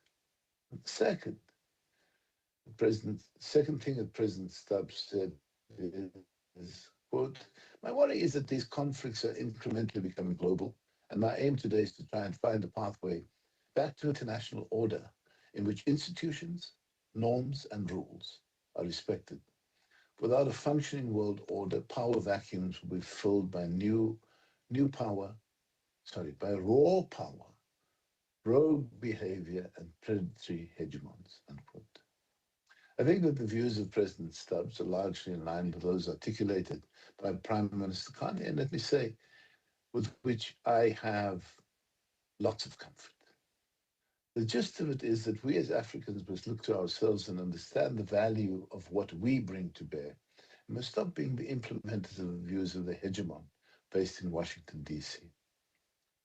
Distinguished chairperson, what is very important is that we understand that the global order should be based on rules. We need rules. We now face a situation where a jackboot has stomped over all of the rules, and where there's an arrogant and careless disregard for rules, and where the hegemon acts abusively towards most of the rest of the world. This is having an immediate and direct impact on all of Africa. At the beginning of last year, soon after the election of President Trump into office, we saw that the administration summarily shut down USAID. The impact on the poorest of the world was willfully ignored. An institution in which many African states had come to rely for vital support was gone in the stroke of a pen. This has now evolved into an even harder position. The main objective of the moment appears to be that the US wants to muscle in on Africa's critical minerals in exchange for aid. American businesses, especially those tied to the friends and family of the president, must be given preferential access. The Zambian example is instructive as much as it is disturbing. Zambia, as we know, has enormous mineral wealth, copper deposits that the global green energy transition depends upon. It also has lithium and cobalt reserves, making it a country of significant strategic value. The State Department's Bureau of African Affairs advised Secretary Rubio in a memo leaked to the New York Times that, quote, we will only secure our priorities by demonstrating willingness to publicly take support away on a massive scale, unquote. We're seeing this extortion come to light. The US is threatening to withdraw HIV medication from 1.3 million people in Zambia unless the Zambian government opens its copper, lithium, and cobalt mines to designated US companies, not on a competitive basis, but as of right. I must assert that Africa has to count for more, much more, than merely being a piece of land in which foreigners can come and dig holes, remove the wealth, and take it from the pit to the nearest port, so they grow rich, their technology advances, their people are developed, and we remain poor, mere nominal owners of land from which the extraction happened. This is the essence of what Prime Minister Carney argued. Quote, the system's power comes not from its truth, but from everyone's willingness to perform as if it were true. The US has no entitlement to the mineral deposits of Zambia or anywhere else. We must stop acting as though it is an abundant truth. We have to create our own understanding of what is going on, and we must have a sense of crisis of what's happening at the moment. We must be able to look at the crisis, but also look beyond it so that, as President Stubbs said, we aren't panicked by what we see in the present. Professor Yun An, a Singaporean theorist at Johns Hopkins University in the US, recently reminded us that, quote, crises are not necessarily followed by collapse. In fact, disruption has often paved the way for renewal, but only for those who are willing to let go of their old order, unquote. And that speaks to what we should be doing as Africans. Take stock of the old order, let go of the old relationships, strengthen our resolve, stiffen our collective back, and take on the opportunity that now presents. Beyond the current global turbulence, the fundamentals for Africa's long-run growth remain strong. What we require is productive investment to realize the continent's economic and human potential, We also require a new partnership with Africa, one that leverages the continent's institutions, its youth, and natural resources to accelerate economic transformation and drive investment for the benefit of Africa and the world. This was the essence of what informed the work of the Africa Expert Panel. The panel made proposals that offer immediate opportunities for progress, but others called for sustained effort to achieve lasting transformation. The simplest and easiest actions seek to create a better environment for African infrastructure finance. This remains the case that while returns on investment in Africa often exceed those in developed economies, investors are deterred by regulatory barriers and distorted perceptions of risk. Swift action is also required to increase the transparency of investment projects and to support finance and infrastructure. Similarly, we need to put our heads together and ensure that we can mobilize adequately to change the global banking regulations to unlock more finance for infrastructure and development. What exists in a section of Basel III regulations in many ways is an impediment to attracting investment into Africa, especially in the infrastructure sector. The second proposal from the panel is for the development of an African Development Atlas as part of the broader information ecosystem to improve risk appraisal and attract private capital. The Atlas can only be developed in the context of regional economic communities, and it will involve detailed analysis of countries side by side to assess the similarity of rules, regulations, and legislation in order to strengthen the integration of our investment markets. The Atlas will also be a practical policy and investment-oriented instrument to take forward how we might better realize the economies of scale that can be unlocked by the integration of 54 diverse and distinct nation-states. The third issue raised by the panel is better scrutiny of ratings agencies. We know that the credit rating agencies hold considerable power to shape borrowing costs, and we need to hold them accountable. Just recently, we saw that Standard & Poor's, one of the big two ratings agencies, had made a major mistake in their recent analysis of Africa. They got the map wrong, they got the countries wrong, and so everything that followed was incorrect.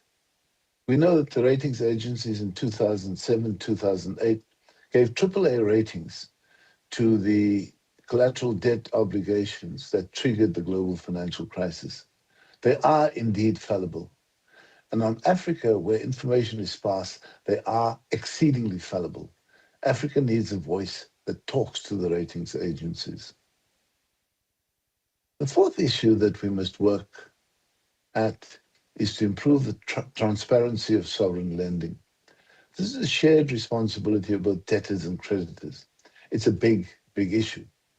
We must ensure that there's debt transparency. There's nothing to be ashamed of in having debt if it is put to good use for our people. But we must ensure as Africans that we talk to each other and strengthen each other in a global system that is dominated by creditors. We must also ensure that we have a data system available that allows governments across the continent to inform their citizens of how much is owed to whom and for what purpose the money was spent. There's also a very strong proposal that we need to develop a borrowers' club or some forum where debtors can talk to each other, where we can build a data bank, where we can build trust, and where we can strengthen each other for negotiations. There's no shame in negotiating. It is wrong to negotiate without the necessary information and to refuse to mine the rich seam of information that we are able to glean from our own experience and that of our neighbors in the African continent. Chairperson, I had hoped that this UNECA meeting here in Tangier would be the point at which we could announce the formation of the Borrowers Club. I'm calling it a club very loosely because it must have a name. We need finance ministers to give it a name, give it a title, give it substance. We can only sketch broad ideas, but we need African finance ministers to be involved in the process so that they feel they own everything about the Borrowers Club going forward. I'd hope that we could do it here, but clearly this is not the end of the road. There's also a proposal in the African Expert Panel report that where low-income countries are facing particular stress, we launch a debt refinancing initiative so that countries can refinance at substantially lower rates. Already debt service costs have crowded out spending on social goods and services, and infrastructure investment that is so vital for development. Here in Tangier, you have not only finance ministers, but also health ministers. And they will know that the ability to afford to provide healthcare in circumstances where there's less resource available for healthcare because debt service costs eats up so much of the budget, and where the procurement of medications imported from abroad is so much more expensive. There's less that is available by way of healthcare for people on the continent. We need to remind ourselves that as a consequence of the war on Iran, circumstances are likely to deteriorate even further.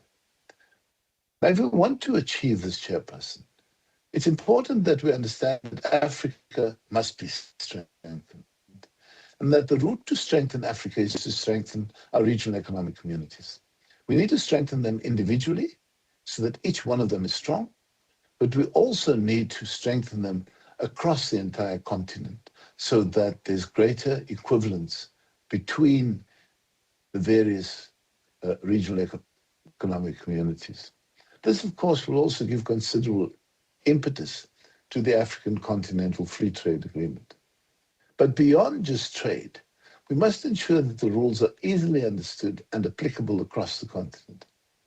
If we do this, we're giving effect to the life's work of Professor Adedeji, which was something that he was deeply committed to. And that is the REX, Regional Economic Communities. Later in life, his work included the African Peer Review Mechanism, which he chaired with gusto. He said then, quote, as the APRM, we are not praise singers to governments. Our mandate is to examine governance and report on what we observe and to do so fearlessly, unquote.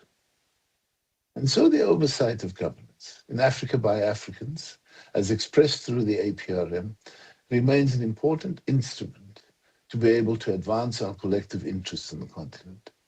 That moment when the APRM was established about 24 years ago was a very interesting moment for African history. It was the moment at which the OAU was replaced by the African Union.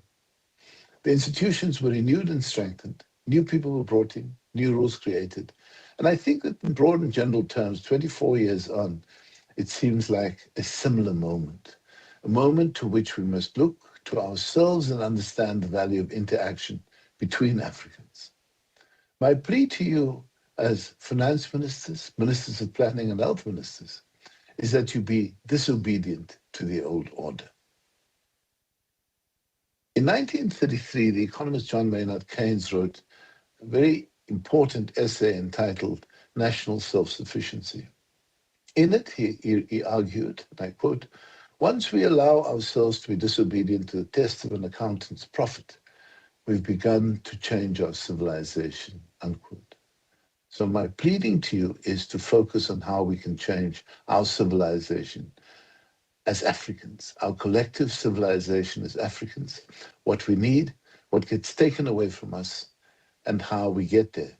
It would be foolhardy of me to suggest to finance ministers especially that they should be disobedient to the advice of their accountants. But we must isolate the norms from what happens in the lives of our nations, isolate the norms that oppress us and exploit our people and resources. We must be disobedient to the norms that expect us to act as though we don't notice the abuse that results in so many Africans being incredibly poor. Now, inviting disobedience is a difficult task, especially somebody like myself who'd been a finance minister for a long time. But it's quite important that ministers gathered here take stock of the call to disobedience. Persuade their colleagues in the cabinet rooms, persuade the heads of state and government that we need to think about these issues quite differently if we value our future, as we should all do. Now we're in a position where the report of the African expert panel was applauded by the G20 leaders, or sorry, the G19, because the US didn't participate, at its meeting in Johannesburg in November. Subsequently, it was placed before the AU summit in Addis in February, where it was again supported with acclaim. But support with acclaim does not bring recommendations of the report into reality. That is the work that we must now undertake. It's very important that we invite you as ministers not to treat the recommendations of the Africa expert panel as though they are carved in stone and brought down from Mount Sinai. It's an evolving process. A number of panelists are actually sitting in the room with you. The ideas put forward must be tested and retested. We have to use those ideas as the basis for undertaking more detailed studies and testing the proposals to ensure that they work, and we must oversee the implementation. I do want to advise you that the colleague who's worked very closely with me over the life of the Africa expert panel, Mr. Hanif Ibrahim, is sitting in the room with you. I hope that he encourages the disobedience by ministers, that the debate will start there and be carried forward to all of your capitals. We are saying that the Africa expert panel gives us an opportunity to rethink the economic path that we choose for Africa. If we fail to do this, we'll fail successive generations because we would not have read the signs that are presented to us. In many respects, we have to treat the words of Secretary Rubio as a gift because it exposes the crudeness of what the hegemon thinks, a gift because it drops the mask of smiling at us while stabbing us in the back. And in dropping the mask, it says that we have to find solutions on our own. In conclusion, let me say, Chairperson, choice is stark. Shared prosperity or systemic fragmentation. The world needs dynamism and creativity of Africa's youth to drive the next wave of global development. The African expert panel offers a partnership that can deliver growth, stability, and resilience for Africa and the world. However, the window for action is closing fast. The time for incrementalism has certainly passed. We need bold and collective action now. By reshaping ourselves, children of Africa, one and all, we become capable of joining others who fight or fought for freedom and pursued bold dreams. The central message is clear. The new era of progress begins with us as Africans. This UNECA meeting in Tangier is of critical importance. Africa needs to emerge from this session with greater determination to improve its fortunes, given the global rupture that obtains.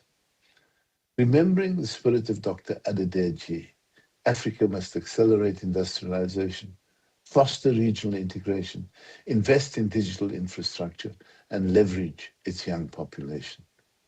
Thank you so much for taking the time to listen.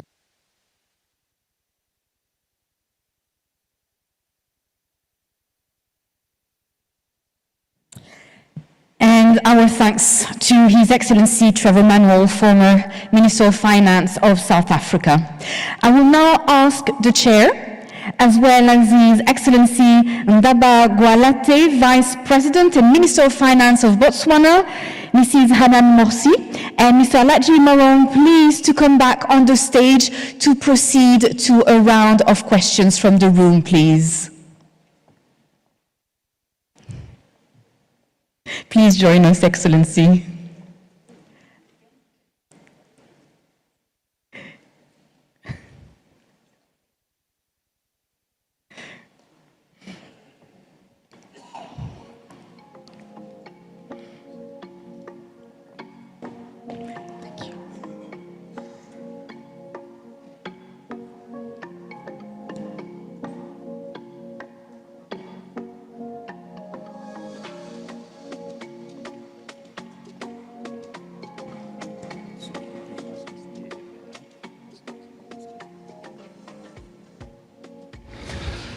May I invite,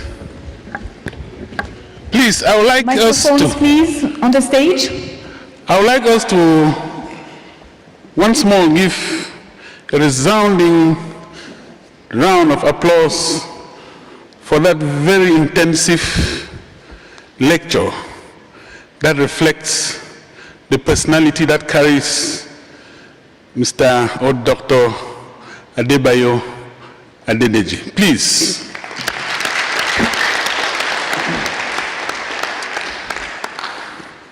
And on that note, we applaud and recognize His Excellency Trevor Manuel for taking the time to do that for us. I think it was very deep, even though we were all tired from lunch. I managed to pick a few pieces of it. And I would like us to go back to business. We had, that was supposed to be the second sequence of the third item on our agenda for the day. The first one having been the presentation on the theme of our conference, which was done by Dr. Morsi, and of course, that lecture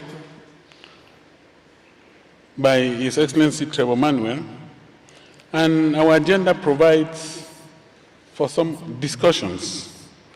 This is something we were supposed to have done before lunch, but because of obvious reasons, I think we had a well-deserved lunch break. Now we are back.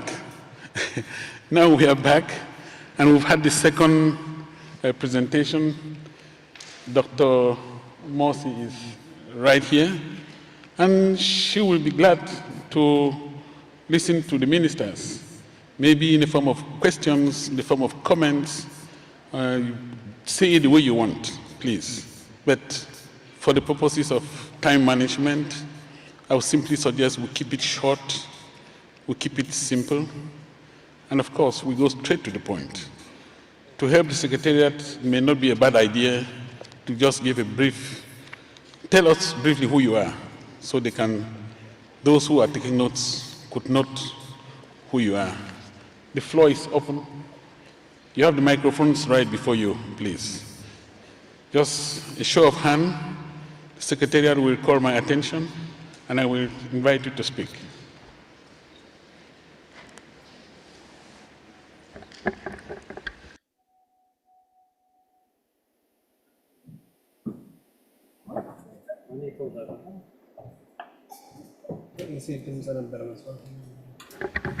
I see no hands. That may be indicating two things. Either we are too tired, or we understood everything so well that we don't need to hold a conversation. Which one is that supposed to be? Probably to stimulate you a bit. Do we have someone? Oh, Cameroon.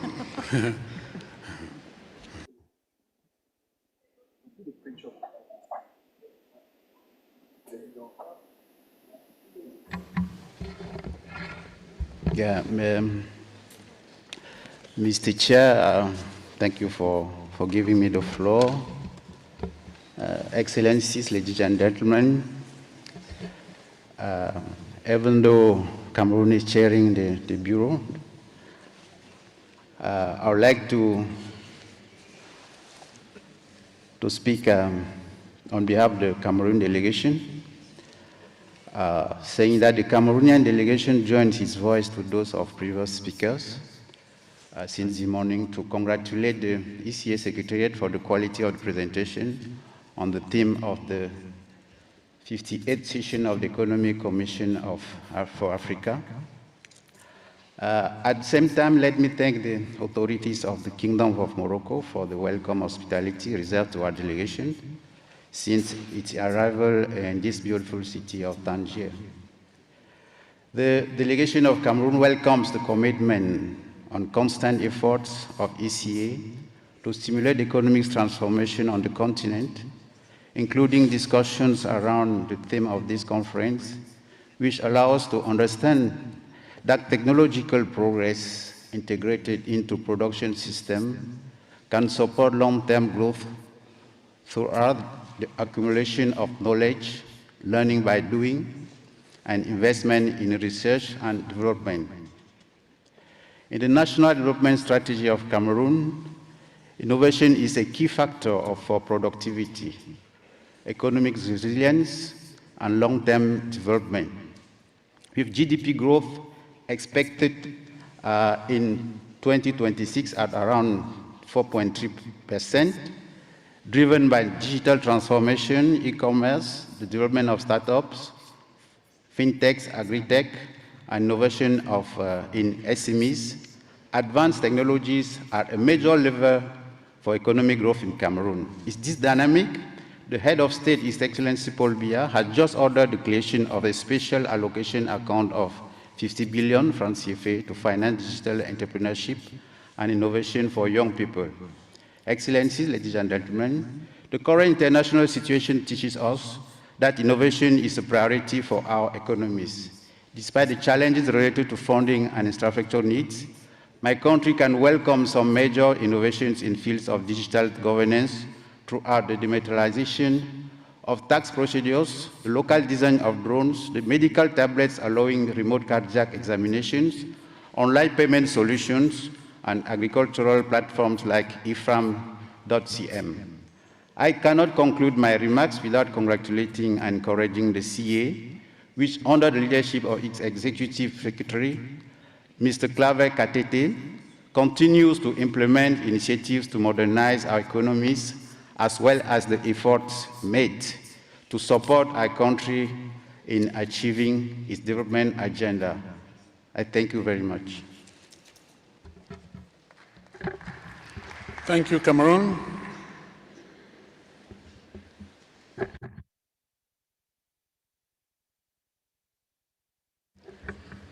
Thank you, Cameroon. We are informed that Eritrea is online. Eritrea, can you hear us? We're informed Eritrea is online.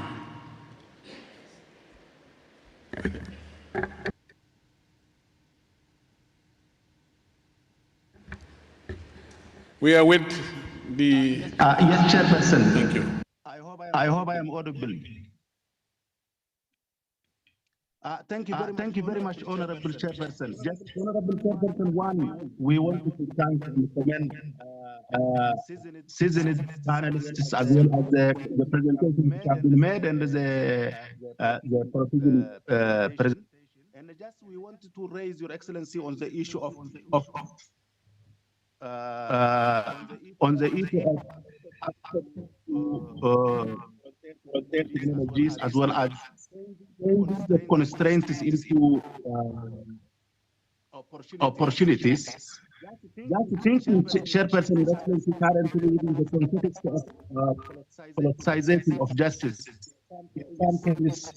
a number of member states are facing bilateral sanctions, which hampers a number of countries from accessing their development assistance as well as also access to frontier technologies. So in that context, Your Excellency, Chairperson, one, if there may be Dr. Hanan Morsi, if she can say that issue, as unilateral sanctions are entitled to United Nations Charter, as hinders member states from accessing frontier technologies. So, one, if she can highlight on that aspect, and also we want to see something which address to such kind of aspect, requested concerning the states to lift such kind of unilateral sanctions on a number of African member states so that we enable successful conclusion of our agenda implementation of Agenda 2063 as well as Agenda 2030. And we want to see such kind of things in the final statement of the ministerial statement, Your Excellency, Honorable Chairperson. Thank you. I submit. Thank you, Eritrea. The floor is still open. In the absence of any other request, may I invite Dr. Mosi to react to the two ministers who made contributions to this conversation, please. Thank you, Chair. In terms of what technologies, I think we've had a couple of examples from the continent within the presentation on the type of things that we've seen already adopted, whether using digital to enhance the efficiency of spending and targeting of social safety net, like what Togo did. We talked also about the use of support of ECA, the use of technology and AI and satellite imagery to help improve the operations and monitoring of corridors, regional corridors. There are many others. There are countries that are using actually drones and sensors to improve the use of the efficiency of the use of water and pesticides. Tunisia have done that. And there are many others. I think one of the things I think that we need to also consider is not only thinking about the adoption of technology and integration of it as costing countries, but how can countries actually use that to create fiscal space that then can be used to finance other productive spending that can help transformation. How can you use the technology and satellite to monitor capital investments? How can you rethink the type of capital investments that you need now, instead of the need to build hospitals in remote areas, there are other modalities that some of our countries are already using in terms of using technology and drones to deliver medicines, to communicate with physicians. So there are many ways by which we can actually integrate that, not only in the service delivery and operation, but also in the way that we plan to create more efficiencies, better service delivery, and support a more productive growth that can lead to economic transformation in the continent.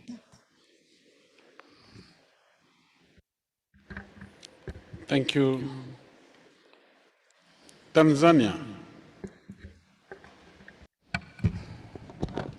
Your Excellency, thank you very much for giving us time to share the experience of this very important forum that engage African countries. At the outset, I extend sincere appreciation to the government and the people of the Kingdom of Morocco for their warm hospitality and excellent organization of this important gathering. Your Excellency, Africa stands at a defining moment. Data and frontier technologies, particularly artificial intelligence, are no longer optional tools. They are fast becoming the new drivers of economic transformation. The question before us is no longer whether to adopt them, but how to harness them strategically, responsibly, and at scale. Your Excellency, in Tanzania, we have taken deliberate steps in this direction. Our national artificial intelligence and data innovation strategy, alongside the digital economy framework of 2024-2034, aims to embed technology across priority sector while expanding infrastructure, digital access, and inclusion, along with the Tanzania Development Vision of 2050, but also the long-term perspective plan for 25 and the 5-year development plan 4. Your Excellency, we have made tangible progress in Tanzania. Over 83% of our population is now covered by mobile broadband, and the investment in computing infrastructure, including data center and the cloud capabilities, are strengthening our digital backbone. At the same time, we are building human capital with the universities like University of Dodoma, University of Dar es Salaam, Sokoine University of Agriculture, and the Nelson Mandela Institute of Technology have introduced artificial intelligence and the data science programs. Yet we recognize that the broader challenge lies in scaling up digital literacy across society, because infrastructure without capability cannot deliver transformation. Our comparative advantage stands where we have more than 34% as a young population, but peace and security, but also favorable policy and the legal environment, to mention a few. Your Excellency, as policymakers, we must now confront a deeper question, one that goes beyond infrastructure, beyond skills, and even beyond innovation itself. How do we shape the narrative of digital transformation so that technology becomes a force that amplifies human potential rather than diminishing it? There is a growing global debate. While digitalizing fuels productivity, it may also be eroding cognitive depth, hence reducing critical thinking, shortening attention spans, and increasing dependence on automated systems. If left unaddressed, this could create a paradox. Economies that digitally advanced but cognitively weakened. Your Excellency, this calls for a more balanced policy approach. We must move from simply promoting access to technology toward ensuring meaningful and responsible use of technology. This includes embedding digital literacy that goes beyond usage to critical thinking and the problem solving. Encouraging innovation ecosystems that augment, not replace, human decision making, designing regulatory frameworks that consider not only economic value, but also societal and cognitive impact. Your Excellency, to finalize, the opportunity before Africa is immense, but the true competitive advantage that we have will not come from technology alone. It will come from how wisely we integrate it into our economies and societies. The future we must aim for it is not just a digital economy, but an intelligent economy, one where technology fuels innovation, strengthens human capability, and sustains inclusive growth. The question I leave with us today is that as we accelerate digital transformation, how do we ensure that we are not only building smarter systems, but also preserving smarter societies? Thank you very much. Thank you, Tanzania.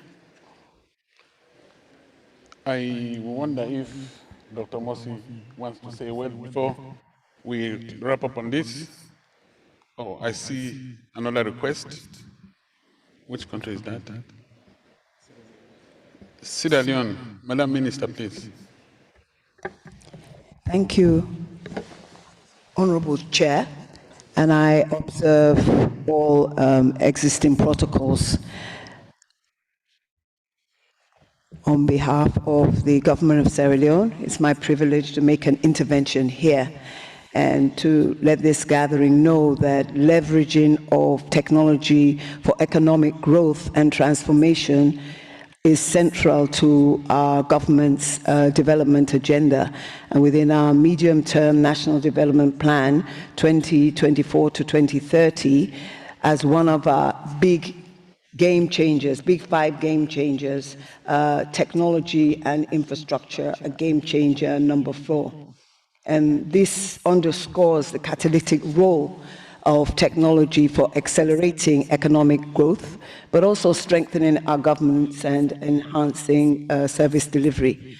So the government of Sierra Leone has pursued a clear strategic objective to expand the technology within our fora, and there are various goals or KPIs that we measure in terms of expanding the internet use and also building a smart city and financial inclusion.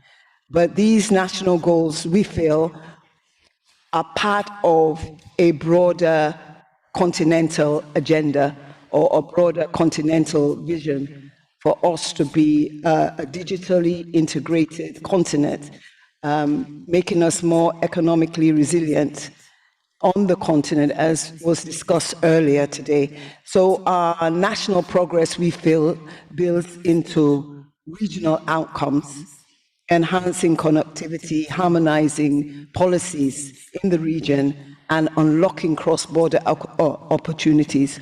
So I would just like to say that I feel that this discourse and the theme that we're discussing now is particularly significant. It does provide us with a vital platform for aligning our national strategies. Some have already been mentioned by other speakers, strengthening regional cooperation and advancing our digital future for the betterment of Africa. Thank you. Thank you so much, Madam Minister. Please, I would like to give the floor to Dr. Morsi, but I want to be sure there will be no further requests for the floor. I don't want anybody to leave here feeling deprived of the opportunity to speak. I thank you so much. Madam Morsi, please. Many thanks to the ministers and delegations for very insightful examples of how technology is being adopted and used at a national level, at the country level, and experiences. I think there were really good points that are raised here. The issue of we are thinking of how do we prepare education for the future, but perhaps we are not thinking enough about the feedback loop of the current stage of technology and how it affects the skills of the new generation, which is a very, very valid point that we need to consider and ensure that we have the safeguards and policies to make sure that also this is not affecting very valuable skills that we have in traditional education. But also it calls to the need to lay the foundations I talked about when I talked about what policy recommendations are needed. The governance and institutions laying the foundation in terms of policies, frameworks, and regulation for AI, for cybersecurity, for privacy and use of digital technologies. So that is a foundational part of advancing in that direction to make sure that technology is being used for the good, but also I think another very important point is the issue of the use of these technologies for decision making and how fit they are for our countries. A critical part of this is the data that these models are trained on. So if decision makers in Africa are utilizing tools where they are not even using our own data, but they are trained in different contexts, different countries, then it becomes the issue of the relevance. That's why we are saying the need to make sure that we're localizing technology and innovation, that we are using these AI models on our own, being used in our own languages and our own data, so that it actually have a better fit to our context and what is needed and is better equipped to give answers rather than to use something that is coming from completely different contexts. So it's part of what we need to take into account, and I think we will have, I wanted to highlight that there's also the Africa Economic Report that ECA has done on this theme, and that would be presented and would go in depth in some of these issues. That also we would encourage that all of you, read it and download it and make use of all the good work that went into that report with a lot of, very interesting examples about all what we're discussing. Thank you, Chair. Thank you so much, Dr. Mosi, and of course, thank you for introducing the next item on our agenda, which is the presentation of the Economic Report on Africa, for which I will invite the moderator to take the floor, please.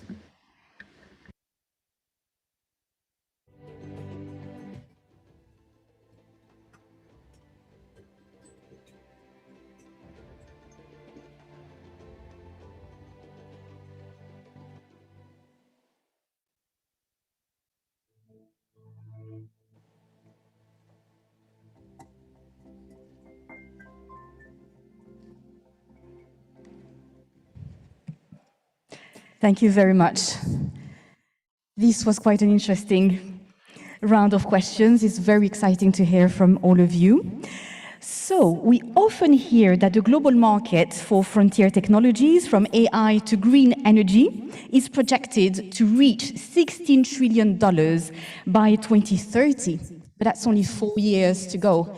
And we've all noticed how time seems to speed up at the moment. So indeed, time is of the essence. And so the question for us this afternoon is very simple. How does Africa claim its rightful stake in that future? And to provide the data-driven roadmap for this journey, we now move to the launch of the 2026 edition of the Economic Report on Africa, which is led by Mr. Stephen Karingi, Director of the Macroeconomic Policy, Finance and Governance Division of the ECA. Welcome. Okay.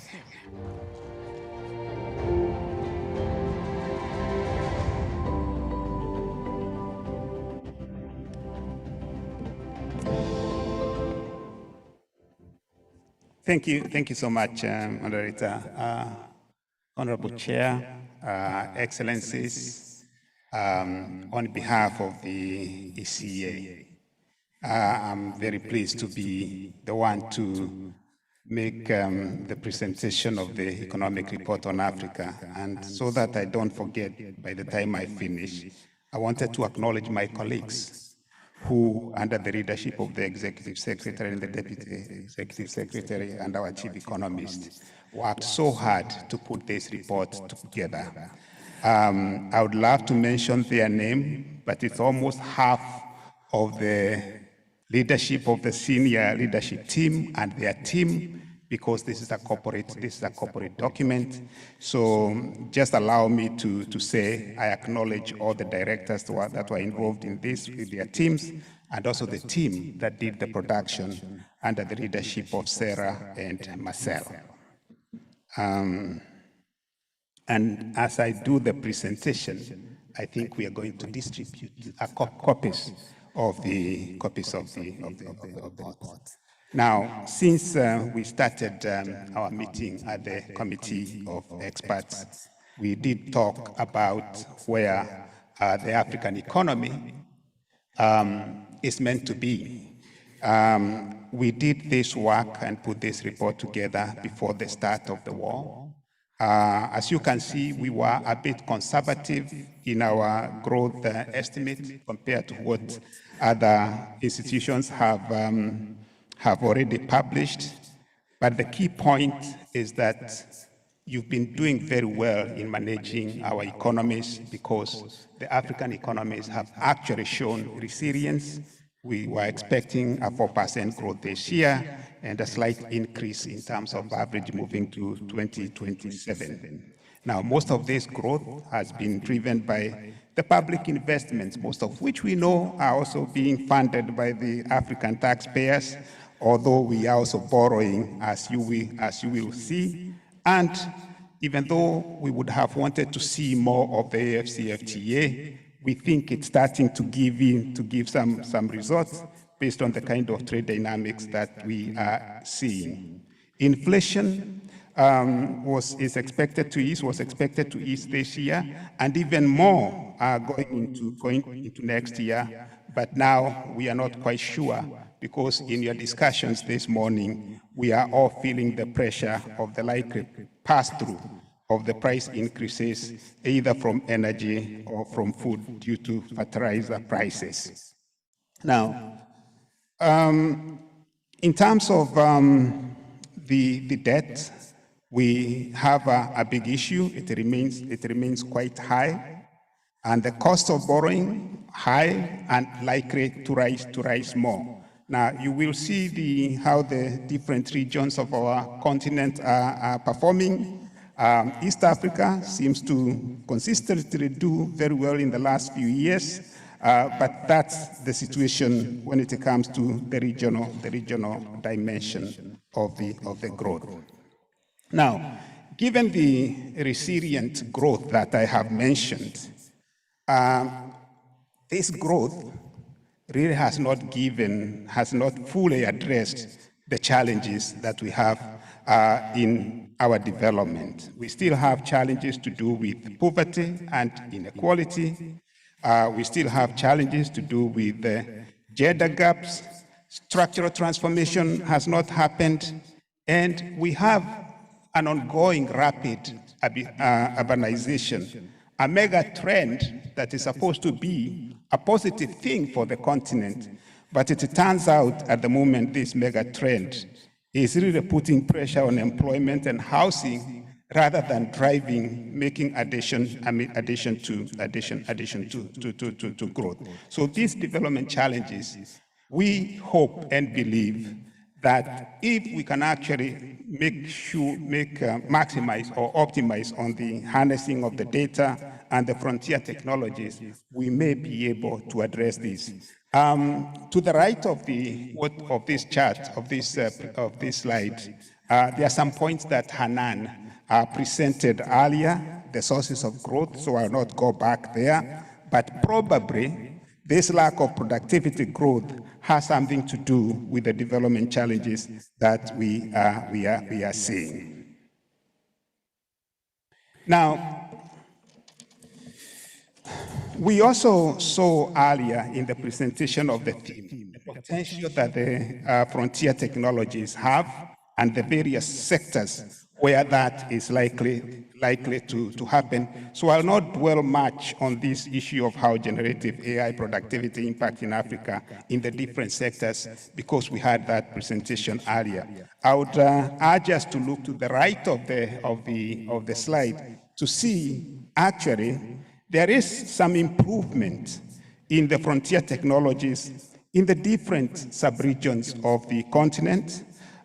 We have North Africa actually doing quite well, followed by Southern Africa. But the other three subregions are much lower because they have a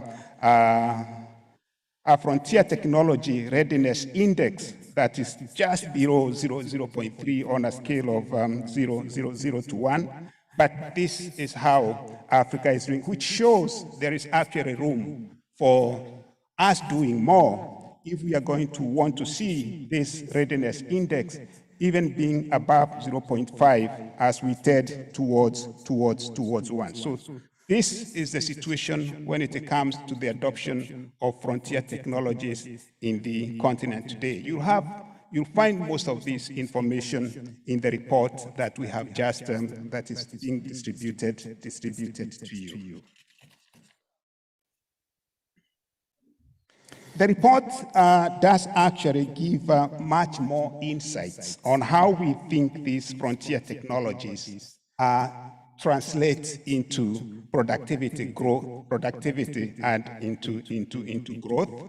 Hanan has just mentioned about the foundational enablers that each country needs to have in place in terms of human capital, in terms of institutions, in terms of infrastructure, including digital public infrastructure, in terms of finance, because these are so critical so that if your innovation inputs of research and development, the components of the Frontier Technology Readiness Index that are there, the ICT investment, these inputs for them to be able to translate into knowledge and technology accumulation, the foundational enablers are very important.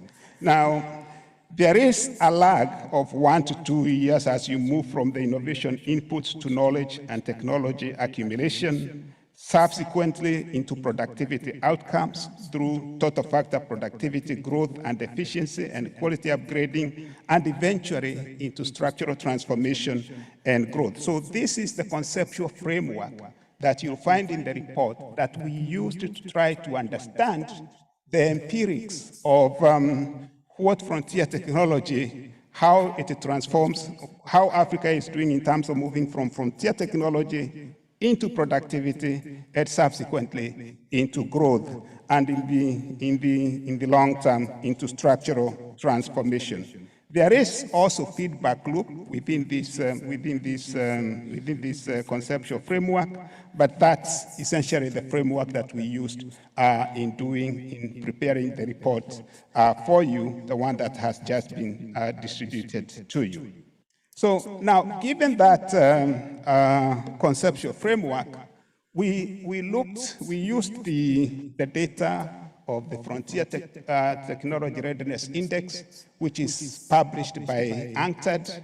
It has the 5 subcomponents that I have just mentioned: skills, finance, infrastructure.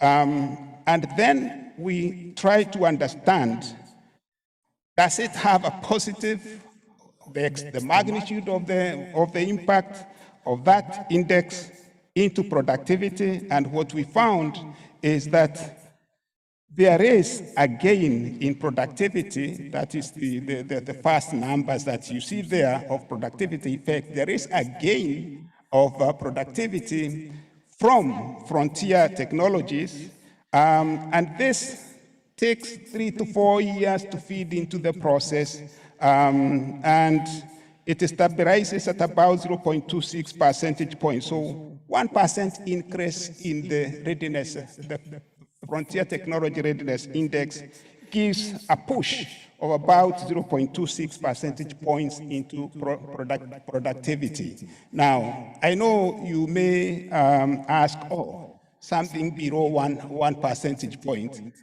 Just to say, from experience and also from all the empirical work, a productivity increase, any positive increase of productivity, however small, as long as it's in the positive direction, it actually gives a very good push to the economy. Now, we also tried to look at the sectoral approach of these productivity effects, and we found very positive and increasing impacts in the manufacturing sector and also in the services sector. Of course, the time it takes for each of these sectors varies. You can see for manufacturing an impact of 0.1 percentage points, reaching up to 0.34 percentage points by the fourth year. And for all this to happen, skills do actually matter. Now, once we established that there is a positive impact of the readiness index to the total factor productivity, then we asked, how does this productivity impact on the growth? And that is what you see in the lower part of my presentation, where you see the dynamic growth effects of how the productivity now translates to growth. It's modest. Again, it is positive in the first year. And it eventually strengthens very significantly as the technology diffuses and across in the next 2 to 4 years, peaking to something like a 1.05 percentage point in the fifth year of this analysis. And the role of value added, you can also see the productivity in the role to manufacturing, very strong expansion, services, a lot of dynamic and sustained expansion. And again, in all these, skills do matter.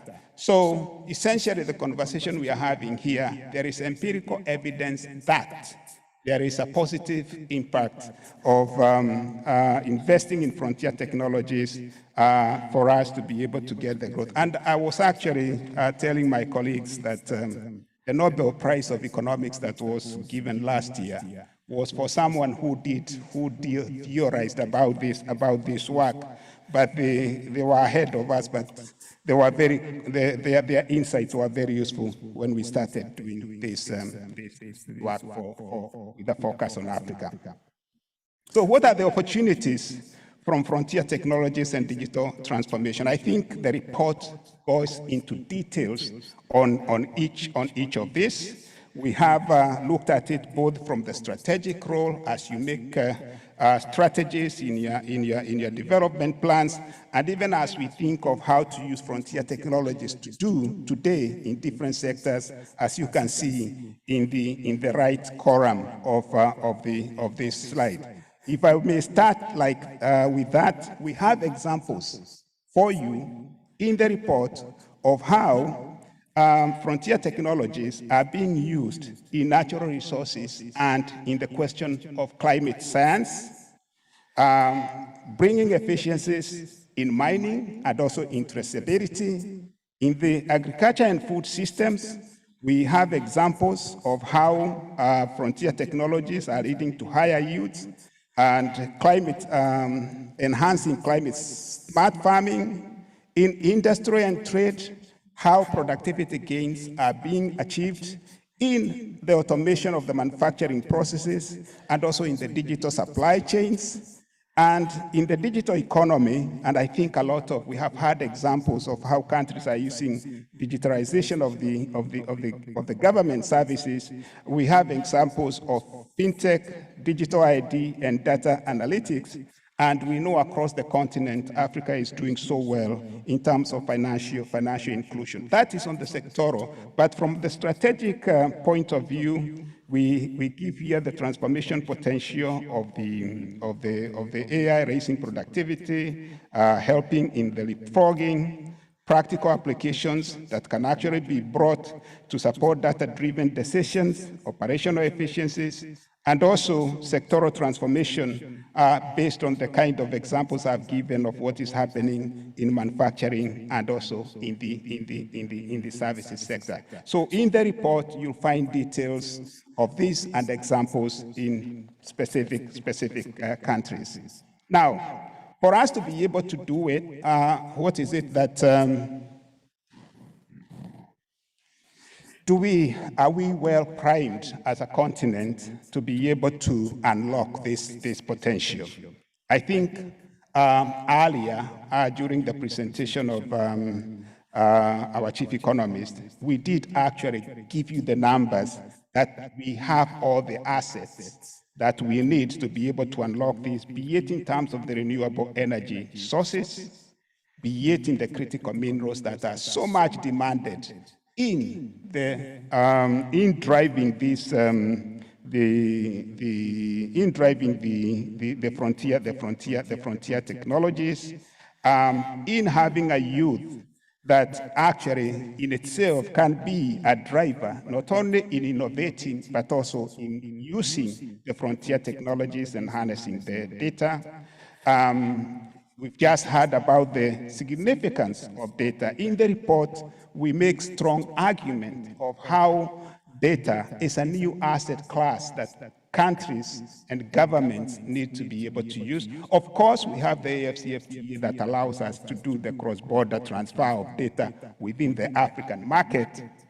But in the report, we show how important data now has become a critical economic asset.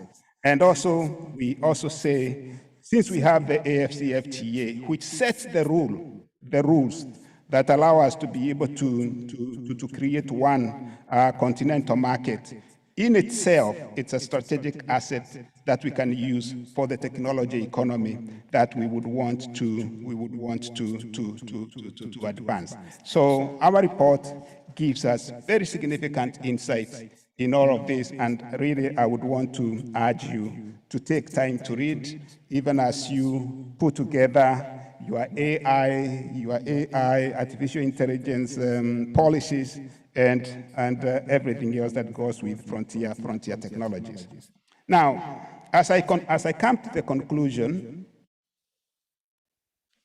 just to add to the examples that you had earlier, there are some success stories again that we give in the report, and I would want to repeat some, to give you additional examples, because again, one of the good things about this conference is that you hear what another African country is doing, and it allows you to want to work together to see how you can do the same for your country. So we have example here of renewable energy, of green ammonia and synthetic fuels in Morocco. We have examples of how now there is automation and heavy use of robotics to create global competitiveness for BMW production in South Africa.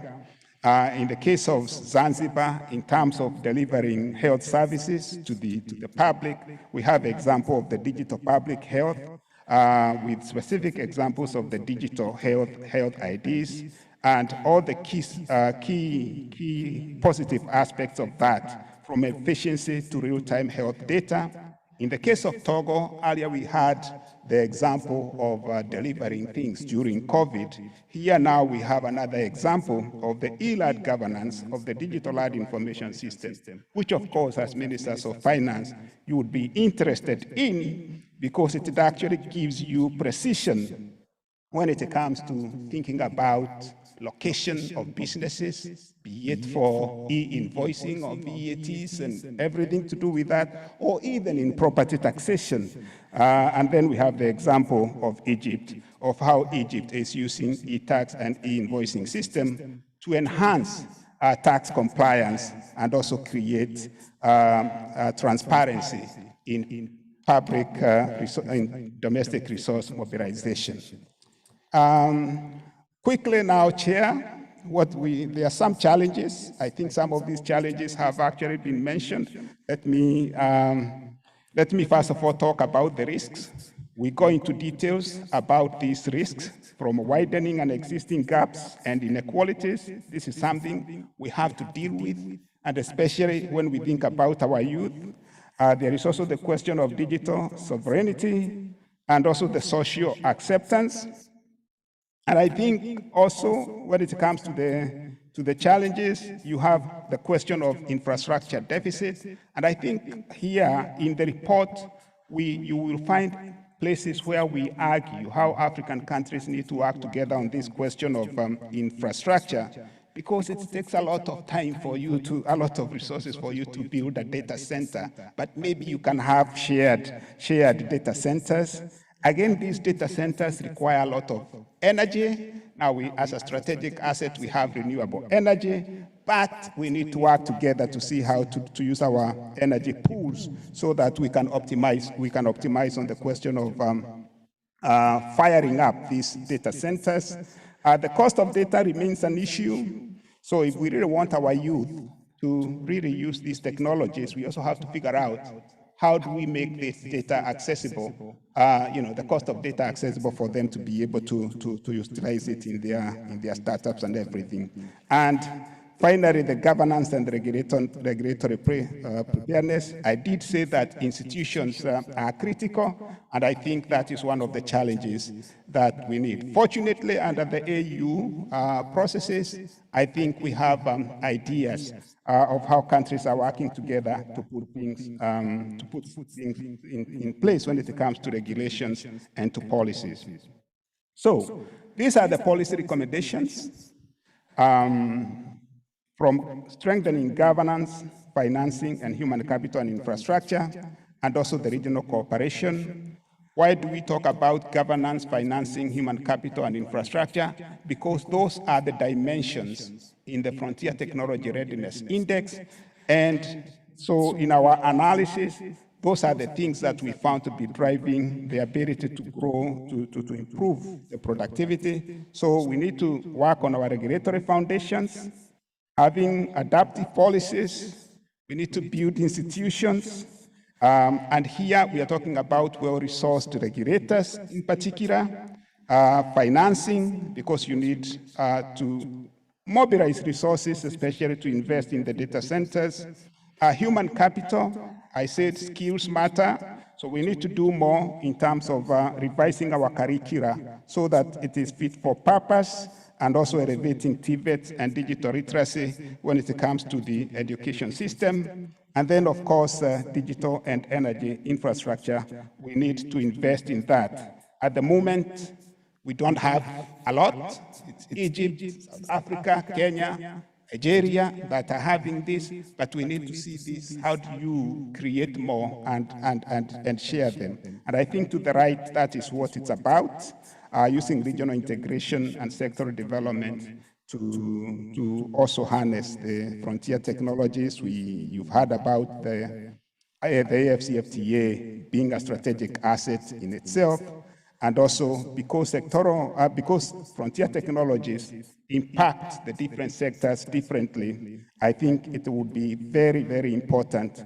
that as we harness the frontier technologies, that we take account of the differentiated sectoral strategies, because one size does not always fit all. And all these are articulated effectively in the different chapters of the report. I hope as I was making this presentation, you had a glance of the report, and you agree with me that it's very difficult to fit everything in this presentation, but at least I've given you a teaser of what is contained in the report, and I hope it has given you sufficient interest to want to read it as you go back to your country, and also share this information with everyone else who is back at home. Thank you very much, Mr. Chairman.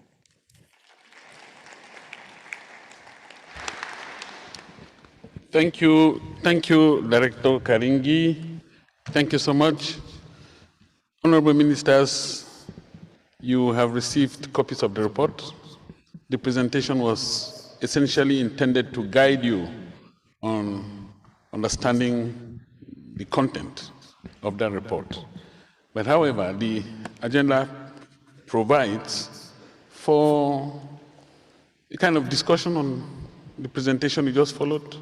In case there are any gray areas, the time is now for you to drop your questions to the ECA team, and if you have any difficulties, it is their responsibility to guide you to understand and make best use of the report.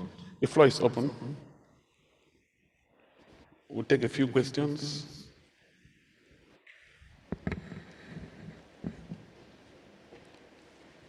Are there no ministers of finance who are IT savvy people? Zambia.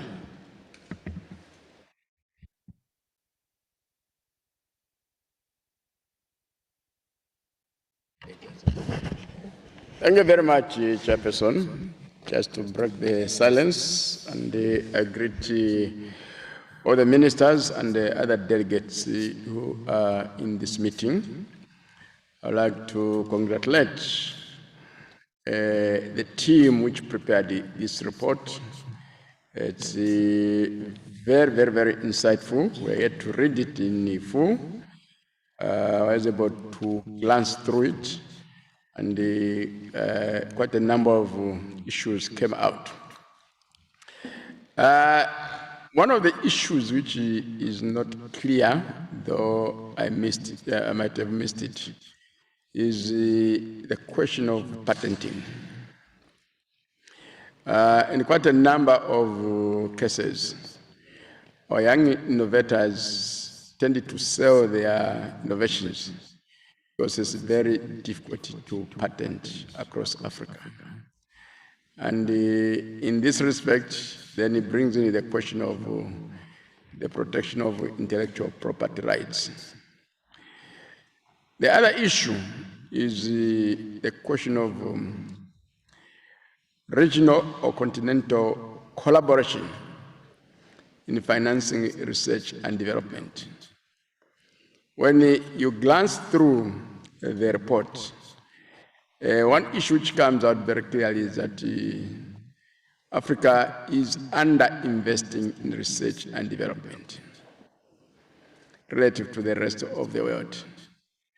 Maybe we could improve the situation and scale up if we came up with an institutional framework which will generate trust so that member states can put their resources together specifically designed for research and development. And on that basis, I think Africa would be more innovative.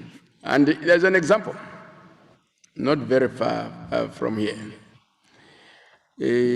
Our European colleagues saw that on their own, it would be very, very difficult to come up with research and development to come up with the modern aircraft. So they pooled their resources and came up with the Airbus, which is a formidable company these days. So if Africa has really to innovate, we need to increase spending on research and development just as much as we need to increase spending on human capital development. That's my contribution. Thank you. Thank you. Thank you very much, Ambassador, for breaking the silence. Thank you so much for that very pertinent contribution. The floor is still open for other contributions, for any queries, suggestions. Yeah, I can see. Can you lift Seychelles? Yes. Seychelles. Or is that Senegal or Seychelles? What am I seeing? Is it Senegal or Seychelles?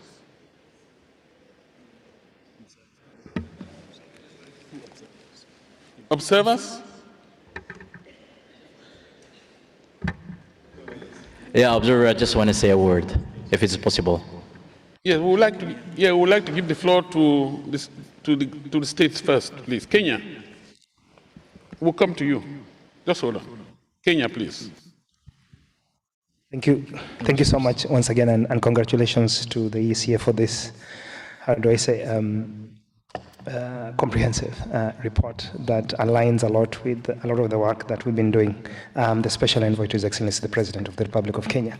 The one point that the report, I think, needs to think a little bit through is procurement and how we reform our procurement regime, especially around innovations. Because at the moment, I think our procurement practices again, do not necessarily understand that. The second part, I think, is around, and I know it's been mentioned, not just underfunding in research, but also how you align research funding with innovation, is how do we support countries to understand that research potentially around innovations do not necessarily speak to fiscal years, the fiscal year.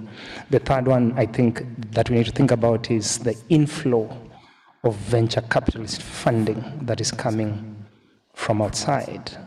Currently, as we speak, between Kenya and Nigeria receive collectively between $800 million for Kenya, $600 million for Nigeria. A lot of this is still external funding. And a colleague just mentioned IP. Remember, whoever pays for the meal basically owns the meal.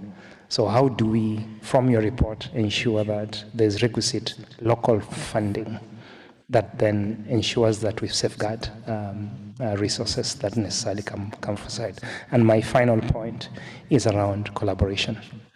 If the report can also feature how critical and emerging technologies, especially from the startups and SMEs, also support African companies, so the legacy companies, because we're seeing a challenge that the big companies, for example, are being disrupted by critical and emerging technologies, yet that capacity is within small and medium enterprises. So how do we support the SMEs and the startups to support our legacy companies to navigate this age of intelligence? Thank you. Thank you, Kenya.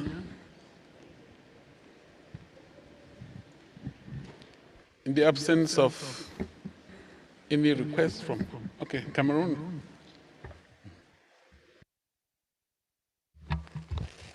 Merci. Thank you, Chair, for giving me the floor. I'd like to also, if I may, break the English-speaking trend to maybe speak French. And I'd like, first of all, to congratulate you for your outstanding presidency and how you've been steering these proceedings. I would like to also thank Dr. Karili for his brilliant presentation earlier on. If I may, I want to say the following. I've read briefly this document, and maybe Dr. Karimli could remind us, what is the actual definition we give to innovation? I didn't have the impression that it was crystal clear in the document, because that way we would better understand this whole approach. What we might think, the way it is written, that innovation is linked to the creation of new services, new goods, new products, and innovation. And by way of result, it becomes the determining factor of this innovative talents and dynamics. So we might want to have more precise clarifications, explanations, and we might also think that the most important thing for us is working on human resources, competences, building their skills, and also establish linkages between research and the outcomes of the research. And this would unquestionably avoid us from sticking to the business as usual type of approach, where we generally have the same recommendations on the same topic. And I'd like to also appreciate in a practical way the experiences that were shared in this document that show us clearly to all of us the path that we need to undertake and to follow. Thank you very much, Mr. Chair. Thank you, Cameroon. Thank you, Cameroon. I am looking first at the states. I will come to observers. Okay, in the absence of any request for the floor by the ministers or their representatives, permit me look elsewhere. Please just introduce yourself rapidly. I can see 3 hands. 1, 2, 3, and 4, and that will be it. So, gentlemen, please. Je pense que je commencerai. I think I'm going to start by introducing myself first. My name is Ahdam Brahim, and I'm a member of the Youth Parliamentarians, and I'm a member of the Socialist Parties and Socialist and Progress Party. In other words, I am a member of Human Rights Association and president of the Young Moroccan Politicians. Ladies and gentlemen, honorable ministers, excellencies, first of all, African finance must become a real trigger of development and economic development. The outcome is not only to produce growth, but also mitigate poverty. So in this very dynamics, the Kingdom of Morocco, under the enlightened guidance of His Majesty Mohammed VI, has turned the co-development South-South cooperation a strategic leverage based on solidarity and win-win partnership. Africa, after all, does have its dynamic youth and a great potentials, economic potentials. Building this inclusive, solidary finance thought designed by Africans for the Africans is today a collective need and a path for the future. Thank you very much for your attention. Thank you, Mr. Karim. Thank you, Mr. Karim. Go to the extreme left. There was, yes, sir.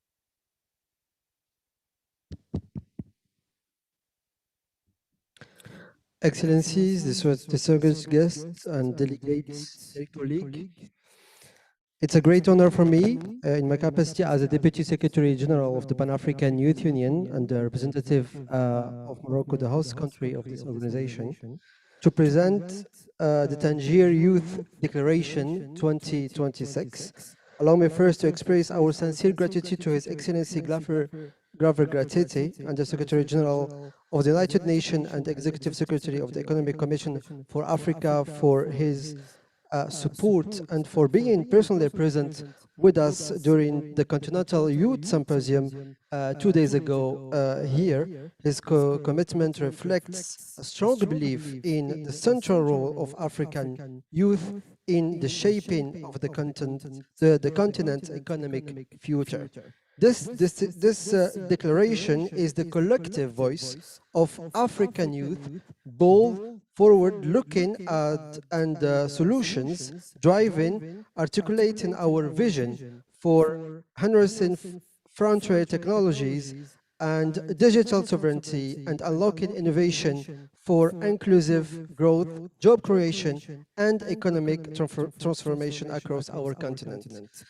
So, linked to COM 2026, the theme, this declaration advances the COM 2026 theme, so growth, innovation, harnessing data and frontier technologies for the economic transformation of Africa by calling for sovereignty and data infrastructure, ethical and locally relevant AI catalysts financing for youth-led innovation.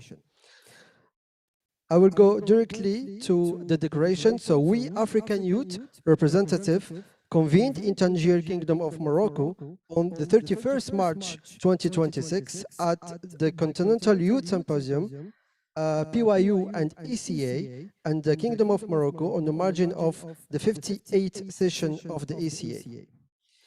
So, guided by EU Agenda 2063, the EU Digital Transformation Strategy 2020-23, the Continental AI Strategy, and the Protocol of Women and Youth in Trade, and the UN Pact for the Future, and mindful that Africa's youth dividend can only be realized if data and frontier technology are governed, financed, and deployed to create value and jobs on African soil. We call the following priorities. First, digital sovereignty and data infrastructure.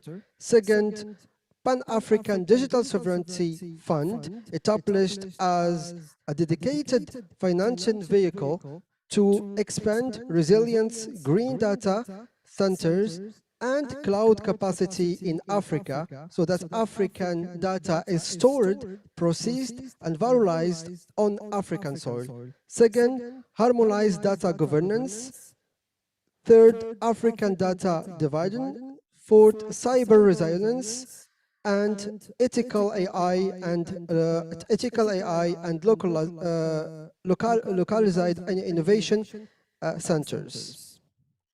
Second, local language and local relevance. So invest in African language, data sets, model, and digital public content. So frontier technologies serve African first. Then scale youth-led innovation finance. So operating for youth fund and expand beyond actually our borders. Then growth capital for AI enable SMEs. Fourth, lower the cost of intra-African digital trade. So accelerate integration and interoperable payment rails to reduce the fraction that actually the cost. It's really high between the trade for many African banking system. Then skills mobility and the future of work. So Africa Digital Skills Passport creates a trusted, verifiable, continent-wide and system to support skills-based mobility and operability in the digital economy. skills for frontier technologies, for data literacy, coding, AI ethics, and cybersecurity.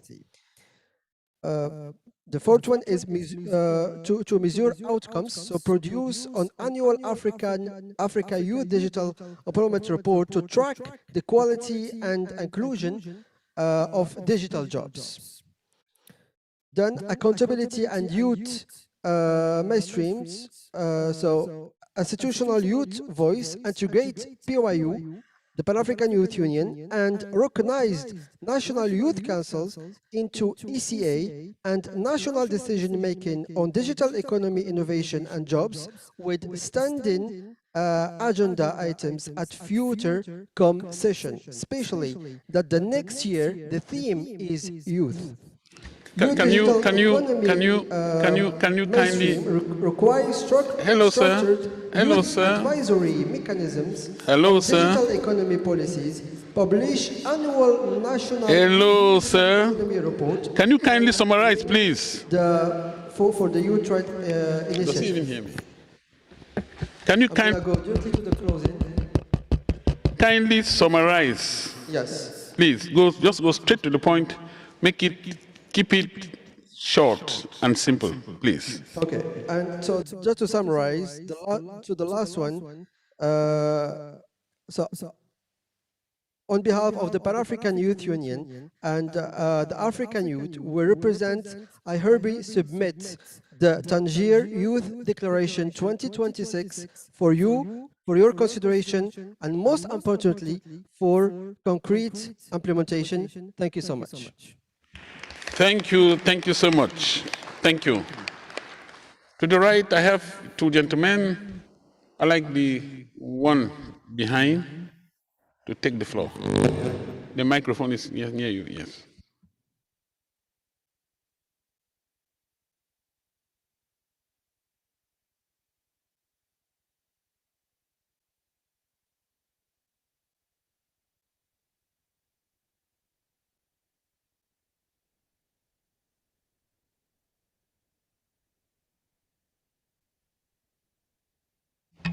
Hello. I hope this one is working too.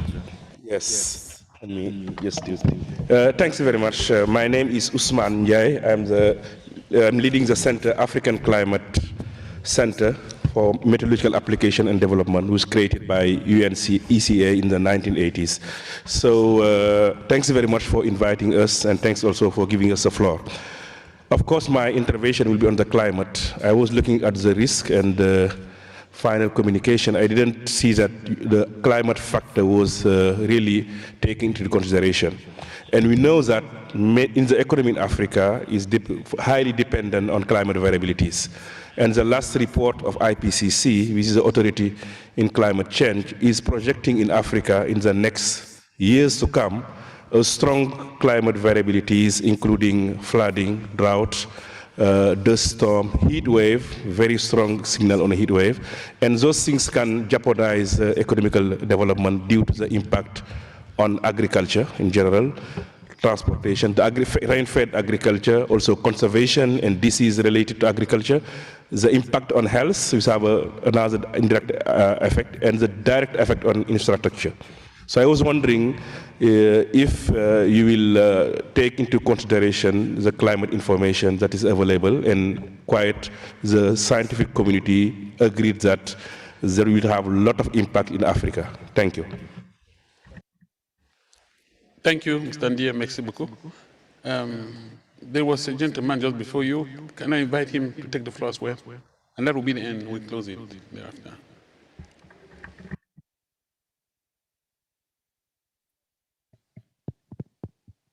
Thank you very much, Mr. Chair.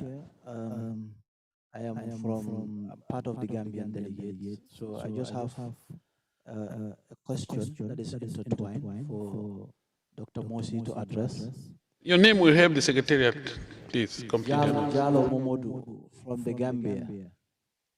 Yes. So thank you very much again for the report.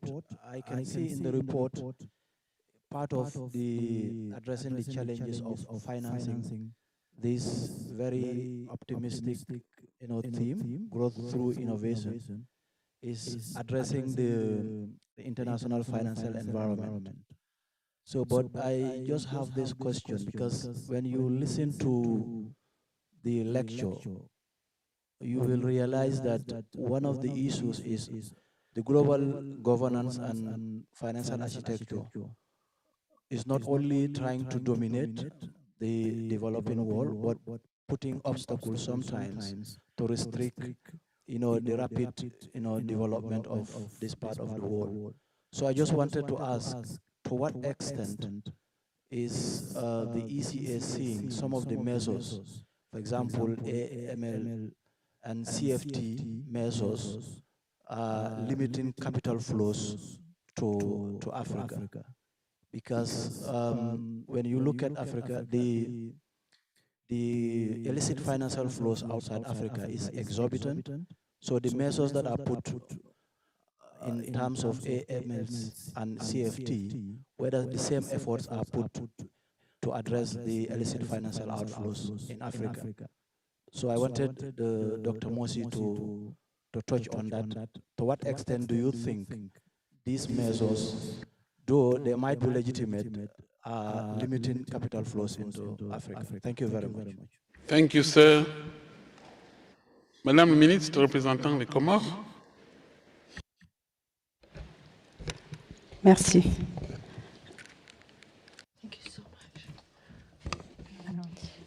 Well, allow me first of all to warmly thank you as well as the Kingdom of Morocco for the very warm welcome and the perfect organization of this event. Ladies and gentlemen, the theme that has been selected this year calls for a very serious and pragmatic thinking.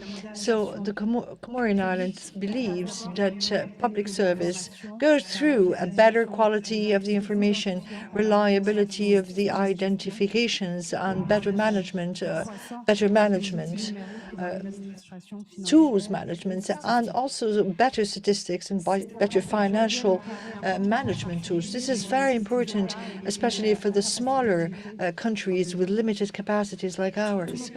All our countries are not growing at the same rhythm. It will be counterproductive to apply everywhere the same schemes and the same requirements. So the digital transformation of Africa would require to take into account the specificities of each country, budget constraints and challenges, local contacts, and differentiated ways to accompany and assist these countries. Regional cooperation is therefore indispensable for us, and we very much look forward that this collective effort and wish will contribute to strengthen our economies, extend and grow our economies, and have our future generations with better futures and preserve the stability of our states. We would like this to request that this session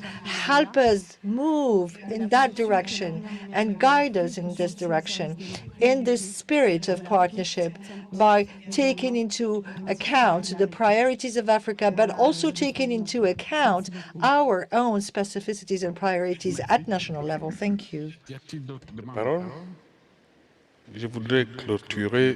Any other requests for the floor? If not, I would like to close this session.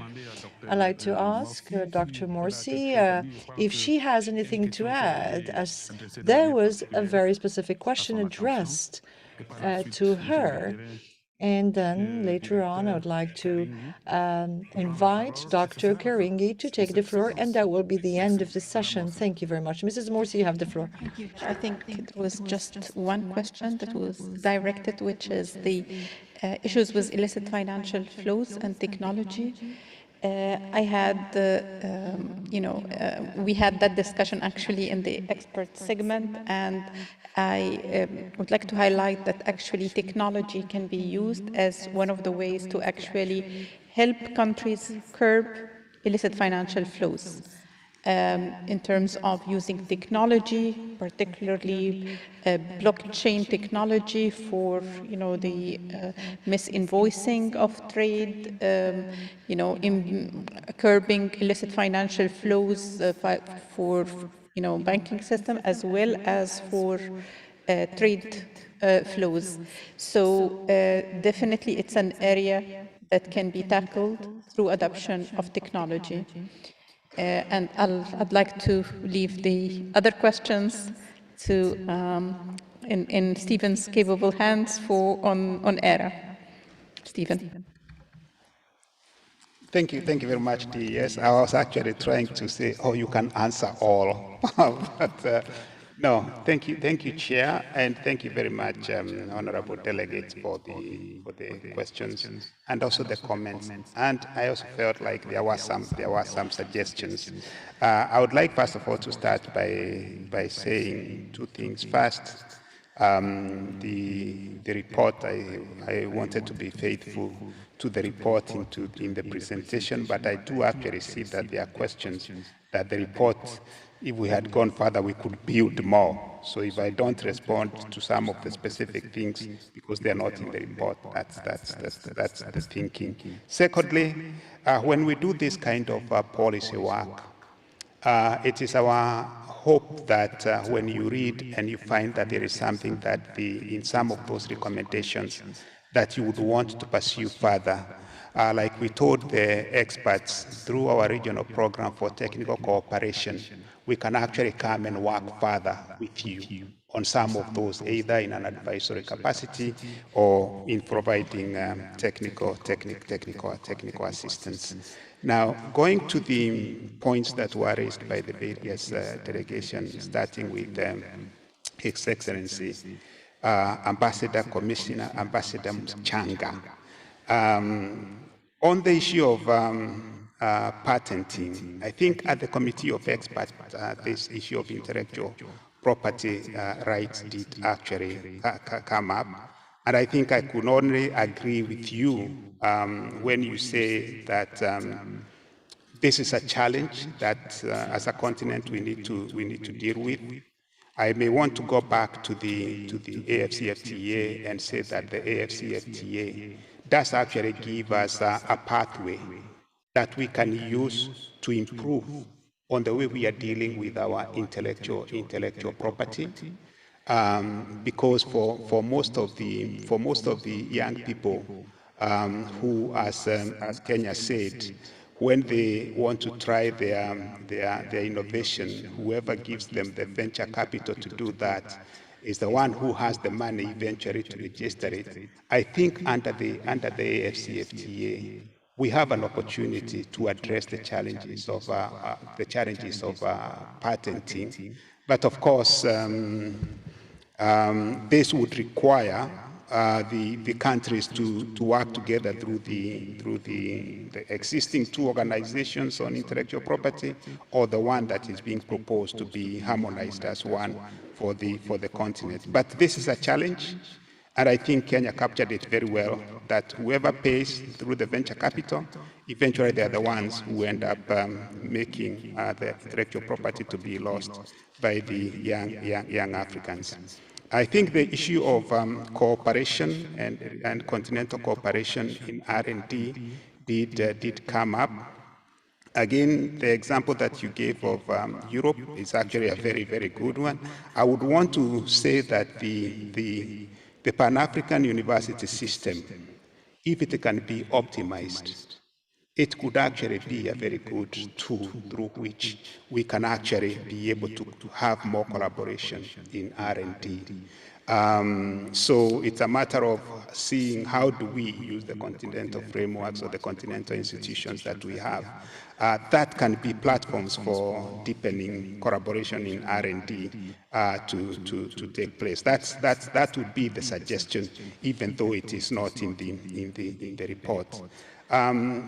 I don't know whether I understood properly the question from Kenya, whether it was procurement of innovation or innovation in procurement. But in the context of the report, I think when we spoke about e-governance, what the report has in mind is that frontier technologies and the harnessing of data could actually be critical to bringing transparency and efficiency in the governance of budgets, especially including through procurement. That's the angle. That's the angle, at least the thinking that we had in the report. And I think your point about research funding and alignment with innovation, I couldn't. I think it's clear. You talk about again collaboration. I like the point you raise about supporting SMEs so that they can support our legacy companies.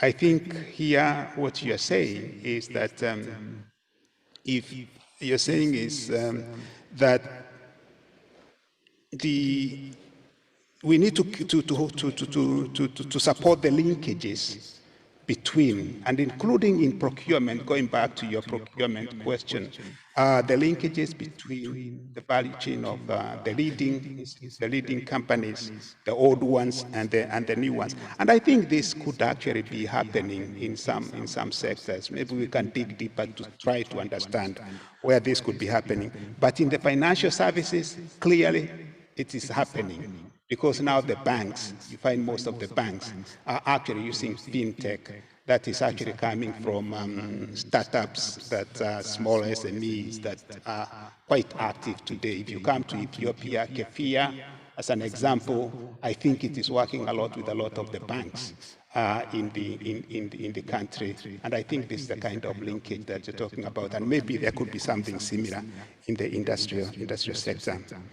Cameroon actual definition, I think you gave us the definition of innovation, only that now we take it one step further, because here we are focusing on the frontier technologies, basically having something that either it's a new or it's a new process, but in this case, maybe by using algorithms, because of the data that you have, you end up being able to find solutions to existing problems that we could not have been able to do them previously. I think for the observers, we heard you about the focus, the member of parliament, and thank you very much for your comment. Having a youth focus, the declaration from the Pan-African youth, I think they were well taken. I think the answer to the Gambian delegation on the global financial architecture was given. But for Ahmad, actually the climate issue, besides being a risk, I think in the report we also argue that it is also an opportunity for frontier technologies. When you heard me talk about things like climate smart agriculture and also the renewable energy. And lastly, Honorable Minister from Comoros, I think you're the one who put in my mind me to talk about the regional program for technical cooperation that we normally have as CCA, because the way our value chain works is we have research, then we provide, we come up with what we call development account projects to prove the concepts that we have in our report, and then we have these technical assistance to come now and try to scale up in the country. So we do take your point that we cannot assume that what is happening in Tanzania is also what is likely to happen in Comoros. We have to give that country context. Yeah. So thank you very much. I hope if I did not answer everything, hopefully in our other interactions we'll be able to respond more. But thank you very much. We've taken notes of the questions that you have raised. Thank you.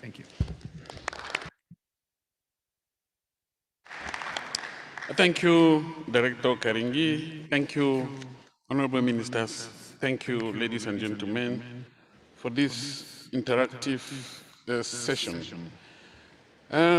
Next item on our agenda is two roundtables, and one for today, one for tomorrow.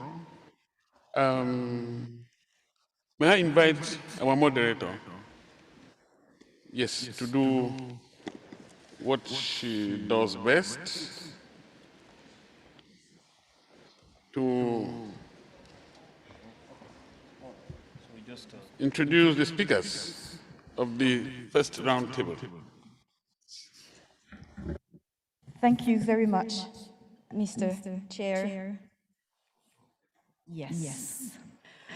May we have our photographers?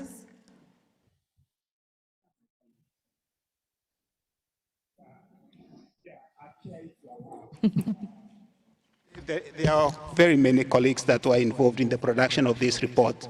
Those who can make it here in the next 1 minute are enough for us to take the photo. Of course, the executive. Yeah, thank you.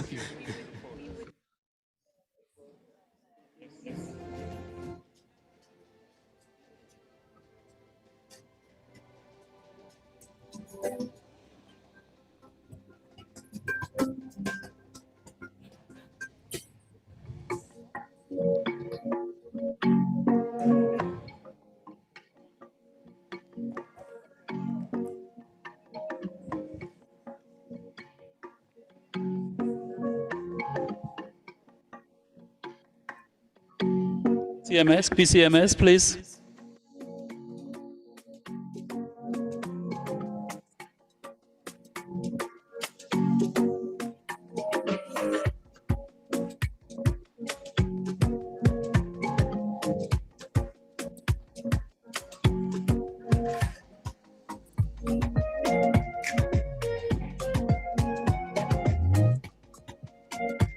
Wonderful pictures there of the 2026 edition of the Economic Report on Africa. Thank you very, very much. Thank you.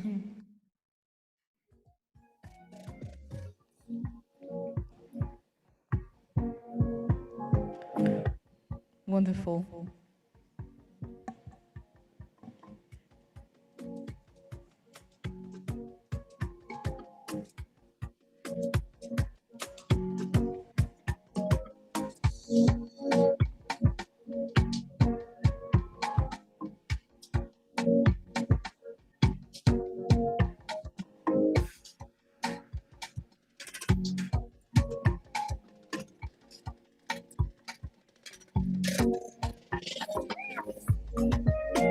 As announced by our chair of the Bureau, we'll be proceeding to 2 roundtables. The first one today is on leveraging technology for growth and economic transformation. So Africa has experienced steady economic growth over the past 2 decades. However, the quality and structure of that growth remains weak, with limited contribution from productivity. And this is a very critical challenge because sustained economic transformation depends on productivity gains, value addition, and the efficient use of resources. In this context, frontier technologies, particularly those leveraging data, offer a unique opportunity. They can help African countries leapfrog development constraints, improve resource allocation, and unlock new sources of growth, even under tight fiscal and financial conditions. Yet, adoption remains uneven, and too often, applications with limited economy-wide impact. This discussion today will therefore focus on how African countries can strategically harness data and frontier technologies as economic assets to boost productivity, deepen value addition, accelerate structural transformation. But ladies and gentlemen, just before we proceed to the panel discussion, I would like you please to switch your headsets because the next segment will be in French. So I'll just give you a few seconds to adjust your headsets and get them ready if needed.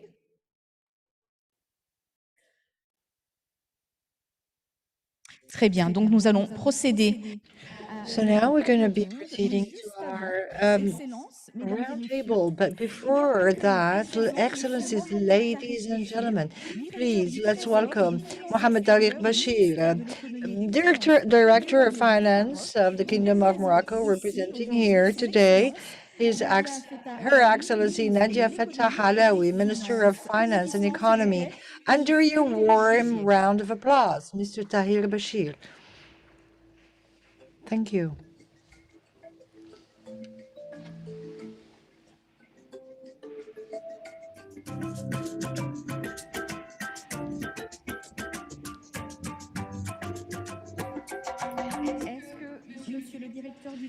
Is the Director of Treasury and Foreign and Finance is present with us in the room?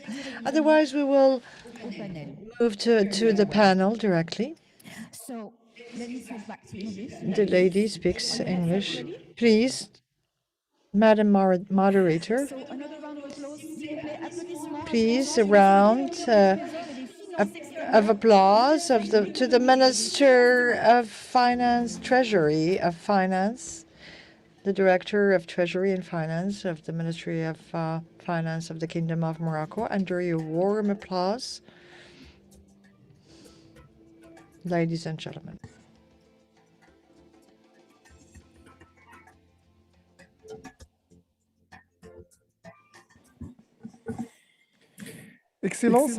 Excellencies, Honorable Executive Secretary of the ECA, our Honorable Executive Directors, Ministers, ladies and gentlemen, allow me to pay tribute to the topic and theme of this roundtable, because today, talking about technology is no longer talking about a single sector, but talking about economic sovereignty, of competitivity, and sustainable transformation.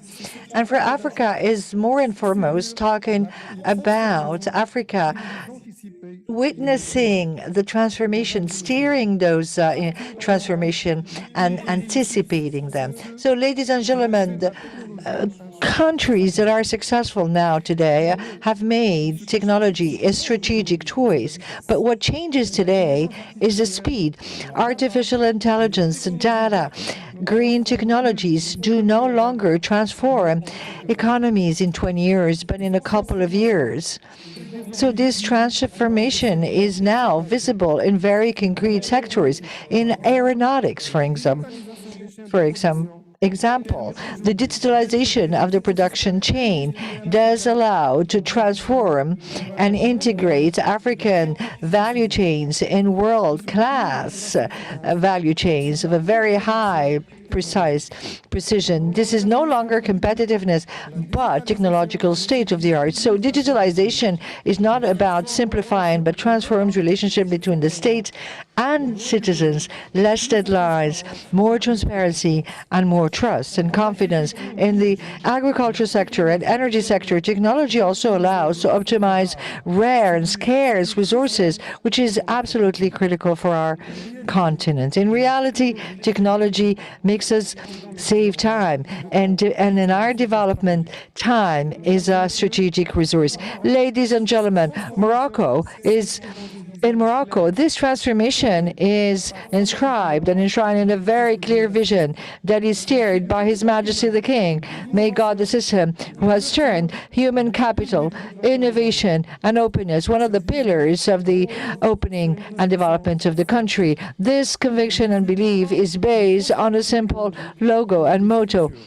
We no longer actually anticipate technological, but we structure them. And this translates in a very concrete ecosystems with the Mohammed VI Polytechnical University that is training a new generation of African talents, applied technologies and applied science connected to the technological needs, working and pooling with major and leading industrial groups like OCP, who are no longer producers, but also innovators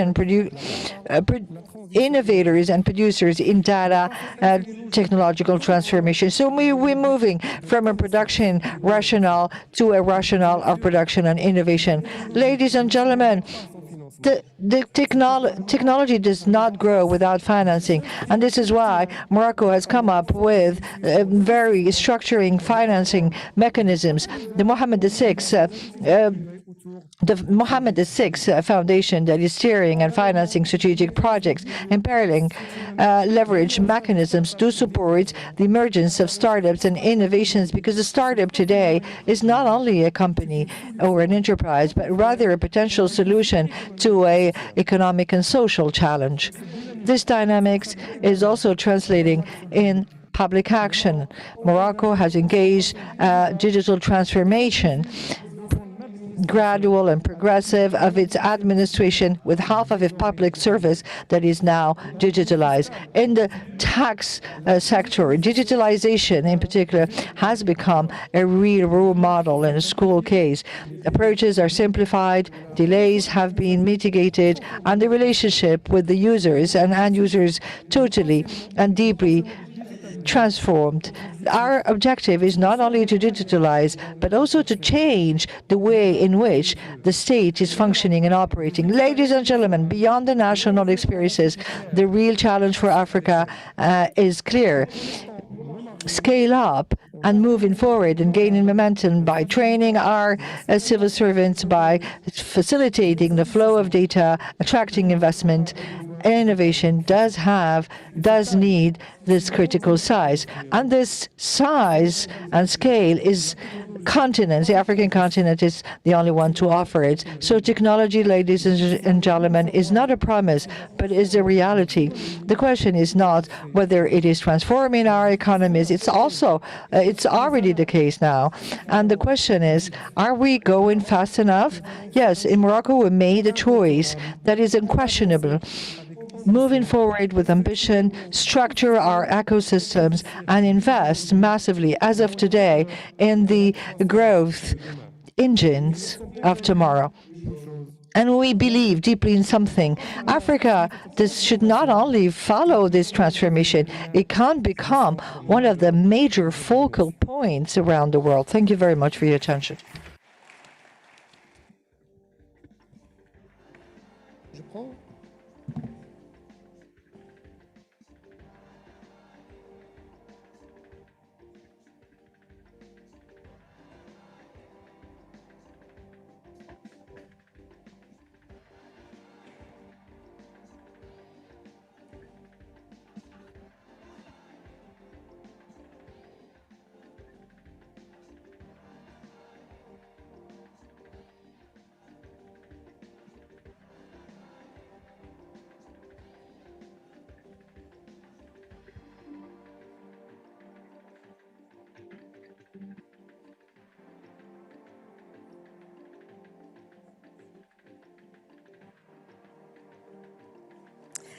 Merci beaucoup, Monsieur le Directeur, d'avoir partagé.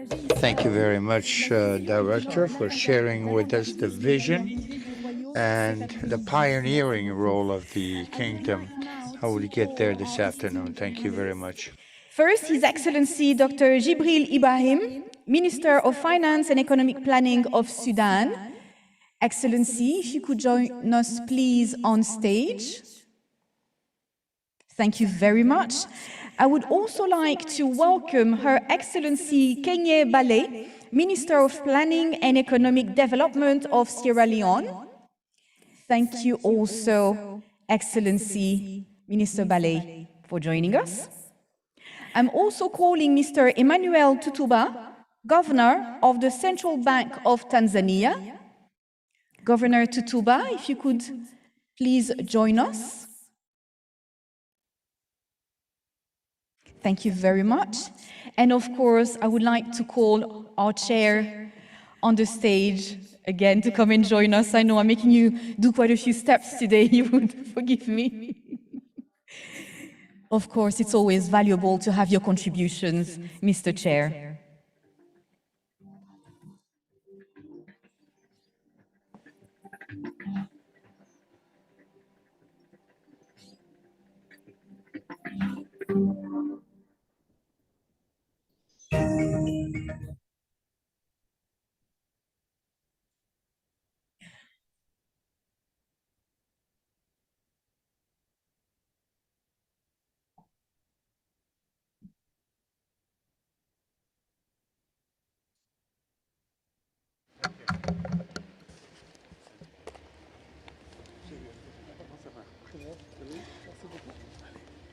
What a lineup.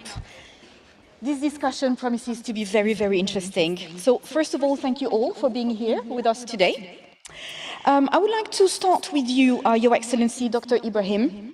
In context of tight fiscal space and competing priorities, how can countries strategically prioritize and finance investments in frontier technologies and data systems to support productivity growth and structural transformation, please?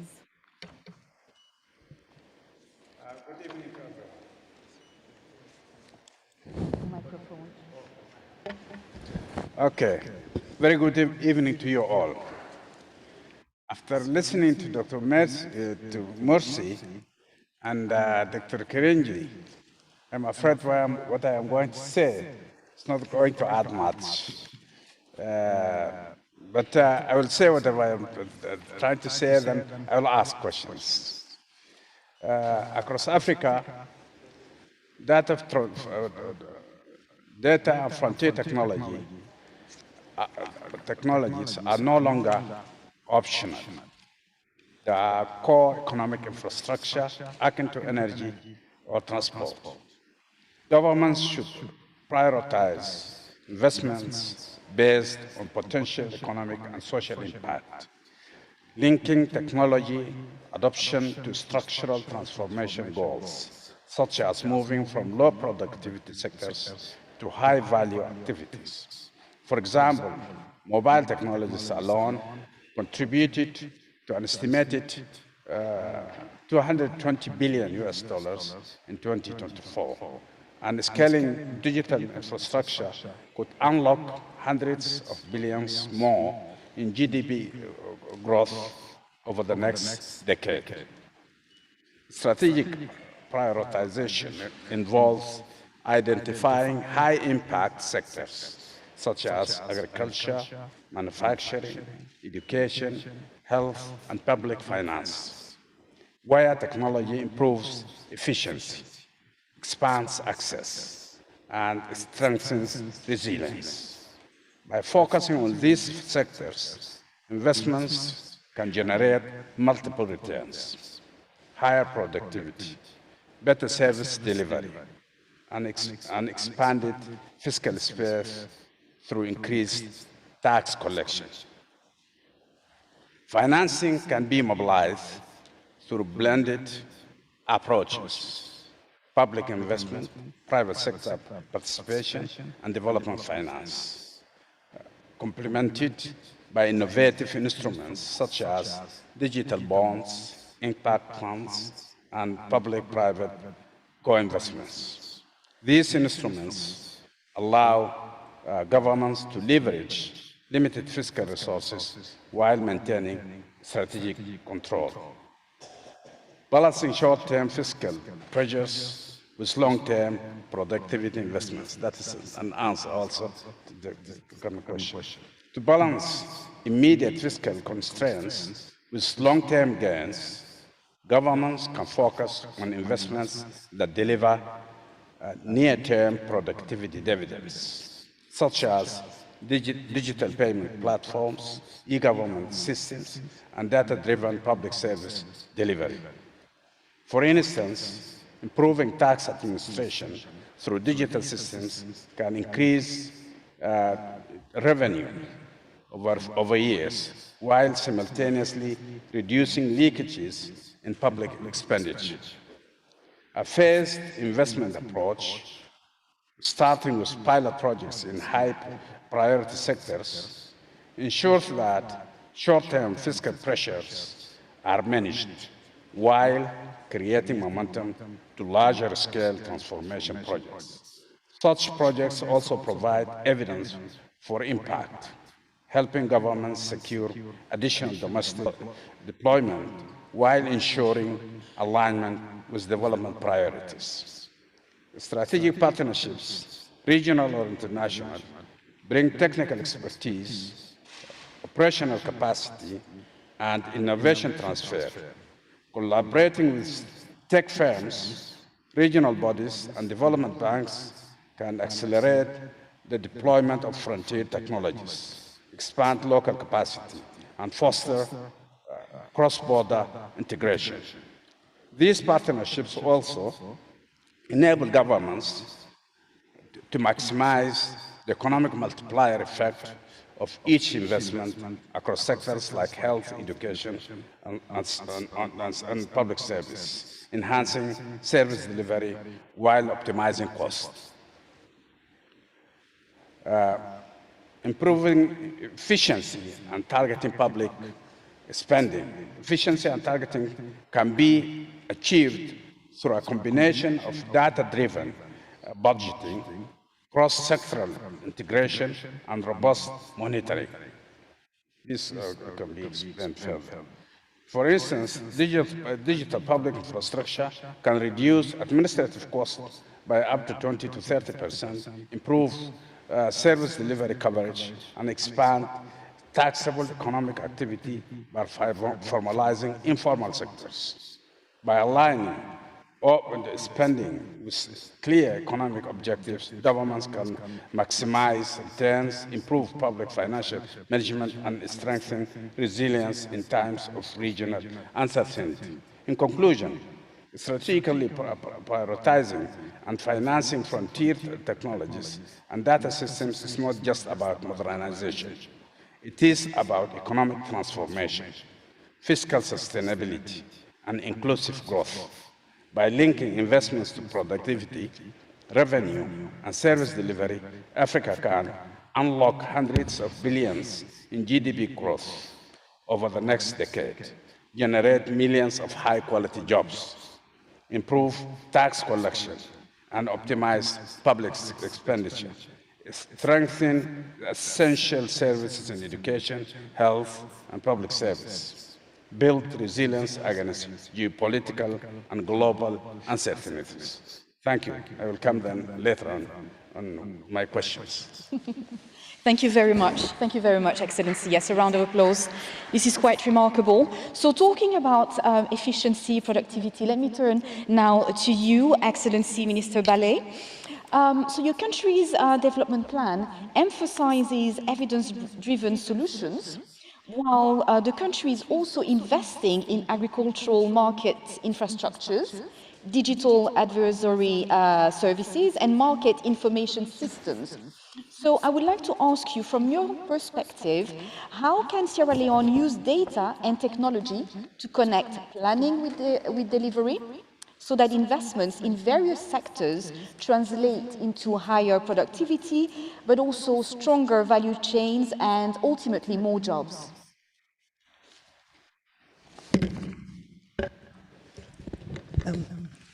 Thank you for that question. Before I go directly to answer the question, I did from the floor indicate what advances we had made in Sierra Leone as a country in the area of technology. And I just wanted to give the background to that, or the basis. And this is because the forward-looking president that we have, actually in his second term of administration, established a Ministry of Communication, Technology, and Innovation. And that is why we've been able to have a greater focus on technology and innovation. And so we have seen, as a government, have been able to expand in the areas that you mentioned in terms of the innovation and data generation and the use of this information for planning. And we now see this as a foundation, whatever we're doing in the area of technology, ensuring that all of our services, communication, technology, and innovation, that they are effectively integrated into all of our development initiatives for growth, innovation, entrepreneurship, and building the digital economy. I did also mention, you mentioned agriculture, the agricultural sector, and I want to also focus on the other sectors that I mentioned in the plan. I mentioned earlier that the center of our plan, or core, are the big 5 game changers. What gets more attention is the agricultural sector, Feed Saloon, because it is our flagship program. And because it's our flagship program, we are using a considerable amount of technology to ensure that we actually increase our agricultural production, increase our exports, and reduce our imports. And so for agriculture, we have employed a number of technologies and even new, smaller technologies. We have, for example, been using AI, and we have some groups of youth that actually, through a competitive grant that they were able to access, have been able to demonstrate to us as a government, and we want to expand this on irrigations using AI and mobile phone technology. We also do have, of course, using the drone technology and also e-payments within the agricultural sector. That has enabled us to increase the technology. Now, increase production. Now, technology is actually game changer, what we consider game changer number 4. But it is integrated into all of the other sectors. Besides feed salon, we have human capital development. Human capital development, which includes the health, education, social protection, etc. In the education sector, coincidentally, the Chief Innovation Officer was made the Minister of Education. And there were so many technologies that were introduced into the education sector, which made it more inclusive. For instance, apps were developed for students to be able to acknowledge, access the past exam papers and online tutoring. For the health sector as well, many innovations have been introduced. And I don't know how much time I have, but I just want to keep the interventions on the game changers as short as possible, and then I do the second part of your question. But just to say that Big 5 game changer number 3 is youth employment. The provision of the goal is the provision of 500,000 jobs for youth over the planned period. One of the areas of which we're focusing on, besides the agricultural sector, is actually technology. So how are we using data and technology to give us feedback and to help us to implement the medium-term national development plan? We have, a couple of months ago, launched a development tracker, which gives us monthly information. We had developed, through our plan, KPIs, which we are monitoring on an annual basis.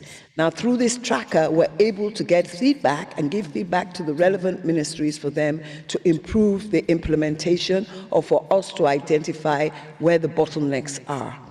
So for now, I think I'll stop and allow other speakers to speak, and then I'll come back later if more needs to be added. Thank you very much, Excellency. And needless to say, and to remind everybody that we are the youngest continent, and to actually give our youth the tools that they will need to ultimately lead in the future generations. I think that this is one of the best priorities to keep in mind. So thank you very much for your contribution, and we'll go back to you in a little while. But let me now turn to you, Governor Tutuba, and have a look at Tanzania. So your country has been a leader in digital financial services and financial inclusion. So how can digital financial systems and broader digital transformation strategies be leveraged not only to expand access, but also to drive productivity, mobilize investment, and support structural transformation across the economy? Yeah, thank you very much, Madam Moderator, for giving me the floor.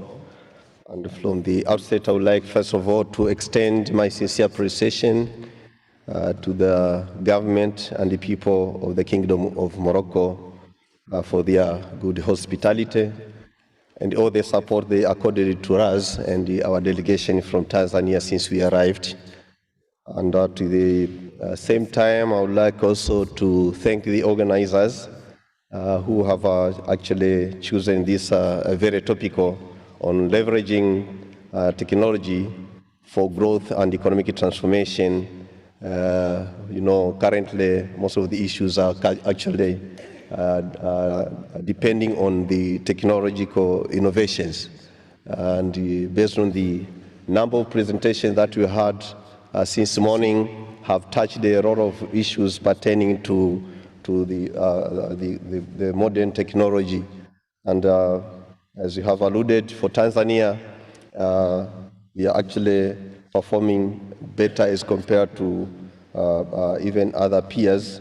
That's why even our economy has continued to grow in the good levels, and our inflation has been contained at a very low pace for a number of years. Now, coming to the issue that you have pointed out, of course, for us, we have been using different approaches, and in Tanzania, most of the issues pertaining to digital innovation and technological advancements has also been incorporated in our Vision 2050. Similarly, in our digital economic strategic framework, which was came to operation since year 2024, and it's a 10-year program where a number of issues have been provided. Under the first pillar, there are issues pertaining to enabling digital infrastructure.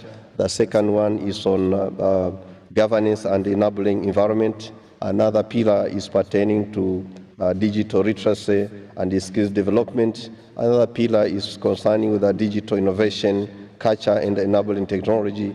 Another one is on nurturing digital inclusion and accessibility. And the last one, but not least, is on digital financial services. Now, under the digital financial services, we as the Bank of Tanzania, we are the ones who are actually taking lead on it. And for us, we have also been able even to put in place a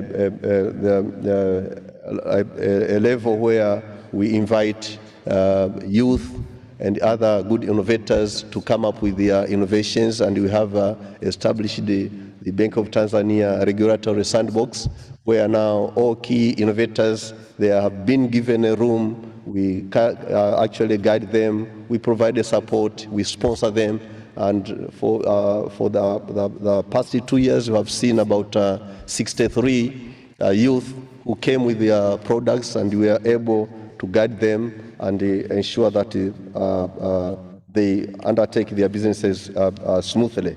Now, when we talk of the issues pertaining to financial systems, the way can be used to expand or drive productivity in different areas. First of all, we just take the concerns where digital platforms or different products can be used to increase transaction speed.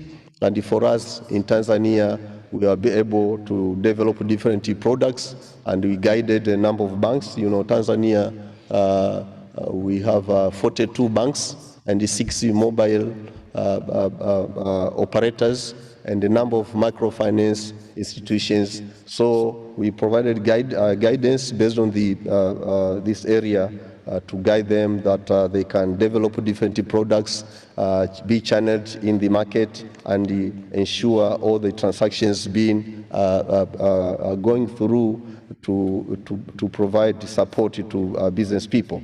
Similarly, we have continued to improve capital allocation, which also boosts the total factor of productivity and ensure small firms to access funds through digital platforms. Similarly, we have been able to alleviate financing constraints, especially through digital technology, improves data access to credit risks, and the assessments or enable loans to small and medium enterprises. And in Tanzania, there's a time when for us as a Bank of Tanzania, we saw some of the costs, especially for cost transactional from one mobile app to another one, because you have 60 mobile companies, the costs were higher. So we took deliberate efforts and we developed Tanzania instant payment system, which is also a real-time and interoperable. By doing so, we have cut some costs. So through these digital platforms, there's a time when we have been able to lower costs, transaction costs from one end to another person. So whoever undertaking those transactions, whether within the country or outside the country, have been able to lower the costs. Another area pertaining to digital transactions, the way they support transformative sectors, being in agriculture, manufacturing, or goods and services, is on streamlining operations and automation of financial services by using AI, robotic, and the other big data, which can eliminate a human error and reduce the level of risks. So even within the central bank, when we undertake these macroeconomic fundamental issues, we normally undertake AI in terms of configuring our financial and economic models, which are actually very accurate when you use these AIs. And you have put in place one directorate responsible for AI and the data analysis within the central bank.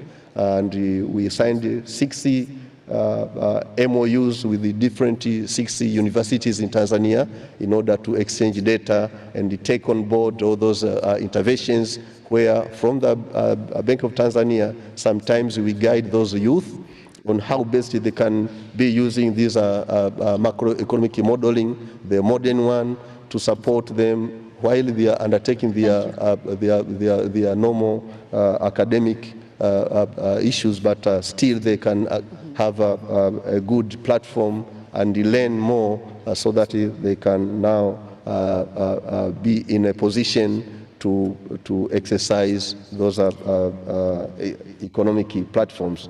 So the way digital financial systems support economic development, there are a lot of issues, but just to say a few issues, maybe I can just end up by ensuring that digital financial systems can also boost e-commerce and the trade by facilitating secure, instant and low-cost digital payments, also boosting digital economy and expand access to broader market and fostering entrepreneurs' growth by transacting through the modern and the low-cost digital platforms. Thank you Maybe very I can much. end up here, but there are a lot of issues to share with you. So many issues. Thank you very much. Thank you so much. I mean, we've been hearing about so many initiatives, avant-gardism, and wonderful, wonderful policies and technological advancements that you have all been a part of. But despite the progress, we cannot ignore that unfortunately the adoption of technology has until now been quite uneven. And very often it fails to translate into economy-wide productivity gains. So I would like to ask you all, I would like to have the opinion of all the five of you on stage. What do you think is the single most binding constraint preventing frontier technologies from scaling and generating broad-based productivity gains and also ultimately value addition? Maybe I'll start with you, Chair, actually. What is your take on it? Thank you, Madam Moderator.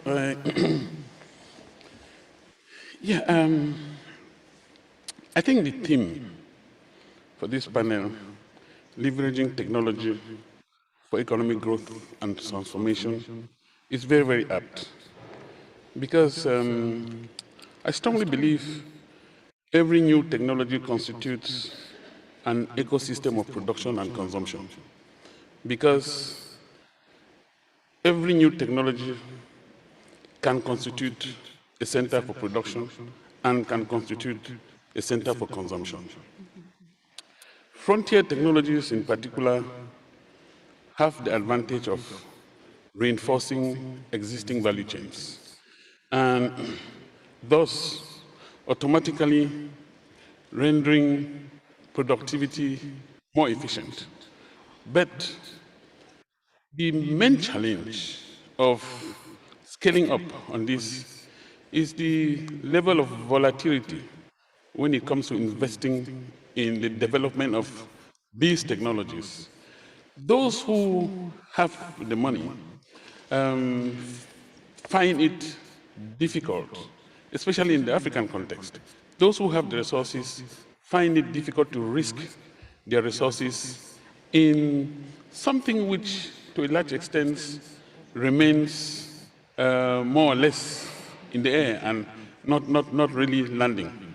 But at the same time, it is more and more evident that it is the way of the future, especially because we keep talking of our human capital, which is very youthful. These technologies are not only disruptive, they also require the kind of risk that only young people can take to make things happen.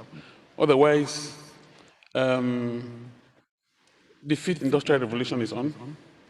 We have just no choice but to accompany the young people venture into these disruptive technologies.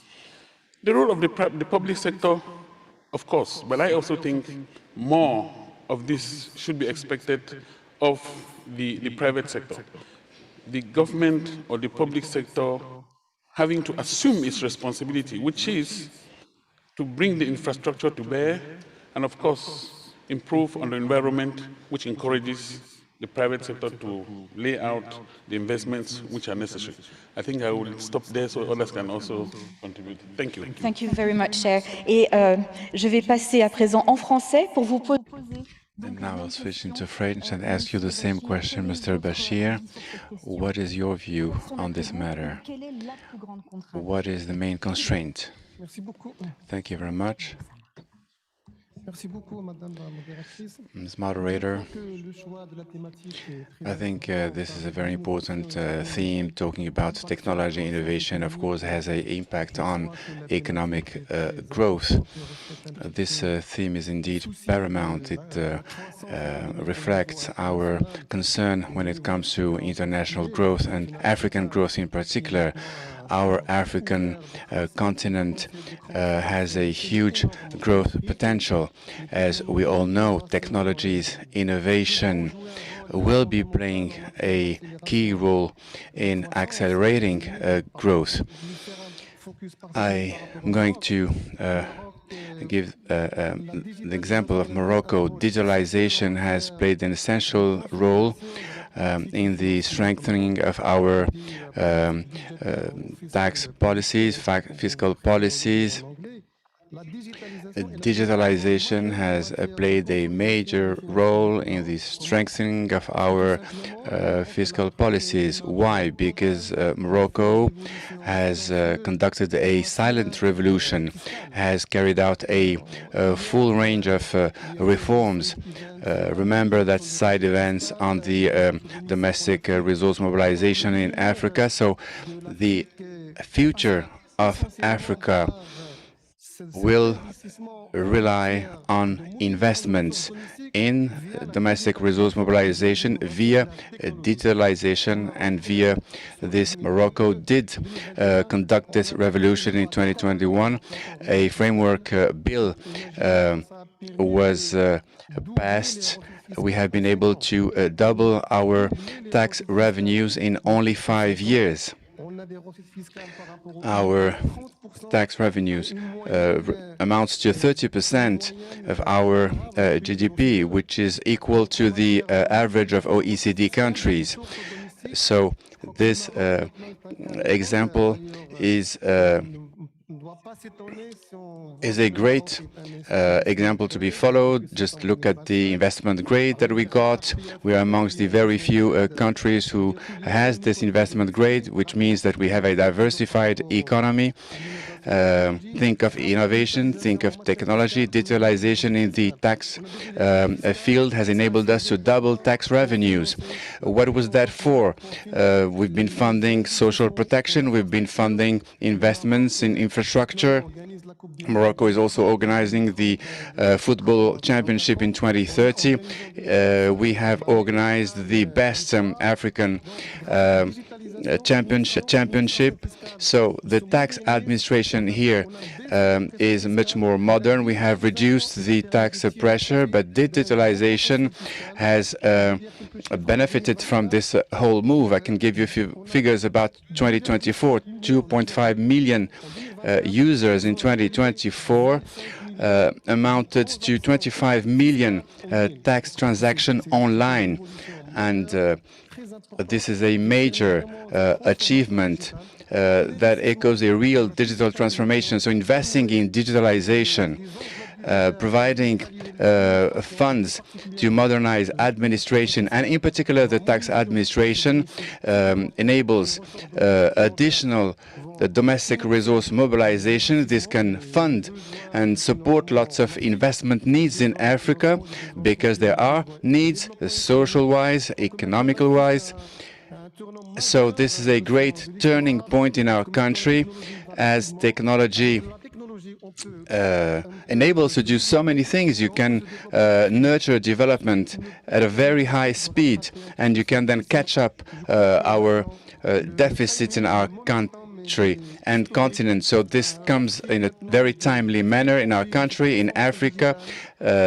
Digital transformation is going on, and the Moroccan example can be an example to be followed by all African countries. Thank you. Thank you so much for your contribution. Now I have your another question in English. Excellency Dr. Ibrahim, what is your take on this? What is the one biggest constraint in this department, according to you? I'm not sure if I have heard you well, but let me say this. Our meetings and conferences raise awareness of our problems and shows us the gaps between each of our countries. And also, at least the blows at the whistle to know that where we're standing against other countries. But I think we need to look into practical steps where we can collectively do something together. Each country here is doing something about digital transformation. We went to the extent that we renamed our Ministry of Communication to call it the Ministry of Digital Transformation and Communication. And we have different applications. All trade activities go through a platform, government platform. The taxes are paid now digitally. Our banks are having the different applications that help connect to the government and to the public. So we are trying to reduce tax payments and go to electronic payments as much as we can. But is that enough? Now the question is, does each African country needs to have its own research and development investment? I mean, is there any way to save some money by doing something collective? Is there any way to bridge the gaps between the different countries through our common institutions like the ECA? I have the concern that we talk about issues, but we don't do things collectively. Is there any way of doing something collectively so that we bridge the gap between the different members of this of the African Union in technology transfer, in approaching frontier technologies, and a way of moving together?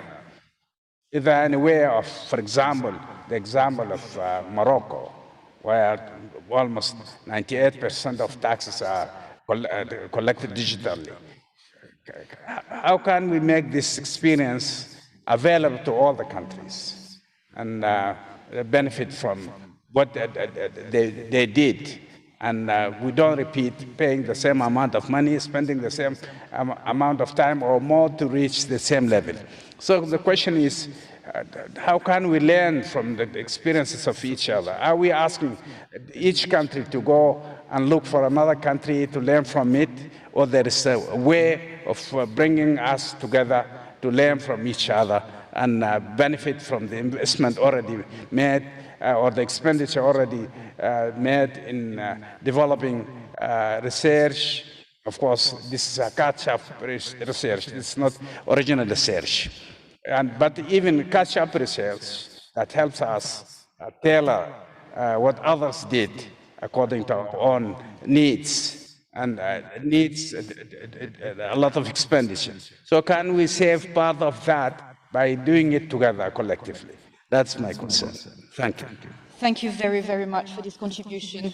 Indeed, like they say, alone we can go fast, but together we'll definitely go very, very far. And looking in the room, it's fantastic to see that all the African regions are represented, north, south, east, center.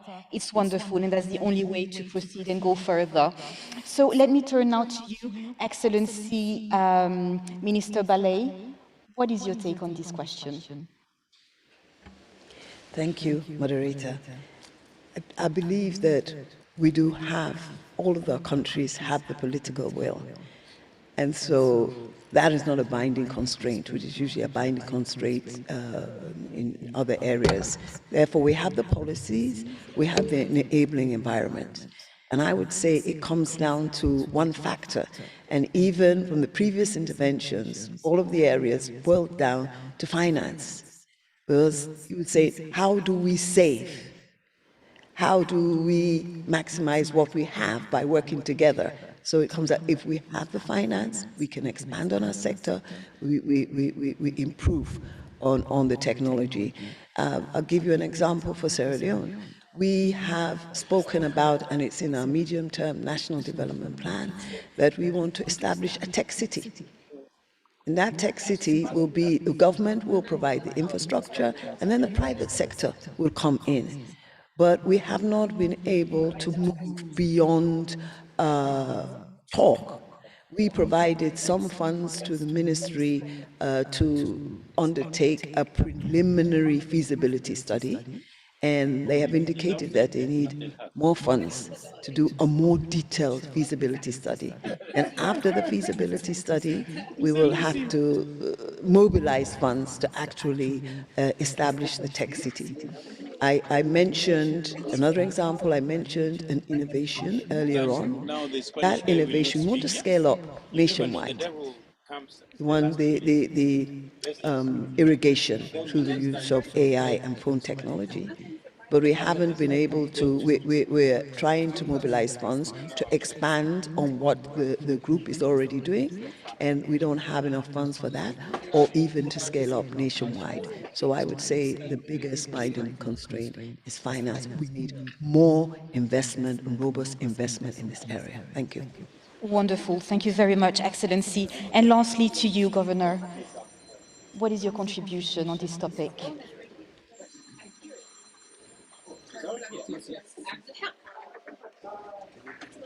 Oh, sorry. Yeah, thank you very much, moderator.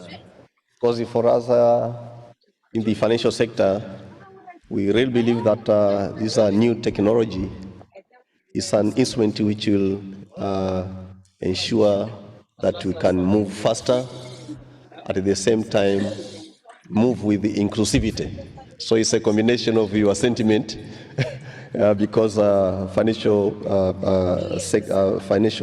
systems generally, they are also supporting financial inclusion. At the same time, they can mobilize more resources, ensure all those transactions to go through and reach out to the final destination within a very short time at a low cost. So my uptake from this topic, I think, is to continue building confidence and the trust in the systems.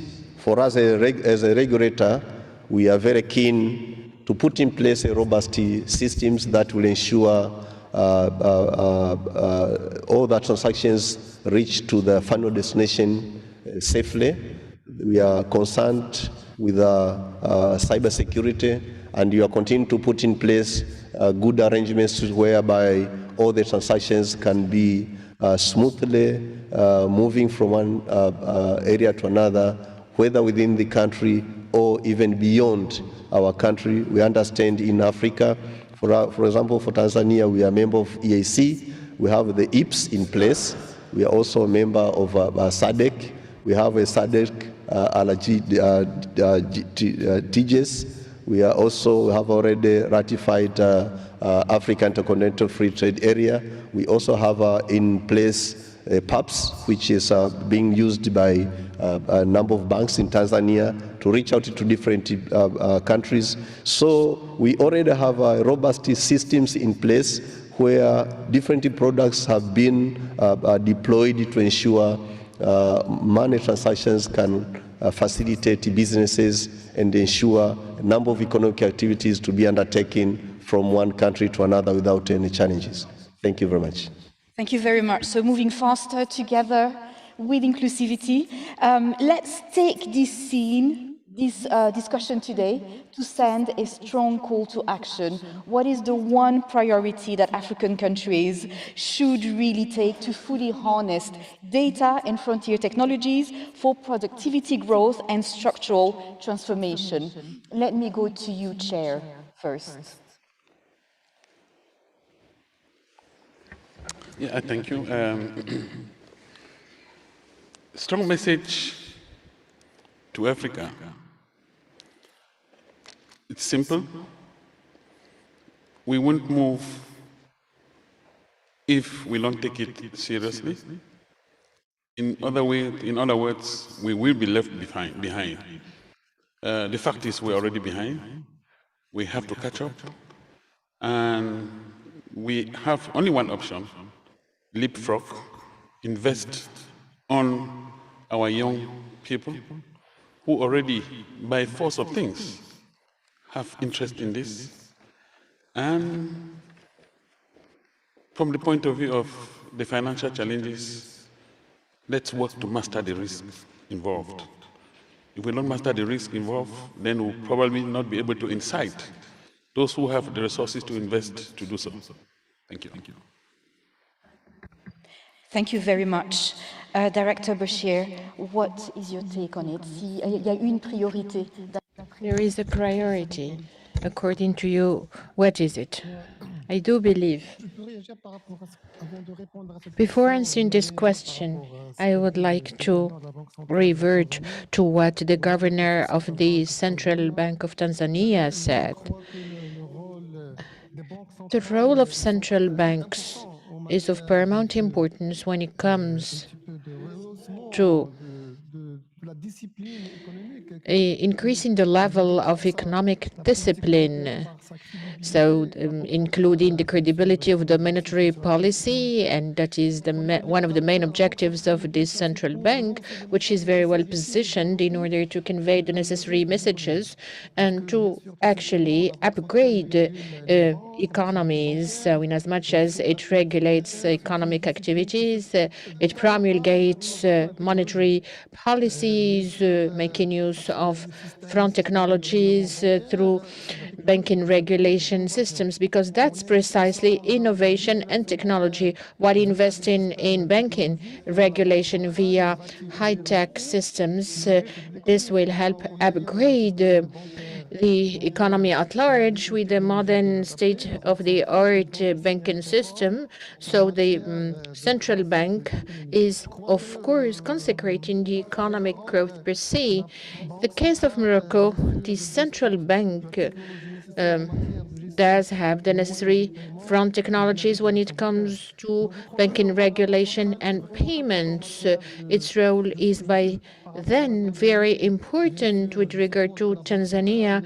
I do suppose that this central bank is independent from the government for it to conduct the monetary policies independently from the government as such.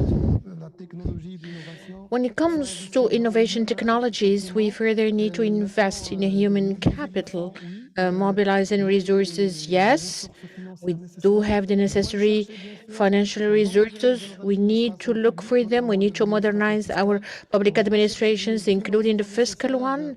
We need to do the necessary fundraising with our donors and partners. We are in the presence of various representatives of a plethora of African financial institutions that play a pivotal role when it comes to financing. So with all this, we can build a better future, and I would like to reiterate the fact that those technologies will help us to move forward swiftly. Thank you. And to also build a better future. Thank you very much, sir.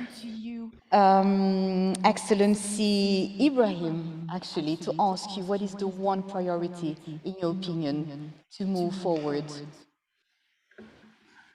I do believe governments are willing to invest in digital transformation. It's so because, in spite of the fact that they have very limited resources, that's so because it pays them back very fast, and also they will be carried by the wave of digitalization in the world. You cannot be left behind. So every government is trying to catch up. So I have no doubt about that. The question here comes whether we have the human capital, human capacity to go to the frontiers of technology as fast as needed, whether our universities and research institutions are cooperating to create that capacity among the African youth to make sure that we are not lagging behind. Thank you. Thank you very much. And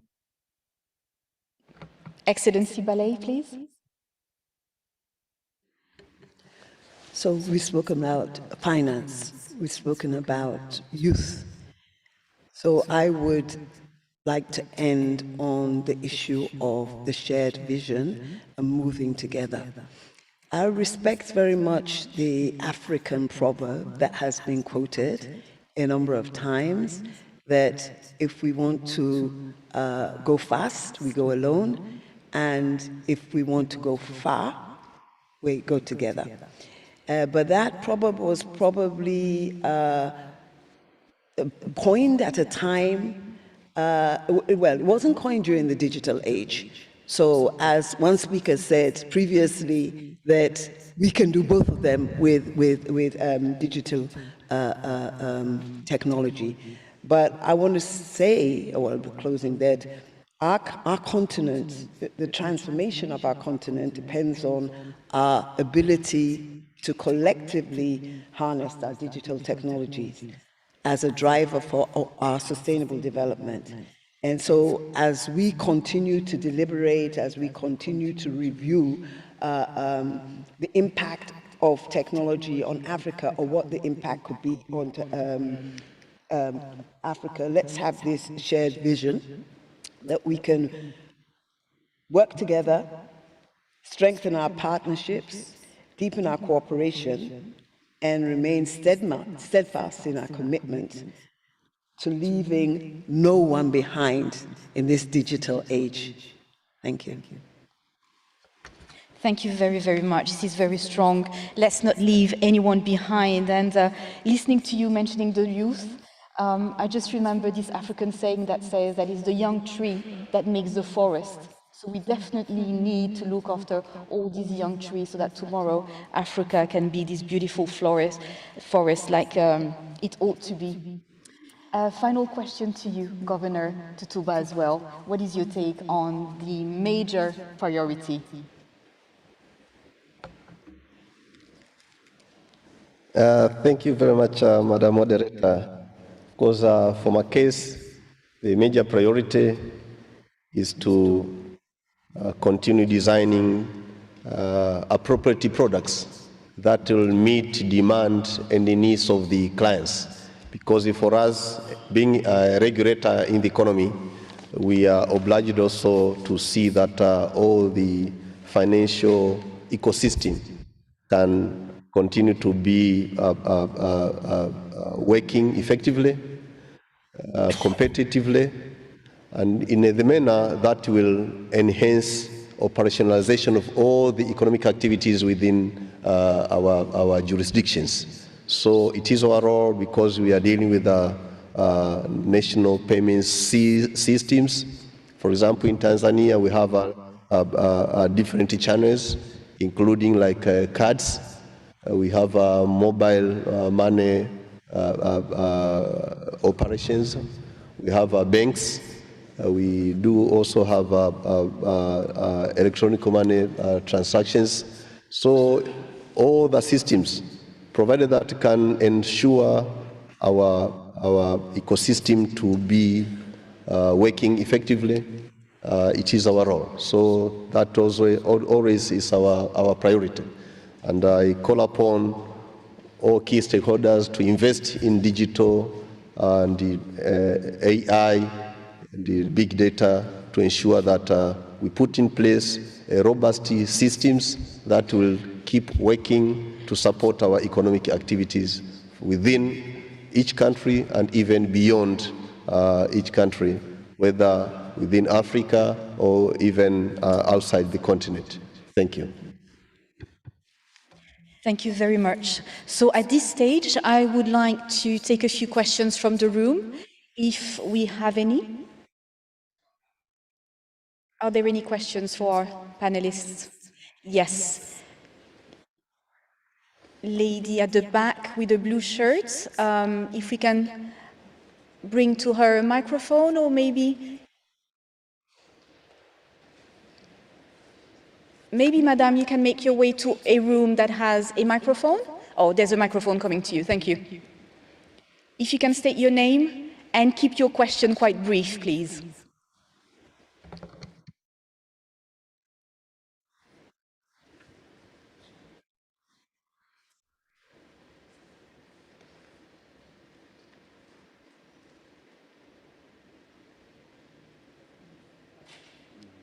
Still not working?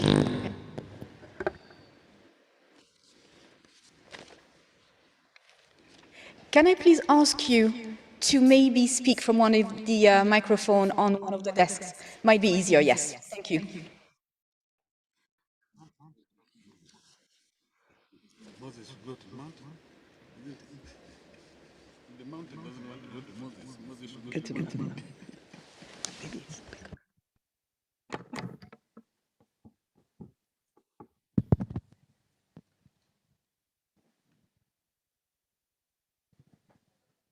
Vous pouvez appuyer sur le bouton, s'il vous plaît? Voilà. Bonjour. Good morning. My name is Diallo Amaro Douala. I'm a consultant and PhD student in AI. I'm from Guinea, and I'm based in France. Well, according to your contributions, it seems that we're not an era where technology is just a supporting tool.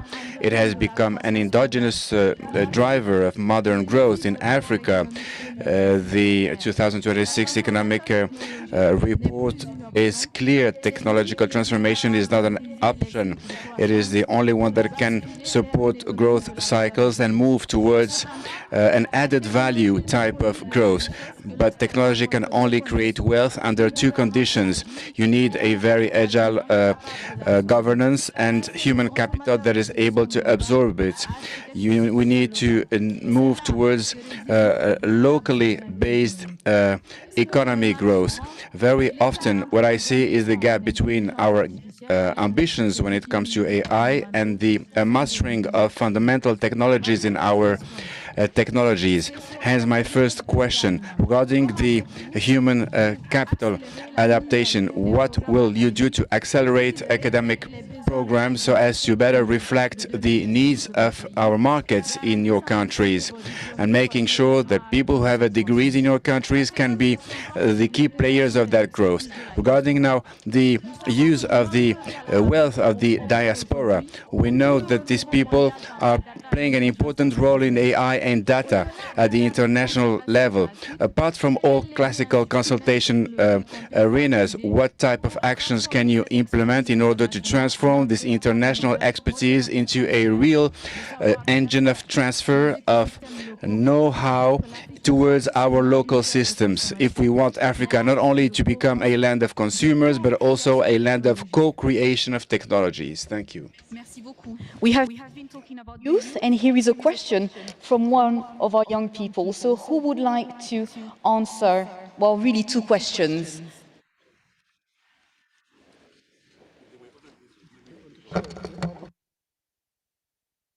Right. Are there any more questions?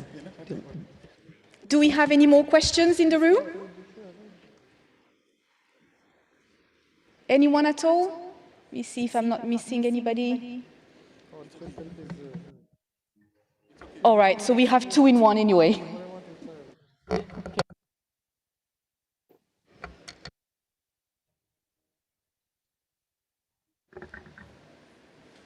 Oui, merci. Thank you very much indeed to the lady who asked this question. I think that's the easier one. Because with new technologies, especially with the frontier technologies, the data sciences and everything, I believe, and I want you to confirm this, that there is no home for any of these things to happen. You don't need to be located anywhere particularly to contribute in the development and or transformation of your country from a technological perspective. You can actually impact the development of your country from a technological point of view, irrespective of where you are resident. I think we should agree on this. So if the diaspora truly wants to help change the narrative, they can do it from wherever they are. Of course, closer to it may only improve, but I don't think it is a primary or essential condition that you have to be located somewhere. If you know the problems of Morocco and you are resident in the moon, you can solve them from there, from the technological point of view. I leave this to you to confirm.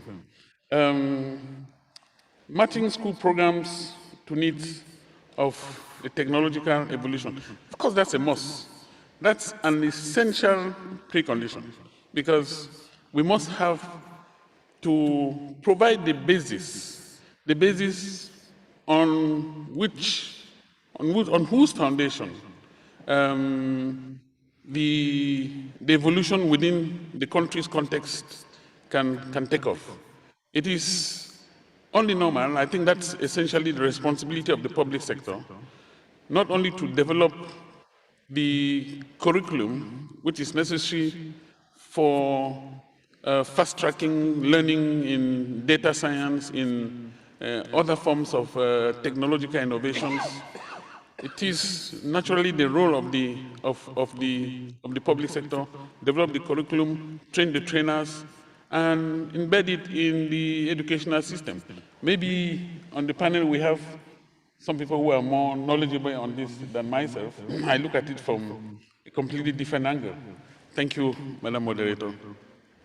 Thank you, Chair. Just because I'm seeing some of the participants leaving the room, I just need to make an announcement before they leave and to make sure that everybody has this information on time. So please note that there is a reception after our roundtable at the end of this program. There are buses waiting for you at the front of this building when we finish, of course, and they will take you to the venue. The venue is only around 100 meters to your right when you leave this building.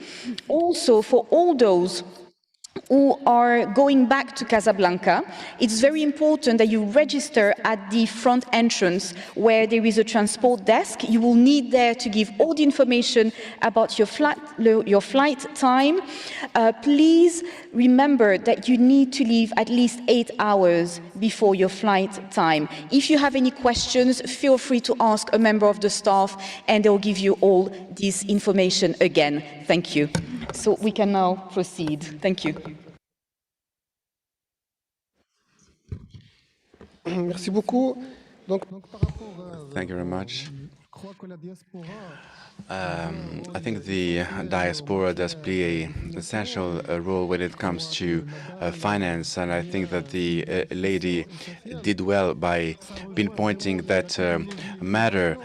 It makes the connection with technologies, innovation, but also with the banking system and the central banks. The African diaspora is everywhere across the world, and the remittances of the diaspora towards the African continent is a key economic driver. I can give you the Moroccan experience. The remittances by the Moroccans represent up to 5 to 8% of the GDP, which is quite significant. The African diaspora can play that very important role in the development of their own countries.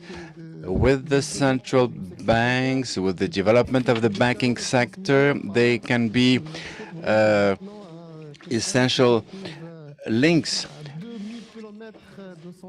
2,000 kilometers away from their countries, they can make a very easy and simple switch transaction simply by using their own mobile phones. This is thanks to technology. The banking sector will be playing a very important role too.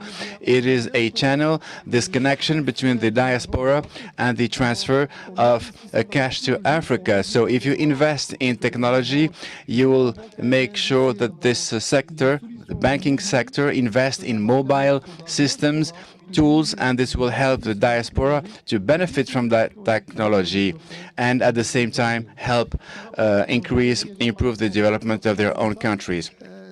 On that same matter, we are still investing. Of course, we need to invest in the human capital, and social protection is a key when it comes to financial inclusion.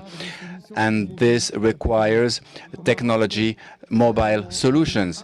In Morocco, 2.5% of our GDP is now used in social protection, $4 billion per year, and it is all done through technology. We have to laser focus those most vulnerable families. Thanks to technology, we can reach out to those families, send them money, send them notifications, messages to their mobile phones. Technologies can help us improve the coverage of the whole territory, increase social protection, and improve financial inclusion. Thank you. Et ça renvoie totalement. Thank you so much. And this has to do fully with the no one behind. We said that before. So thank you very much.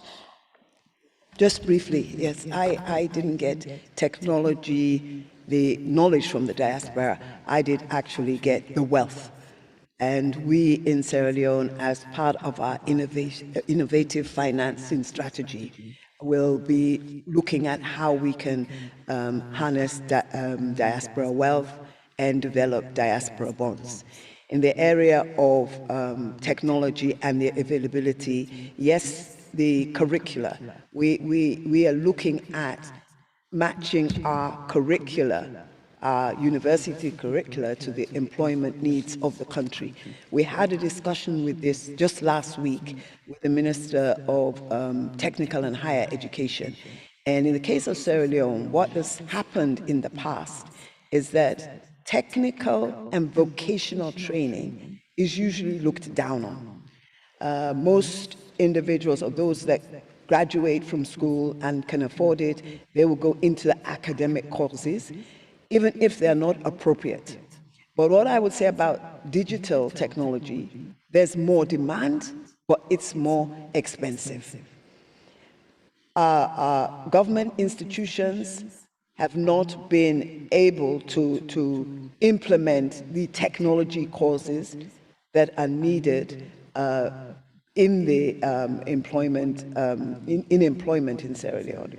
So what I would say and what we need to look at is to see how we can make the technology education more accessible, because it's mainly the private sector and it's more expensive. And I think that we could do that dually by probably providing scholarships in this area, as well as introducing it into the government institutions. Thank you.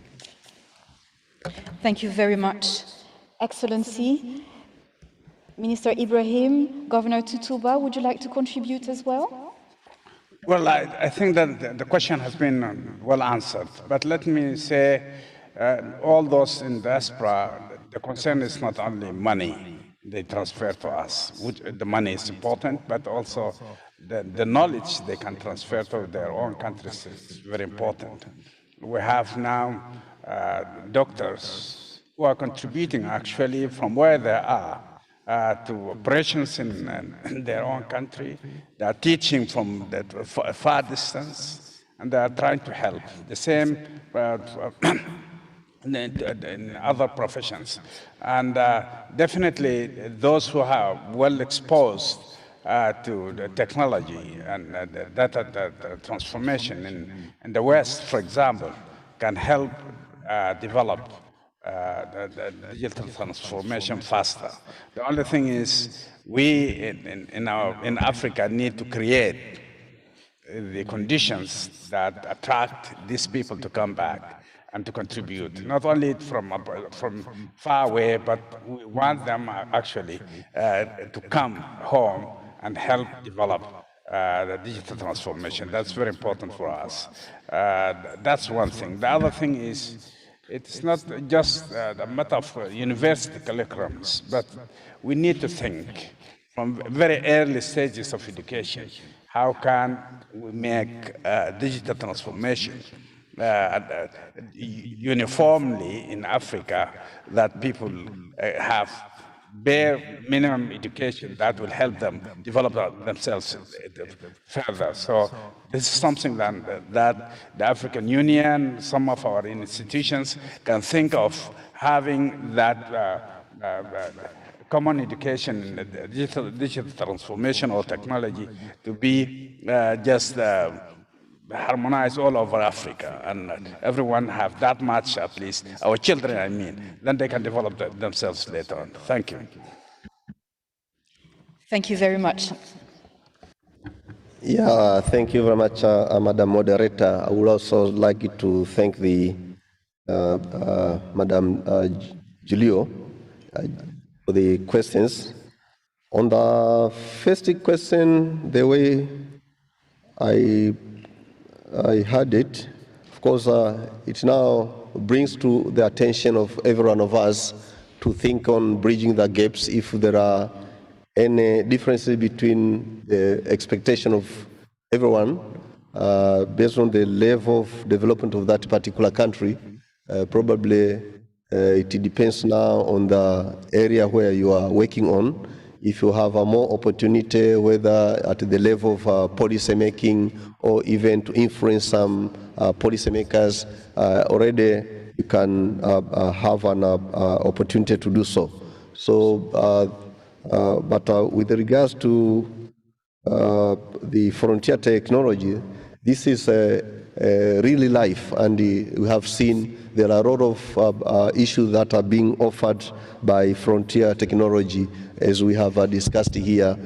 Whoever wants maybe to transact funds from one area to another, you can do so at a very low cost. All these are some of the opportunities which have been brought by frontier technology. Now, with regards to diaspora, the way I have conceptualized the question, it seems there are also differences of these countries. It depends.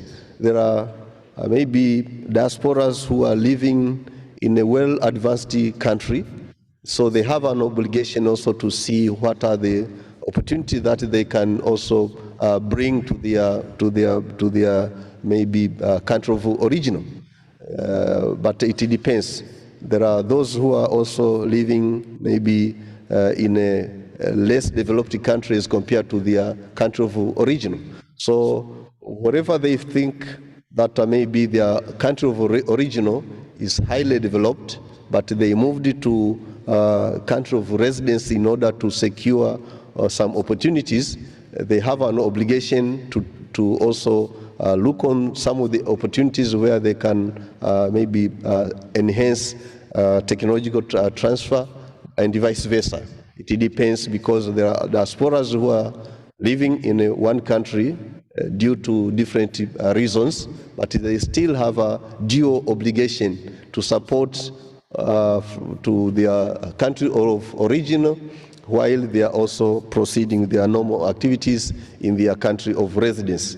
The way I know that there are diasporas who are maybe working in one country, but still they have their parents and other relatives who are maybe in living in a very destitute environment. So it is their obligation to support them. It depends on the level of development from one country to another. Thank you. That's my contribution. Thank you very much, Governor. And I'll hand over to the chair now.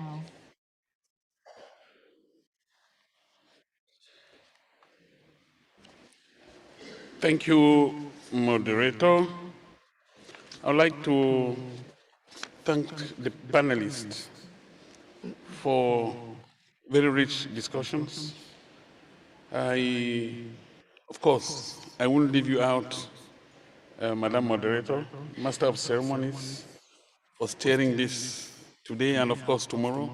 You just only got started. This brings us to the end of the first day of our conference.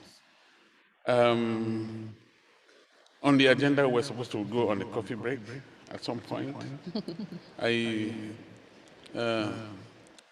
Coffee may still be warm tomorrow morning, so we'll delay it. We'll have it tomorrow morning.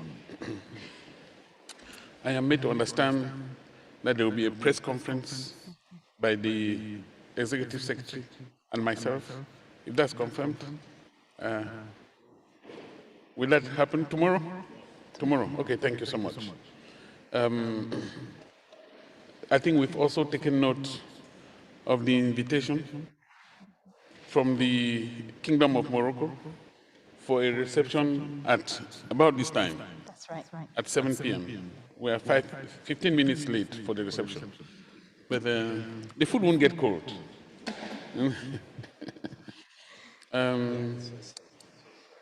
I think the details of the logistical arrangements to the reception have already been given, have been shared. Yes, I can share again. She can share again, yes, just to be sure that everyone understands exactly what to do. Yeah, Excellency ES, you see what this sitting position does to me? I just looked for my gavel and I didn't find it. I would have hit the table to adjourn the meeting. So, to that effect, let's consider the meeting adjourned till tomorrow morning. Thank you. So very, very briefly, let me repeat the instructions so that no one is left behind for the reception. Please, please make your way to the front entrance where shuttles will take you to the venue. The venue is just in front of Villa Harris. That's about 100 meters to your right when you come out. And please remember that if you need to travel from Casablanca, to register all your flight details at the transport desk at the front entrance as well. See you tomorrow.